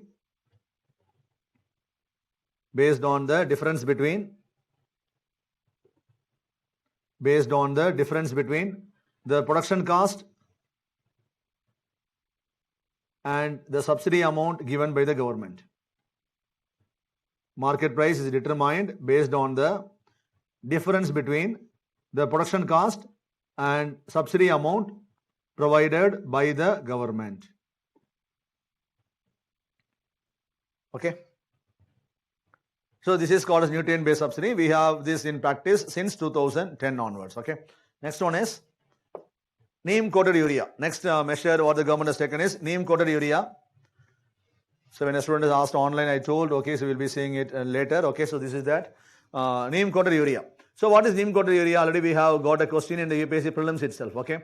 So what is neem coated urea? Means mixing the urea with the neem and selling them in the market. Okay. Why? What is the objective behind the neem coated urea? The objective is, it is scientifically explained that when the urea gets mixed with neem and sold in the market, means this enables slow dissolution of urea in the soil, okay, which means so it will take longer time, okay. So when it takes longer time, what is the benefit? So this will stay in the soil for longer duration. When it stays in the soil for longer duration, it is beneficial to the crop, and also this will reduce the consumption of the fertilizer also. You would understand the main logic. So the consumption of the fertilizer will get reduced. When the consumption gets reduced, this will help the farmers and also reduce the fertilizer subsidy on the part of the government. Okay, government need not spend more, because when consumption gets reduced, government can spend less also. These are the points. So these are the scientific points explained by the government. But apart from that, many other people, okay, many people, but that's not mentioned by the government. Many people, they pointed out that one more reason also, hidden reason behind the neem coated urea is, many people, they pointed out that why the government is doing this means because when the urea is sold in the normal form, it is normally getting diverted for the non-agricultural purpose also. They are using it for the other industrial purpose also. To prevent that, what the government is doing means they are mixing the urea with the neem and selling in the market, which will enable the diversion of urea for non-agricultural purpose. But actually that point is not mentioned by the government. But many people, they pointed out that, okay, because, okay, when it is sold in this format, it cannot be used by the people for other industrial purpose, okay. That's also other point what the people mentioned, okay. So the main point of the urea, as per the, even the examination statement was given by UPSC, okay. So which is the answer means, this enables slow dissolution of urea in the soil, okay, which in turn will lead to less consumption, which in turn will lead to less expenditure on the part of the government, okay. Now we can write the points for neem coated urea. Neem coated urea is the process of mixing urea with neem and selling in the market or applying in the soil, okay. Is the process of mixing urea with neem and selling in the market or applying in the soil. Next point, NCU enables. Next point, NCU enables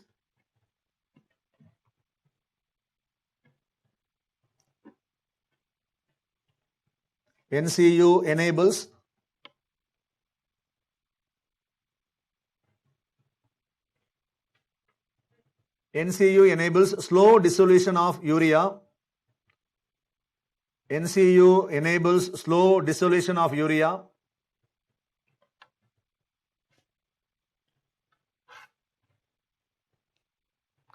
NCU enables slow dissolution of urea in the soil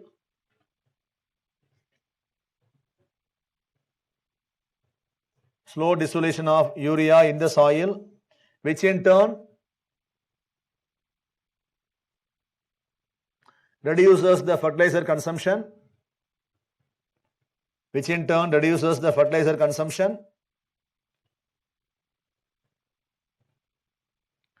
and reduces fiscal burden on the government.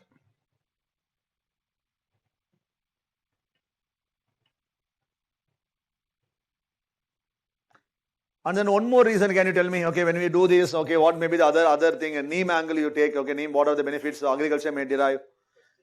Exactly, okay, it may be used as a pesticide, okay, you can make it as a point, okay. So the benefit of neem also serve the pesticide purpose. Neem coated urea may also serve the pesticide purpose in agriculture. Now imagine, now you visualize, now imagine that, okay, you got a statement now, okay. Neem coated urea is enabling slow dissolution of urea, point number 1. Point number 2, neem coated urea is also acting as a weedicide and pesticide, okay. Point number 2, okay. So among the two, which one is right, which one is wrong? Let me repeat the statement. First one is, this enables slow dissolution of urea in the soil. Second point, neem coated urea also acts as a pesticide and weedicide in agriculture.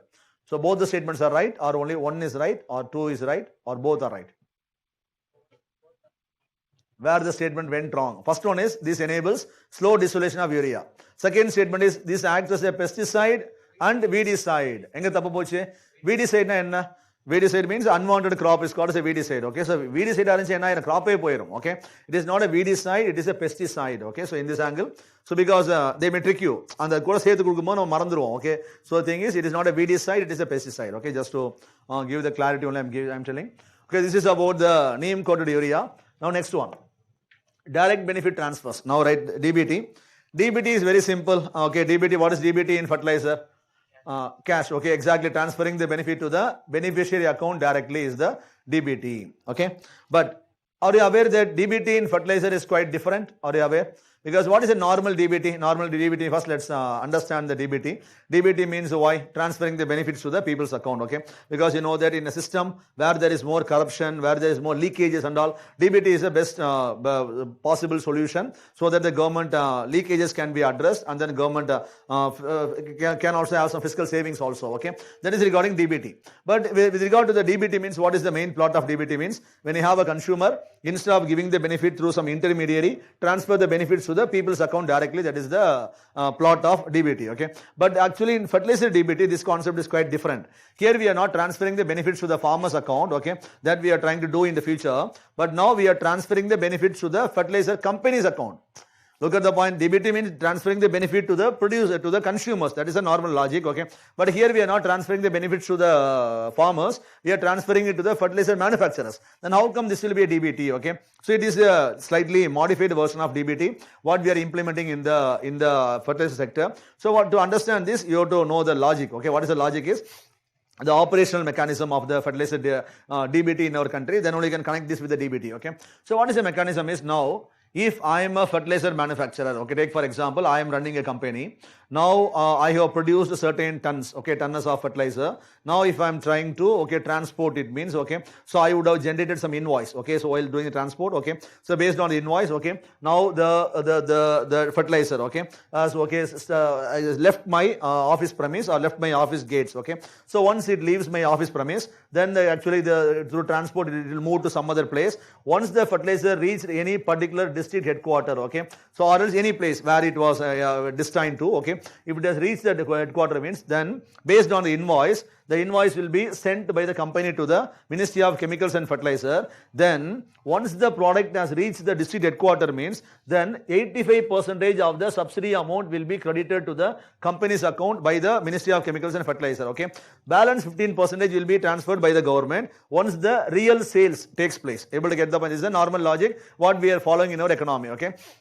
But many people, they pointed out that here, you are transferring the money to the fertilizer companies just based on the mere invoice given by them. But here, after the product has reached the district headquarters, whether they are going to the real farmers or whether they are getting diverted here, not having any cross verification mechanism. So government should have a check on this, whether the benefits are really going to the farmers or not. That should be checked by the government. So many people were arguing in this way. So just to ensure this, Government of India has introduced the DBT here. What is the DBT here? Now government says, now the money will not be transferred to the companies based on the mere transport of fertilizer from the premise to the district headquarters, okay. Instead, now what the government says is, here the fertilizer subsidy will be transferred to the company's account only after the due cross verification of sales data at the fertilizer sales outlets.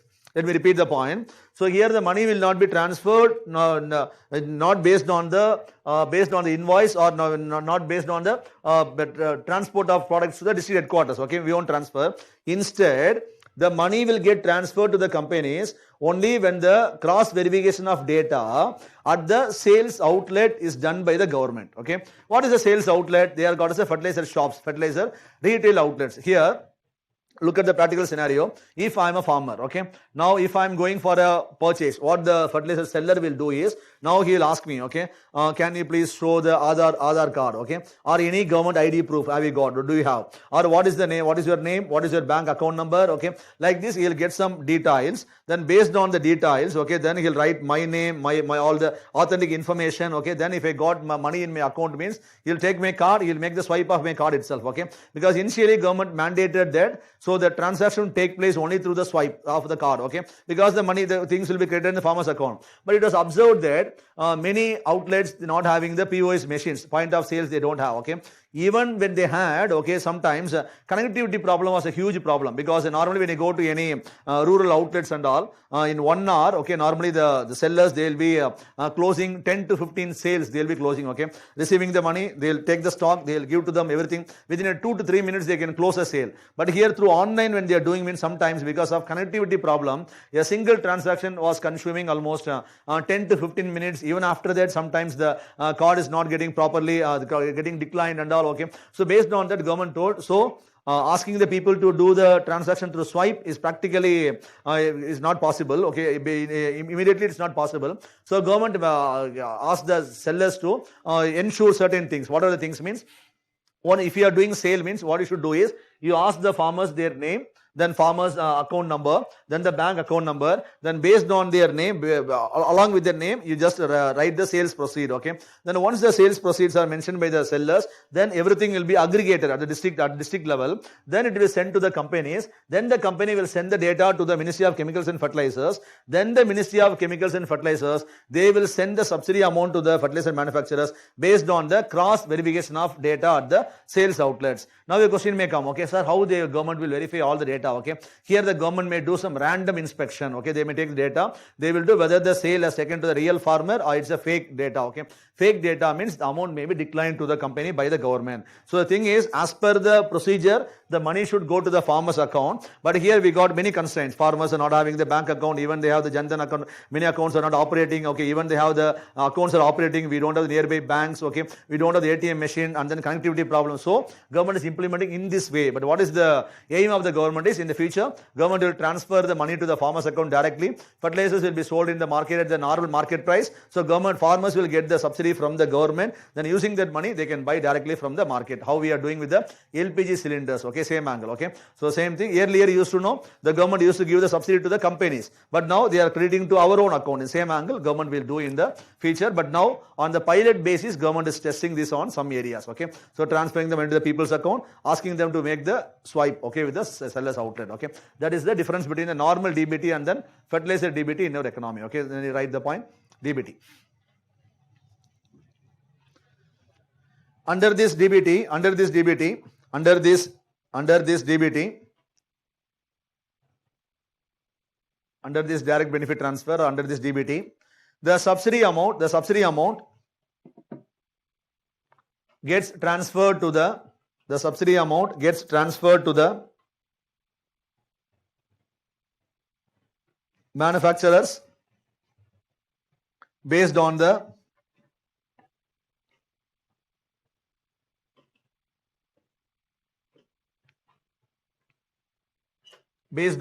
cross verification of sales data, based on the cross verification of sales data at the fertilizer outlets, based on the cross verification of sales data at the fertilizer outlets, based on the cross verification of data at the fertilizer outlets. The major difference between a normal DBT and a fertilizer DBT is, the major difference between a normal DBT and a fertilizer DBT is, the major difference between a normal DBT and a fertilizer DBT is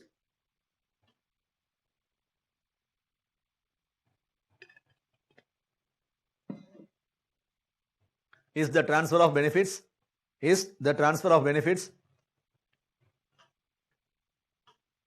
to the producers, in the bracket you write producers means the manufacturers, because in agriculture producers means we also represent farmers. The major difference between a normal DBT and a fertilizer DBT is the transfer of benefits to the producers instead of consumers.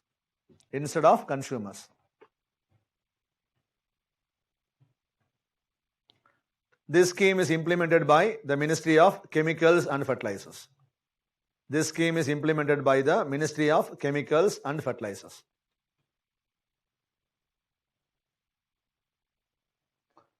Okay, so all the other things and all I told you just to have some practical understanding and all. Okay, so theoretically, so the scheme is under the scheme the money gets transferred to the manufacturer's account instead of farmer's account. Okay, when means after doing the cross verification of data at the sales outlets. Okay, so with this I think let's go for some 5 minutes break. Okay, 5 minutes break, then let's start the class. Okay, so next segment is a separate segment. With this we are done with the subsidy. Okay, take a break for 5 minutes.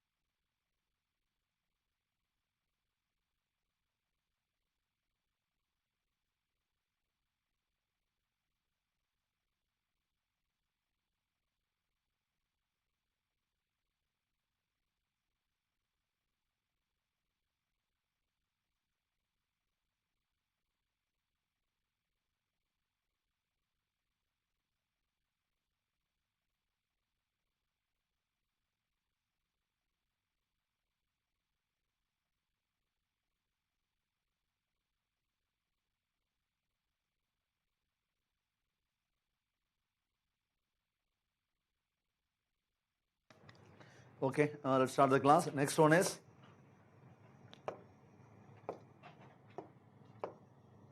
agricultural credit. Okay, so next topic is agricultural credit, subtopic. With respect to agriculture, the financial assistance given is known as agriculture credit.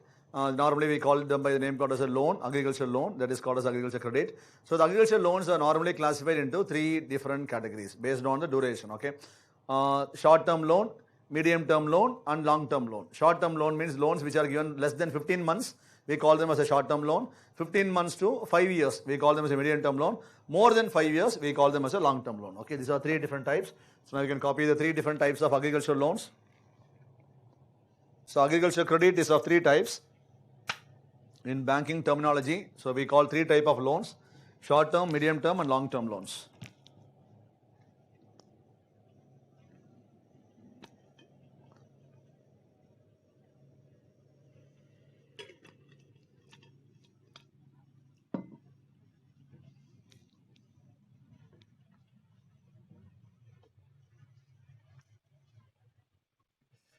Okay, so now what are the sources through which the loan actually is provided to the agriculture? Major sources. One is institutional, one is non-institutional. Non-institutional is the money lenders. Institutional is the normal mainstream institutions what we have. Okay, so now after copying this, next one is the sources.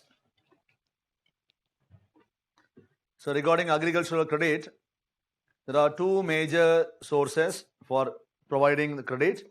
One is institutional sources and another one is non-institutional, 2 sources. Now, which one is better, which one is economically advantageous to the farmers? Not only economic, generally advantageous to the farmers. Institutional, okay. Which one has got positives, which one has got negatives? Which one has got more positives, which one has got more negatives? Positives, institutional, okay. And then institutional, negatives, okay. Non-institutional, whether any positives are there in non-institutional? Yes, okay, so they also got its own merits, okay. Actually, normally when you think about this loan, we always think more positives only with this thing. We associate negatives with this institution, non-institutional, okay. But non-institutional, what we think is right, they got more negatives, but they also got certain positives also. So, in the mains angle, we are going to analyze or critically analyze the pros and cons of plus and minus of this one and the plus and minus of this one, okay. What are its plus, what are its minus, what are its plus and what are its minus, okay. Now, let's analyze. The first one, okay, institutional angle, okay. What are the positives of institutional angle? Or else first let's see what are the positives of non-institutional and then let's go to institutional. What are the positives of non-institutional? Money lender, when you go to loan means, what are the positives? Like it was easy, okay. For example, there is no procedural formalities. Now I can make a phone call, he'll ask me to come at a particular time. When I go there, loan may be sanctioned, okay. There is no documents, no time consumption, okay. In a shorter time span, loan will may get sanctioned, okay. So no formalities, it's quick and easy. That's one point, okay. Then any other positives in the money lenders, okay. Recovery process, positive or negative? Recovery process, okay. So in both angles, okay. So recovery we cannot exactly say, okay, because it depends on the person, okay. So the thing is, these are the positive. What are the negatives of money lenders? Okay, which one is? Not regulated, okay. So because of that, what they are doing, it's unregulated. So what they are doing? They are exploiting the people. They are charging very high rent, okay. That's the point, okay. Then apart from that, very high rent, because you know that based on the regional wise, we use different terms now. So they charge the interest rate in such a way that almost 3 times or 4 times higher than the bank rate of interest, okay. Exploitative rate of interest. Then other thing, technically you visualize. One is interest rate we know. Then apart from that, what are the negatives? Whether they provide loan for any long-term purpose. Long-term loans, do they provide to agriculture? They provide means only very short-term, okay. 11 months or 12 months, very rarely they provide 2 years and all, okay. The thing is, imagine the bank. Bank means we can go for a long-term loans also, but here all the loans are only shorter-term nature, okay. Then apart from that, any other negative? When you go and imagine I am a money lender, okay, now I am a money lender, you come to my home, you are asking for a loan, okay. Now when you come for a loan, what normally I'll ask you? Because first thing is, I should have the proper rapport with you, okay, I should have known you, then I should have the proper rapport. When I got the proper understanding, I will sanction, okay. Here, I won't ask you why you are asking for a loan, what you will do with the money. I won't do the proper credit assessment, okay. Whether the person is going to spend the money properly or not, I'm not concerned about those things. What I am concerned is, I am very much concerned about the interest interest rate and the time of repayment. Okay, that's all. So I'm not concerned about the credit assessment things. These are the negatives. Then regarding positive, this moneylenders side, they got a very important positive also. What is very important positive? Here, the people, those who are marginalized, people, those who are weaker, even though government has designed lot of schemes for those people, even now, though many people, they're not able to approach the banks because they're not able to get the loan from the banks because they don't have the proper supporting documents. But here in this side, okay, when you go and check the data, okay, who got maximum benefit from these people means actually the weaker sections or the poorer people, they are able to make the most out of the non-institutional, because the thing is, that's not intentional, because these people, they are easily able to access the money lenders. Okay, so the economic angle, this loan is actually by government, based on government objective. This side, government wants to make it more inclusive, but the more inclusion is happening only in this side.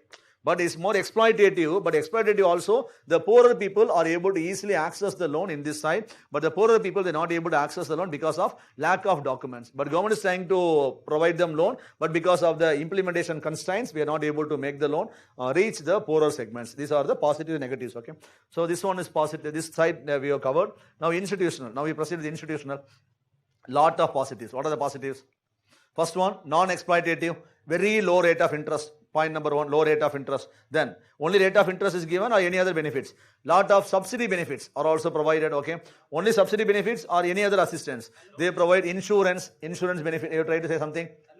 Loan waiver, the subsidy loan waiver they provide. Okay, subsidy benefit and then insurance benefit, marketing benefit, like that they provide many counseling, many advisors. Okay, these things are also available. Okay, then apart from that, short term loan, long term loan, medium term loan are given. Okay, so these are the multiple benefits of the bank. And one more thing is, when you go for a loan, they ask for proper documents. So it may be time consuming, but through this only they do the proper credit assessment of the loan. Okay, so the loan will not be diluted or diverted for the other purpose. Okay, so sometimes they may release the loan in tranches, okay, or installments they may release. So the money will be productively utilized by the people, and many times the loan also properly insured. Now recently government has made some changes regarding insurance, but prior to that, before 2020, if you are going for a bank loan, compulsorily you have to enroll yourself for insurance. So whenever there is a crop failure, automatically the farmer's repayment will be insured by the bank. Even though the bank is doing for its own interest, so here the farmer's interest is also safeguarded. But you imagine the non-loany farmer. If I'm a farmer who has not gone for a loan, the enrolling for insurance is a voluntary. But now government has made voluntary for all the category. But prior to January 2020, but before that, if you are going for a bank loan, compulsorily you have to enroll for an insurance. Okay, in this angle, these are the multiple benefits attached. Okay, then what are the negatives? More procedural formalities. Sometimes even a genuine people may be denied the loan. Poor people not able to access the loan exactly because of lack of documents, which means it is not that much inclusive. So these are the difficulties what we have with the bank. Okay, and moreover, thing is the people, they don't have the proper awareness. Okay, the concept is not penetrating to the people. Okay, in this angle we got the negatives, mild negatives, and more positives on this side. Okay, now let's look at the points. Okay, now you can copy the points.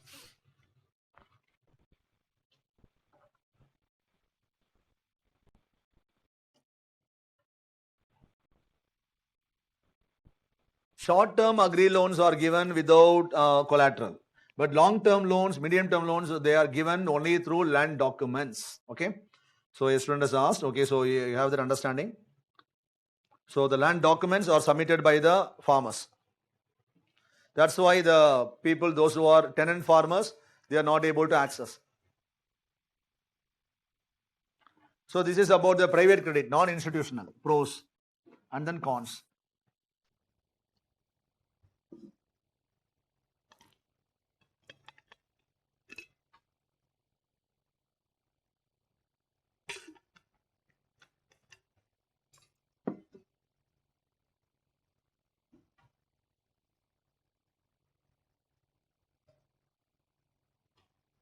So all this area, so we are touching in the conceptual angle, we are touching in the class. So kindly after this, you go through economic survey, the topic chapter called as agriculture. So all the statistical information will be given in economic survey. Okay. Online, okay.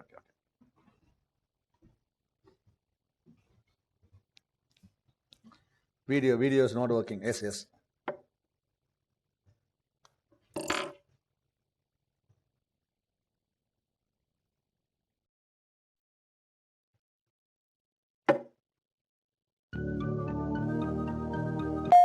You are in the Zoom meeting now.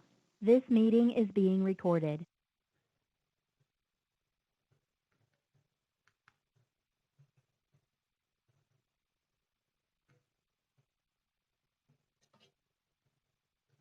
Is it okay? Okay.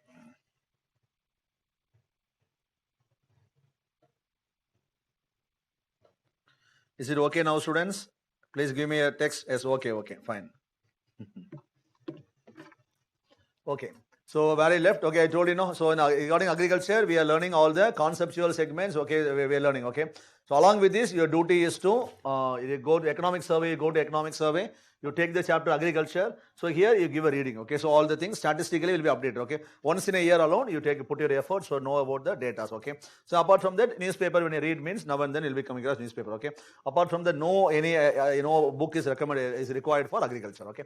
Next one is institutional credit, because that's why I not brought the facts here, okay, because with this much loan, all the data will be given in economic survey, okay, you can refer the economic survey for data. Institutional credit, the pros: cheaper loans, long and short term, mainly for productive purposes, available with subsidy benefits,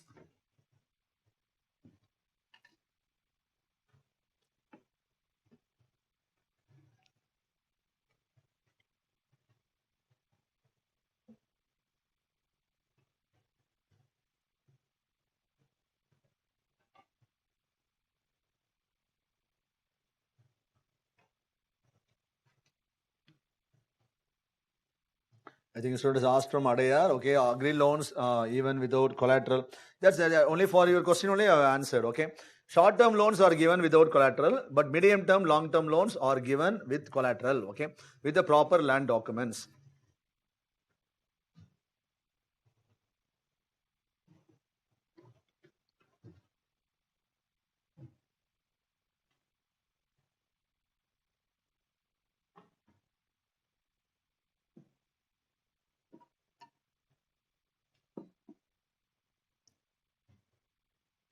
Okay, so these are the pros and cons. Now we are going to learn about the channels what we have in our economy to extend this credit facility, and then what are the mechanisms we have to provide credit to the farmers. Okay, what are the mechanisms? Agriculture credit. Okay, next slide is we are going to deal about the channels what we have, then about the mechanism which we have in place to provide credit to agriculture. Okay, now next one is the channels.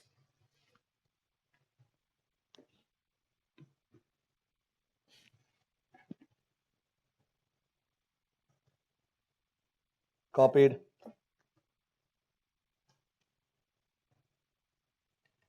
Okay. Next one. First you copy this alone. Okay, this one is not anything. I'm not going to explain anything here. Just you can copy. These are the channels what we have to provide credit to agriculture. These are the different routes through which we provide credit. I think all the things would have been covered in the core economics itself. So I'm not going to once again, okay, retour. So you know about the NABARD, you know about the private and public sector banks, cooperative banks, RRB, small finance banks. So everything would have been covered in the core economics. Just mention the channels, that's all. Now through these channels, how we are giving loan, that's the next thing we want to learn. Credit mechanism. This I'll explain. Okay, so up to this you write. Then you write the heading, credit mechanism.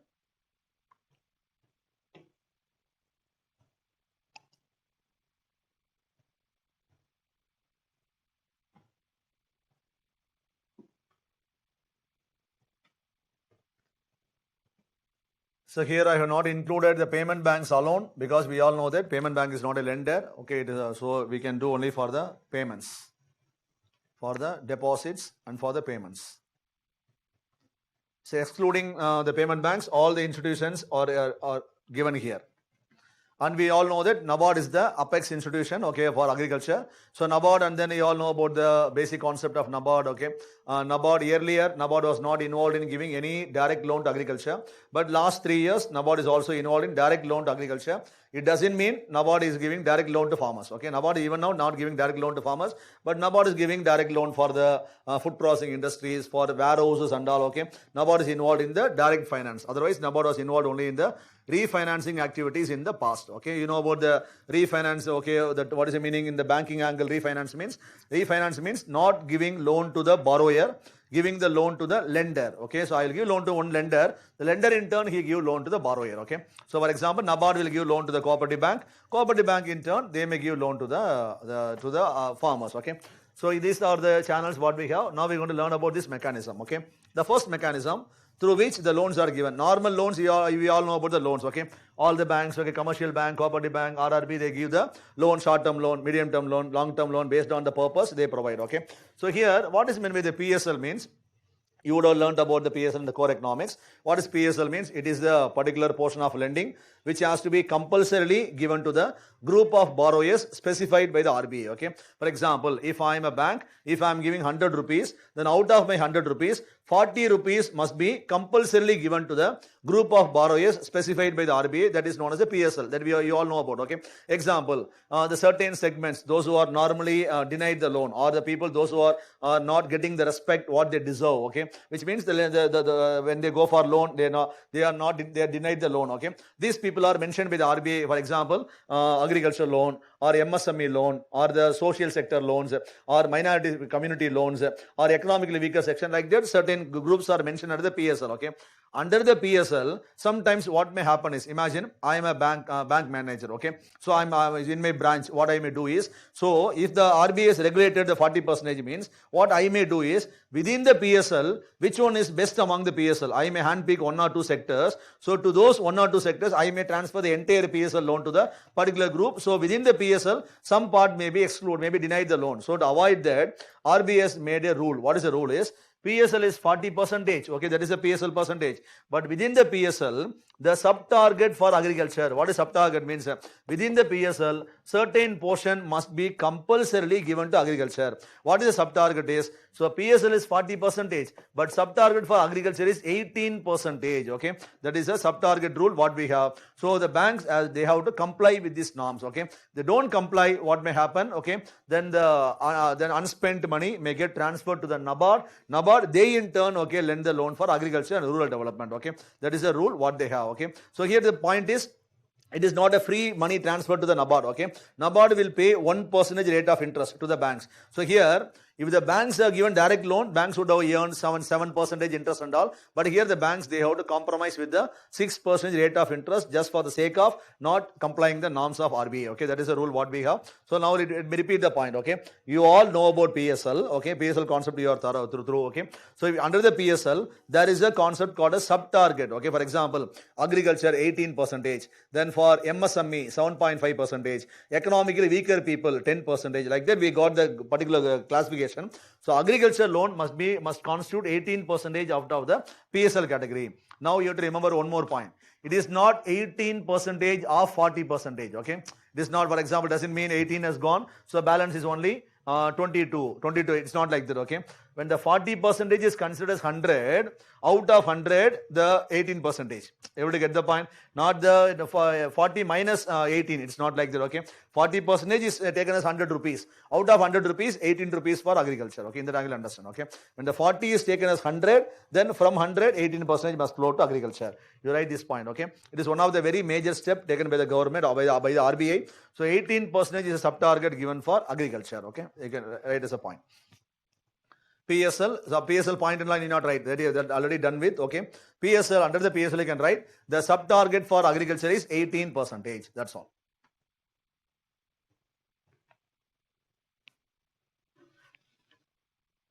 NBFCs give agri loan. Yes, Shankar. Okay, NBFCs also provide agri loans. Okay, we got Mahendra Finance. Okay, many more NBFCs, they also provide the agri loans. Okay, they provide especially tractor loans and all. Okay, NBFCs they can provide. NBFCs we know. NBFCs, the different types are there. Okay, NBFCs. Within that, the NBFCs which are ventured in the loan business, they definitely give the agri loans. Okay. PSL. Next one is interest subvention. Interest subvention concept. Next concept you write interest subvention. Now, what is meant by interest subvention means here in India, before not in that way. Okay, let me start in another way. Okay, now in the core economics, okay, you would have come across a concept called as base rate. So base rate means it is the minimum benchmark rate of interest below which the banks are not permitted to lend to any borrower. You would have come across MCLR, marginal cost of lending, base rate. Okay, so here we have got a certain slab below which the banks are not permitted to lend to any borrower. That is a normal rule. But here when you go and look at the agricultural loan documents, so here the banks are providing loan to agriculture at the rate of 7%. Okay, that is the normal lending rate what the banks follow. So here, who dictates this 7% means Ministry of Finance through every budget they dictate the interest subvention rate in agriculture. Once it is dictated by the Ministry of Finance, then at the same lending rate the banks will forward loan to agriculture. Now let's combine this with the base rate and then let's understand the concept. Okay. Now I told you base rate means it is the minimum rate of interest below which you are not permitted to lend to any borrower. For example, the base rate of the country is 9.25. Our base rate is 8.25. Our base rate is 9.5. Let's keep some numbers. Okay. So in the changing scenario, the number is like this. Okay. Now the base rate is 8.5 or 8.6. In this scenario, now the agricultural loans will be given by the banks at the rate of 7%. Now a doubt will come on our mind. Okay, how come it is possible for the banks to provide loans at the rate of interest lower than the base rate? Able to get the point? Because it is a benchmark MCLR, we have kept a level below that they are not permitted to provide. And how they are able to provide loan to agriculture alone under the below means so here there is a concept called as exemptions under the MCLR. Okay, here agriculture is not given exemption also. So in this angle, how the banks are able to provide loan to agriculture at a lower rate of interest means it is not a concept of low rate of interest. So in the loan documents, when you read the documents will say that loans will be given at the benchmark rate only. Okay, 9.5 or 10 only loans will be given, but farmers will be paying the bank only 7%. Then the difference between the 9.5 and 7, 2.5% will be given by the government to the banks on the farmers' behalf. Able to get the point? This concept is called as interest subvention. What is interest subvention means? Interest subvention is a mechanism of providing loans at a comparatively lower rate of interest to the borrowers. Okay, so we got different set of interest subvention. Interest subvention for MSME, interest subvention for housing loan, interest subvention for agriculture. Like that, different interest subvention is there. Here, interest subvention for agriculture at present in India, rate of interest is 7%. So when the benchmark rate is higher than interest subvention, then the difference or the loss suffered by the banks is compensated by the government on the behalf of farmers to the banks. Able to get the point? So this concept is called as interest subvention. So here agricultural loans are provided at a very competitive or comparatively lower rate of interest by the government under the mechanism called as interest subvention. Okay, so now we can write the point, interest subvention point. Agricultural loans, please show the types of loan slide. So now we can write agricultural loans are provided at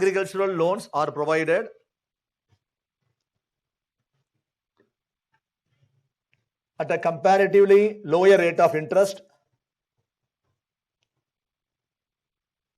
by the banks.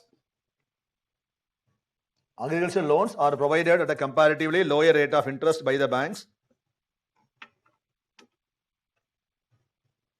Next line. The loss suffered by the banks due to this. The loss suffered by the banks due to this.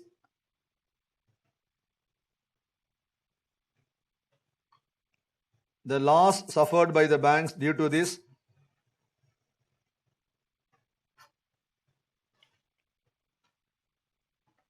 The loss suffered by the banks due to this is compensated by the government. The loss suffered by the banks due to this is compensated by the government on behalf of farmers.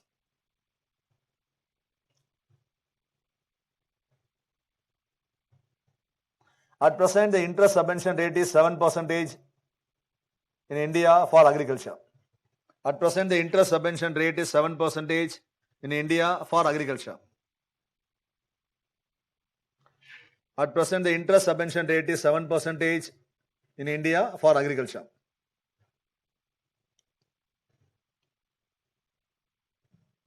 Okay, so now you got the point. So the what is the concept is between the benchmark and between the prevailing or the rate at which they provide. If there is a difference, government compensates. Okay, but apart from this, one more support is also provided by the government to the farmers. What does that means? As we have seen already in our country, we have unintentionally converted the minds of farmers into a shape that into a kind of mindset. Okay, what is the mindset is they normally think that if the new government comes or even the existing government, they may waiver the loan at any point of time. So the loan waiver mindset we have created in the minds among the minds of our farmers. As a result, many farmers, they are not coming forward to make the repayment, and then many bank managers also or the bank people also, they are reluctant to provide loans to the farmers, because when I provide these people, they will not repay the loan. So there is a hesitation on both sides. People are not coming forward to repay the loan. The bank people also, they are hesitant to provide loans to the people. As a result, the loans are not flowing to agriculture at the right time. As a result, agriculture is getting severely affected. Our government of India wants to change this scenario, okay, change this perspective or change this view among the minds of farmers. So what they have done is, okay, in India, we are doing a practice, okay. What is the practice is, now we are announced to the farmers, not now, okay, last, okay, 5-7 years we have this, okay. So what is the mechanism is here, farmers, please don't expect the loan waiver. It may be or may not be announced by the government. Okay, when it is announced, you will get the due advantages. You will get, but here sometimes it may not be announced by the government. Just expecting that, don't delay your loans. What you can do is you try to repay the loan on time when you are closing the loan on time. Okay, so what will be delivered is, for example, 7% is the rate of interest. Okay, now 7 is the rate of interest. You are closing the loan on time means for those accounts which have closed the loan on time, out of this 7%, 3% of the interest amount paid by the farmer will get credited back into the farmer's account irrespective of the loan waiver. Able to get the point? When the loan waiver is announced, you will get the due benefit, but even if it is not announced, you will get the 3% of the interest amount paid by you. You will get back into your account when you close the loan on time, which means total interest paid by the farmer is only 4%. 7 is already lower rate of interest. Out of 7, 3% is given back by the government to the farmers, those who are closing the loan on time. But the thing is, so the thing is, only 4% is the rate of interest paid by the farmer. This concept is also called as interest subvention, but it is known as interest subvention for prompt repayment. Okay, now write the heading as, now write the subheading. Interest subvention for prompt repayment.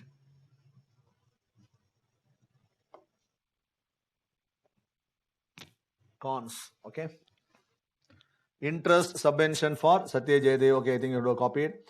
And then Nilar Jyoti, cons of institutional sources.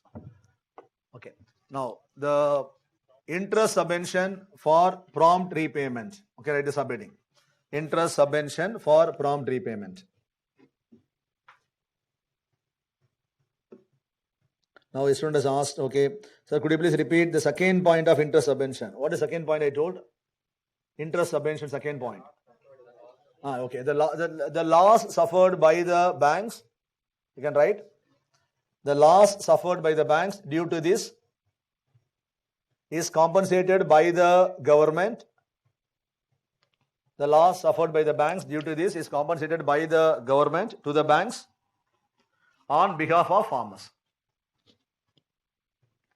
The loss suffered by the banks due to this is compensated by the government on behalf of farmers to the government. Okay, thank you. Okay, now cons, okay, institutional credit. Okay, now let's do the definition for the interest subvention for prompt repayment. Okay, now to incentivize the farmers, and to induce the loan repayments on time, to incentivize the farmers and to induce the loan repayments on time, Government of India,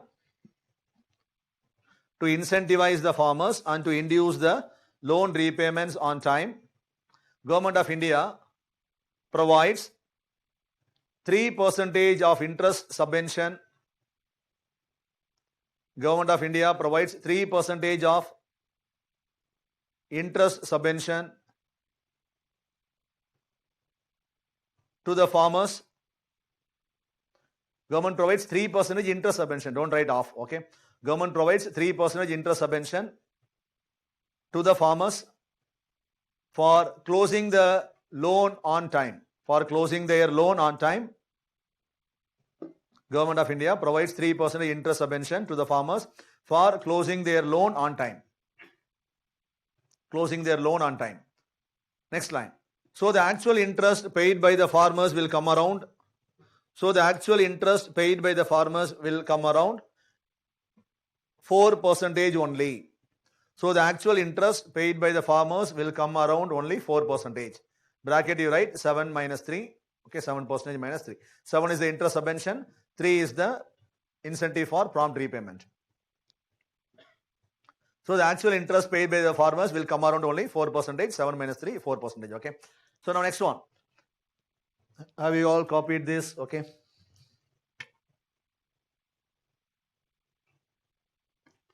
Like SHGs, why marginal farmers are not forming any association for getting loans from banks. Okay. So that's why we got the one thing is we got the farmers cooperative we have. And then apart from that, the SHGs actually, the farmers can become the member in SHG also. Okay. SHG is such a very nice concept because it is fundamentally and economically, socially, and then even accounting wise also, it's a very strong concept. Okay, there is no limitation to the people, those who can become member of SHG. Anyone, okay, the self-help groups. Okay, so anyone can become member. They can do the own savings. Then they can start the practice of lending among themselves. Then only they are eligible to go to the bank. Okay, the farmers are willing to do that, then they can eligible. But for farming practice and all, they won't. Individual people angle, banks won't give loan to the farmers.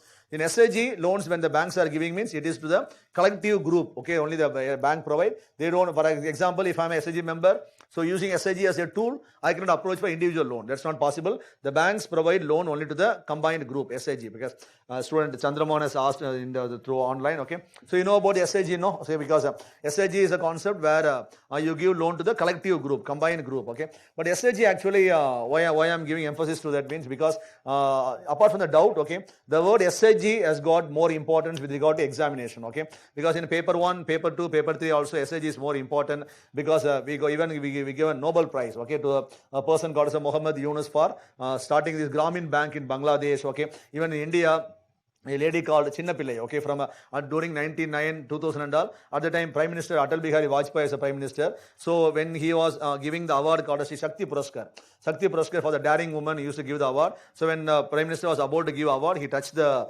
feet of Chinnapillai and got blessing. Okay, so at that time it became the headline of all the paper. Okay, why the Prime Minister got blessing from a rural woman? Okay, why? What is the background? What is SHG and all? Okay, in that angle, okay, we gave enough limelight to SHGs national wise, international wise. We are given exam angle. It is a question very often asked. Okay, maybe directly asked how we can govern the rural area using SHG. Okay, in that angle we can give more focus. But here the farmers' answer to your question is farmers cannot use SHG for their individual perspective. So collective angle, okay, they can use SHG. They can get a land on lease. Then they can do the agriculture, okay, because that's normally taking place in the wider parts of country. Okay, so SHG, any articles coming in the paper means if you got prior idea, you leave that. Okay, if you don't have prior idea, give some time. Okay, you develop your own points because exam angle, how SHGs can be used as tools to address the poverty, to provide employment, to provide social inclusion, and then to govern the rural area, how the things can be used. Okay, so in this angle, you develop your idea. Okay,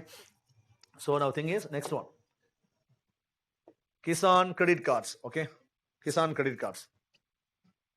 SHG means self-help groups, okay, self-help groups. நம்ம தமிழ்ல சுய உதவி குழுக்கள்னு சொல்லுவோம். Self-help groups, SHG, yes. Self-help groups. Next one is the Kisan credit cards. You write the next one. Next very important instrument what we have to support our agriculture is Kisan credit cards, okay. Now, what is it before stepping into the Kisan credit card? Now very simple. Okay, the content is delivered by the name itself. Okay, these are the credit cards given to the Kisan to the farmers in our economy. Why means to carry out the emergency or the unforeseen agricultural expenses. Okay, for that, okay, emergency expenditure you use the credit card. Okay, now before getting into this, what is the difference between a normal credit card and a Kisan credit card? Means this card can be used only for the agriculture purpose or only available to the farming families, not for the other family. Okay, in the angle. Okay, now what is the difference between a credit card and a debit card? That we all know. Debit card means we keep the money and then we used to take the money what we have in the account. Credit card means the bank is giving a loan. Okay, loan is given in the form of a card, is called as a credit card. Okay, so credit card definition is a loan given in the form of a credit card. Card is called as a credit card. So the loan amount is called as a credit limit on the credit card. Okay, now what is the difference between a loan and a credit card? Now look at the point. Okay, I told debit card, credit card, we all know about differences. Okay, debit card we are used to. Credit card also we know about the credit card. Okay, here we have the amount, we withdraw debit card. Here the bank is giving a loan. Okay, I called as a credit limit. We are swiping it. The limit is coming down. Once we repay, the amount is increasing. That is a credit card. Okay. Now credit card is called as a loan in the form of a card. Now you tell me what is the difference between a loan and a card? What are the advantages of going for a loan? Imagine. Now I need 5 lakh rupees loan. Okay. Now I have to choose which is best. Shall I go for a loan or shall I go for a credit card? Okay. So which one I may choose? For example, what are the positives for positives if I go for a loan? What are the positives if I go for a credit card? Because credit card is also a loan given in the form of a card. But you think in the practical way. What is imagine that, okay, now I chosen both. You think like that, okay. I approach the bank also for a loan. I given all the documents. Here also I given documents. I approach for the credit card, okay. Or else I have the credit card. I plan to swipe the credit card, okay. So what is the thing here?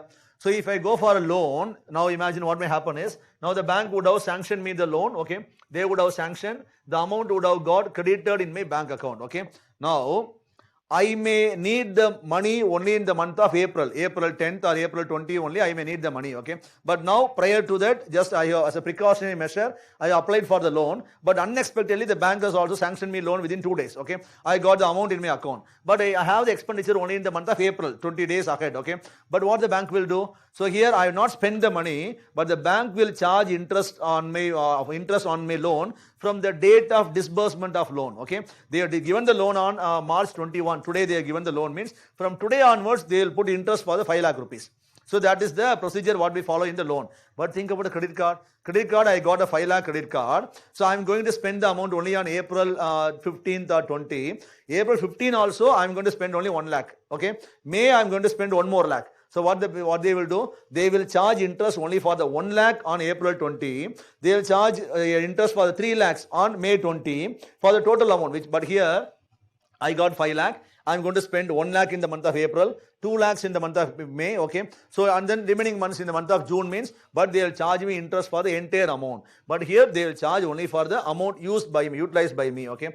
And one more point is, loan, if I go for a loan means, for example, imagine that I got a 5 lakh loan, okay. Now I repaid 3 lakh loan, okay. Now when I need 2 lakh is the pending amount, okay. Now I need 2 more lakh. Okay, what I should do? I should go for the bank. I should ask for the top up on the loan. So I should give the documents. They may sanction the loan, okay. But credit card, once if I have done the repayment, automatically credit limit will increase, which means each and every time I did not go and approach the bank for giving me the loan. Able to get the point. So operational wise, these credit cards are more conducive, more comfortable. At the same time, credit card is not should be used by the people in a proper manner. Proper manner means, for example, by just for the sake of having the credit limit, when you start spending the credit card means credit card is a bane to the people, okay. But if you use it in a proper sense or a proper approach, then credit card is actually always a boon to the customers, okay. The same angle, government wants to transfer the credit card benefits to the agriculture, so government is extending Kisan credit cards. So here the interest rate and all charged on the farmers, not normally know that credit card, the billing cycle, these things 45 days, these things are not applicable, okay. So till the harvest season and all, government provides the exemption for the interest to the people. Only after that only the interest is charged on the people, okay. And here also the interest charged on the normal credit card, we all know about the normal credit card, okay. They say only 2% or 1.5, okay. But cumulative interest will come around 4%, okay. Processing fee, over limit charges, late payment charges, like that they put more charges and all. So the charges will be more in the Kisan credit, in the normal credit card. But here the rate of interest per annum is only 7%. The same concept is applicable here. Now the thing is, and then here also for prompt repayment, 3% waiver is also given in the Kisan credit card also. Now, we all may think that, sir, this is very nice, okay. We all can go for credit, all means the farmers can go for credit card means here comes the check given by the government, okay. This concept is applicable only to the small farmers, marginal farmers or medium farmers. Large farmers, they cannot make use of this interest subvention scheme and also credit card scheme. How means the interest subvention concept and also the Kisan credit card concept, This low rate of interest, 7% or 3%, is applicable only up to the loan amount of 3 lakh rupees. Okay, when you go more than the 3 lakh rupees, normal rate of interest is charged by the bank. Okay, which means government is willing to accept the loss only for the small farmers and the marginal farmers, not for the loans or not for the credit cards, which goes beyond the limit of 3 lakh rupees. Okay, this we make it as a point for the Kisan credit card, or else in the previous paragraph. Okay, now we can write the notes for the Kisan credit cards.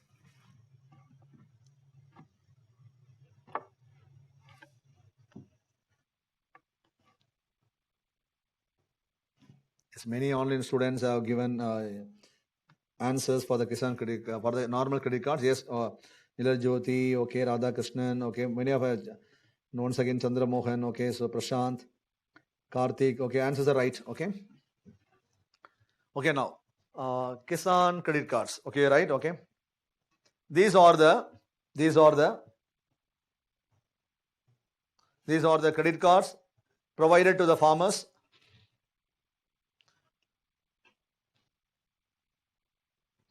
to finance their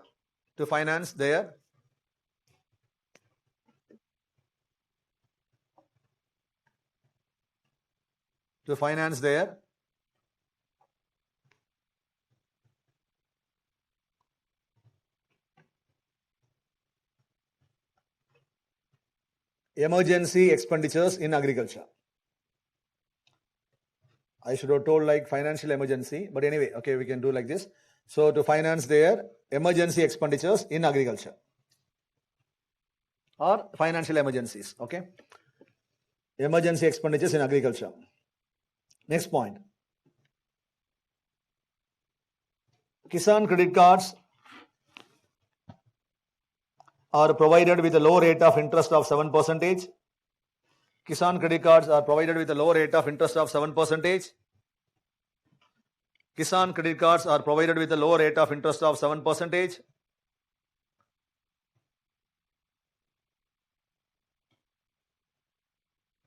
And comes with prompt repayment incentive of 3%. And comes with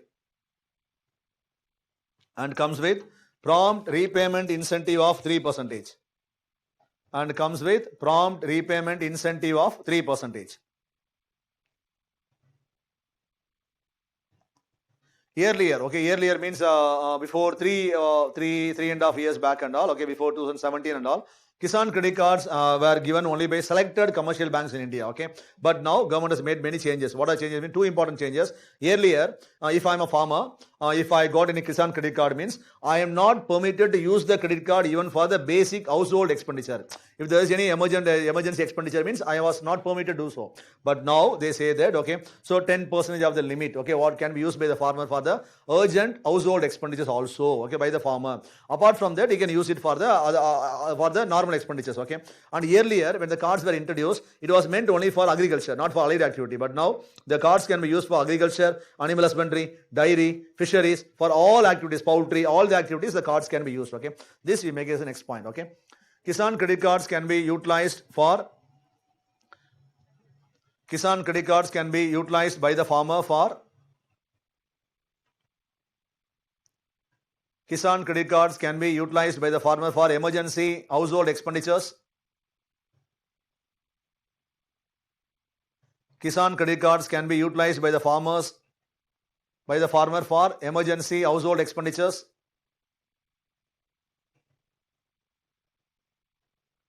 Next thing, agricultural expenditures, animal husbandry, dairy, agricultural expenditures, dairy expenditures, animal husbandry, fisheries, poultry. You can write one or two examples, okay? Poultry, animal husbandry, dairy, fisheries, and other allied activities. So for all the things, for example, how this can be asked means, a question may be asked, Kisan credit cards can be used only for the agricultural expenditures, not for the other allied activities, means it's wrong, okay. Earlier it was right, okay, but now it is wrong, okay. It can be used for any expenditures, okay. Next thing, Kisan credit cards are provided by commercial banks, small finance banks, cooperative banks and RRBs. Kisan credit cards are provided by all banks. Earlier only by the selected commercial banks. But now they are provided by commercial banks, RRBs, cooperative banks, and small finance banks. Ella bank pen okay. So provided by all banks. Okay, we left only the payment banks alone. Okay. So it's about the earlier. This statement is not right. Earlier statement was only the commercial banks were permitted to provide the Kisan credit cards. Okay. Then last point. Okay, Kisan credit card interest benefit. Kisan credit card interest benefit in the bracket you write 7% and 3%. Kisan credit card interest benefit is applicable only up to the credit limit of 3 lakh rupees. Kisan credit card interest benefit is applicable only up to the credit limit of 3 lakh rupees. Okay, beyond which regular rate of interest is applicable. Regular normal rate of interest will be applicable. Okay, for the large farmers. Okay, so this is the scenario. Okay, so with this we are finishing today's class. Okay, so next thing is agriculture extension, that we'll do it in the next class. Okay, so next week. Now let me do a small summary. Okay, summary of our session or summary of entire agriculture. Okay, let me do a 2 or 3 minute summary of agriculture. Okay, so what are the topics we have covered in agriculture? First we started with the basics of agriculture. Agriculture means soil and then cultivation. Then we learned about importance of agriculture. So it contributes to economic growth, employment, foreign exchange earnings, food security, raw materials. Like that we learned about the basics. Then how does our agri look like? Okay, in our agriculture we got the predominantly subsistence nature, and then the population pressure is more. As a result, land is getting fragmented, and then the people are also facing disguised unemployment. A generation is moving away from agriculture. Agriculture is very poorly mechanized. Okay, and then we got the impact of the climate change also. Okay, climate change very dependent on the monsoon. Apart from that, we are able to produce both type of crops called as a tropical temperate crops within our country, and then agriculture is tax free. Okay, this is the basic intro. Okay.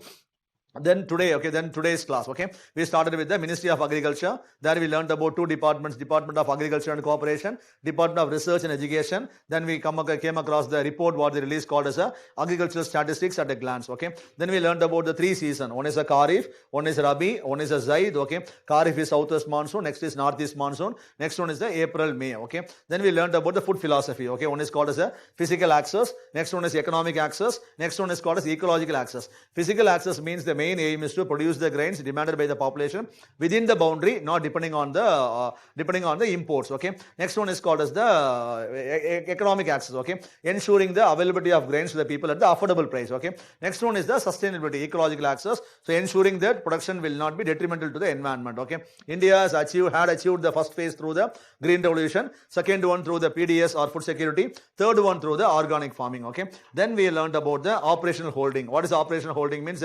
Based on the land which is under the operation, we classify the farmers into 4 different categories called as a marginal. Next one is a small to medium. Next one is a medium. Next one is a large. Okay, less than 1, 1 to 2, 2 to 4, 4 to 10, and then more than 10. Okay, then we learned about the next concept called as a green revolution. Okay, what is green revolution? Green revolution is the concept of growing high yielding varieties and then supporting them with the fertilizers, protecting them with the pesticides and then other things. Okay, and then applying more water, which will help us to get more economic growth, and then we became we became an importer, we became an exporter, and then we became self-sufficient in food grain production, helped us to reach the food security, and also we are able to reach the first stage of food philosophy. Okay, then we learned about the negatives. Negatives came in the form of economically high input cost, fiscal burden on the government. Then agriculture angle, more bias was given to the only certain crops. Okay, other crops were neglected. Okay, and then toxicity in the food chain also got increased. Then economic, then other thing is the environmental angle. Okay, environmental angle, depletion of the groundwater level, soil got exhausted. Okay, and then the fertility of the soil got damaged, and then the entire process is not sustainable. It is green, it is not going to be evergreen. Okay, that is the thing. Okay. Next we learned about the social one is only the farmers, they became more dependent on the government, and the divide between the rich farmers and the large farmers widened. Only the rainfed area farmers are not benefited. So like that we learned about the social impact. Okay, then we learned about to address all the issues. Now we are trying to implement the concept called as a second green revolution, or simply called as sustainable agriculture. Under this we are trying to replace all the chemicals with the Organic inputs, example organic farming, replacing the biochemicals with the biofertilizers, biopesticides with the chemical pesticides with the biopesticides, and then biowedicides, okay. And then overall angle, we are trying to give overall emphasis in agriculture, called by the name called as rainbow revolution. We are trying to improve the income of farmers by giving value addition training. We are trying to spend more on the research and then more on the biotechnology, okay. And we are trying to do the value addition agriculture. Like that, it is a overall process, what we are trying to do, okay. Then we learnt about the rainbow revolution, multiple colors we learnt about. Then we learnt about the smart agriculture or third green revolution, okay, which talks about bringing the information communication technology in the agriculture production process, where we're trying to automate, or we're trying to connect with the internet, okay, all the agricultural operations, example geosensors, okay, and then GPS systems, okay, and then robotics, artificial intelligence, okay, drip and sprinkler automation, everything we learnt under the technologies, okay. Then, okay, we learnt about the next concept called as the different the different next one is irrigation, okay. Irrigation we came across, it is a concept of applying the water to provide irrigation facility. Government may design some projects are normally classified in three different types, called as a major, medium and minor. Minor means less than 2,000 to 10,000 is a medium, more than 10,000 is a major. Then we learned about irrigation issues in our economy. What are issues? Means we are not properly having efficiency, okay, and demand for water is going higher, and depletion of groundwater level, and then impact of the climate changes, okay. Then we learned about the next thing is the what makes us to conserve the water, okay, because water is not available, okay, limited water availability, we have to conserve, okay. And then to do the climate smart agriculture, we have to do the agriculture in a proper manner. Then about the economics of water, then about the sustainability and its connection with the environment. It's not only because we learned about the environment factor in two dimensions. One is economically, which may lead to environmental inflation in the future. Next one is about the emotional aspect, okay. So the real love and affection is not only shown by the money what we give to the generation, it is also about the environmental conservation, because what damage we do do at present is the damage what we are doing to our beloved ones, okay. In that angle we learnt about the things. Then we learnt about the schemes by the government of India. There we learnt about the Pradhan Mantri Sinchai Yojana. So the catchword is about the per drop more crop. Then the scheme is a merger of the three existing scheme called as a AIBP, IWMP, OFWM. Then we learnt about next scheme called as the Jal Shakti Abhiyan. There we try to address find out the water stressed blocks of India. There we try to focus on the 5 water intervention areas. What are the areas? Means water conservation and rainwater harvesting. The next one is the renovation of traditional water bodies. Then watershed development, afforestation, reuse and recharge structures. These are the 5 areas. Then okay, we learnt about the next scheme called as the Atal Bhujal Yojana, where we try to focus on the groundwater. Next one is Jal Jeevan Mission, where we try to give emphasis to the household tap connections across the entire country, okay. Then actually we got into the next segment called as the subsidies, okay. In between I told you 2 things will be covered in agriculture issues class. Then subsidy we learnt about what are subsidies. Then what is the function of served by subsidy? Means the subsidies is enabling the government, okay, to implement certain objectives. What are objectives? One is to bring down the market price than the factor cost. Why the government is trying to bring down the market price? Means because to facilitate economic growth, to support the producers, support the consumers, or to implement any new technology in the economy, okay. Then we learned about different subsidies in our agriculture economy: input subsidy, price subsidy, tax subsidy, export subsidies. Then we learned about different subsidy measures. One is called as NBS, so where the subsidies are given based on the nutrient content available in the fertilizers. Then we learned about DBT, where the subsidy benefits are transferred to the companies based on the cross verification of data or the sales outlets. Then we learned about neem coated urea, where we are trying to sell urea after coating them with the neem, which will enable slow dissolution of urea in the soil, which will reduce the consumption, and this will reduce the expenditure on the part of the government, okay. Then we learned about next segment called as agriculture credit. There we learned about the what is credit means. It's assistance given to the farmers, normally called as a loans. Loans are of 3 types, called as a short term loan, medium term, long term loans. One is less than 15 months to 5 years, then more than 5 years. Then we learned that loans are given in 2 sources. One is called as institutional, one is called as a non-institutional. Institutional mechanism got its own plus and own minus. Non-institutional also got its own plus and minus, okay. We learned about the pros and cons. Then we stepped into different channels, okay, NABARD, and then about the banks, small finance bank, cooperatives, RRBs. Then we learned about different mechanisms what we have in place, called as a interest subvention. Next one is called as a Kisan credit cards. Next one is called as a PSL, okay. These are things what we have covered. Remaining things let's see into next class, okay. Thank you all. Thank you, okay. Thank you. Now the online students, we got any doubts, you can stay back. Otherwise the session is over, okay. Thank you all. Thank you. Thank you. Thank you. Thank you, students, okay. Good evening, sir. Cards available only to the small. Yes, okay, based on the concept, okay, maybe available to the people, anyone. But the thing is available only up to the limit of 3 lakh rupees. 3 lakh rupees. Thank you, students. Okay, Good evening, Nishri. sir. Yes, proceed. Sir, regarding this direct benefit transfer, that is only for fertilizer, sir, or for seeds also? Only for the fertilizer. DBT in fertilizers only we covered. Only for the fertilizers. Okay, sir. And Clear, ma'am? how about the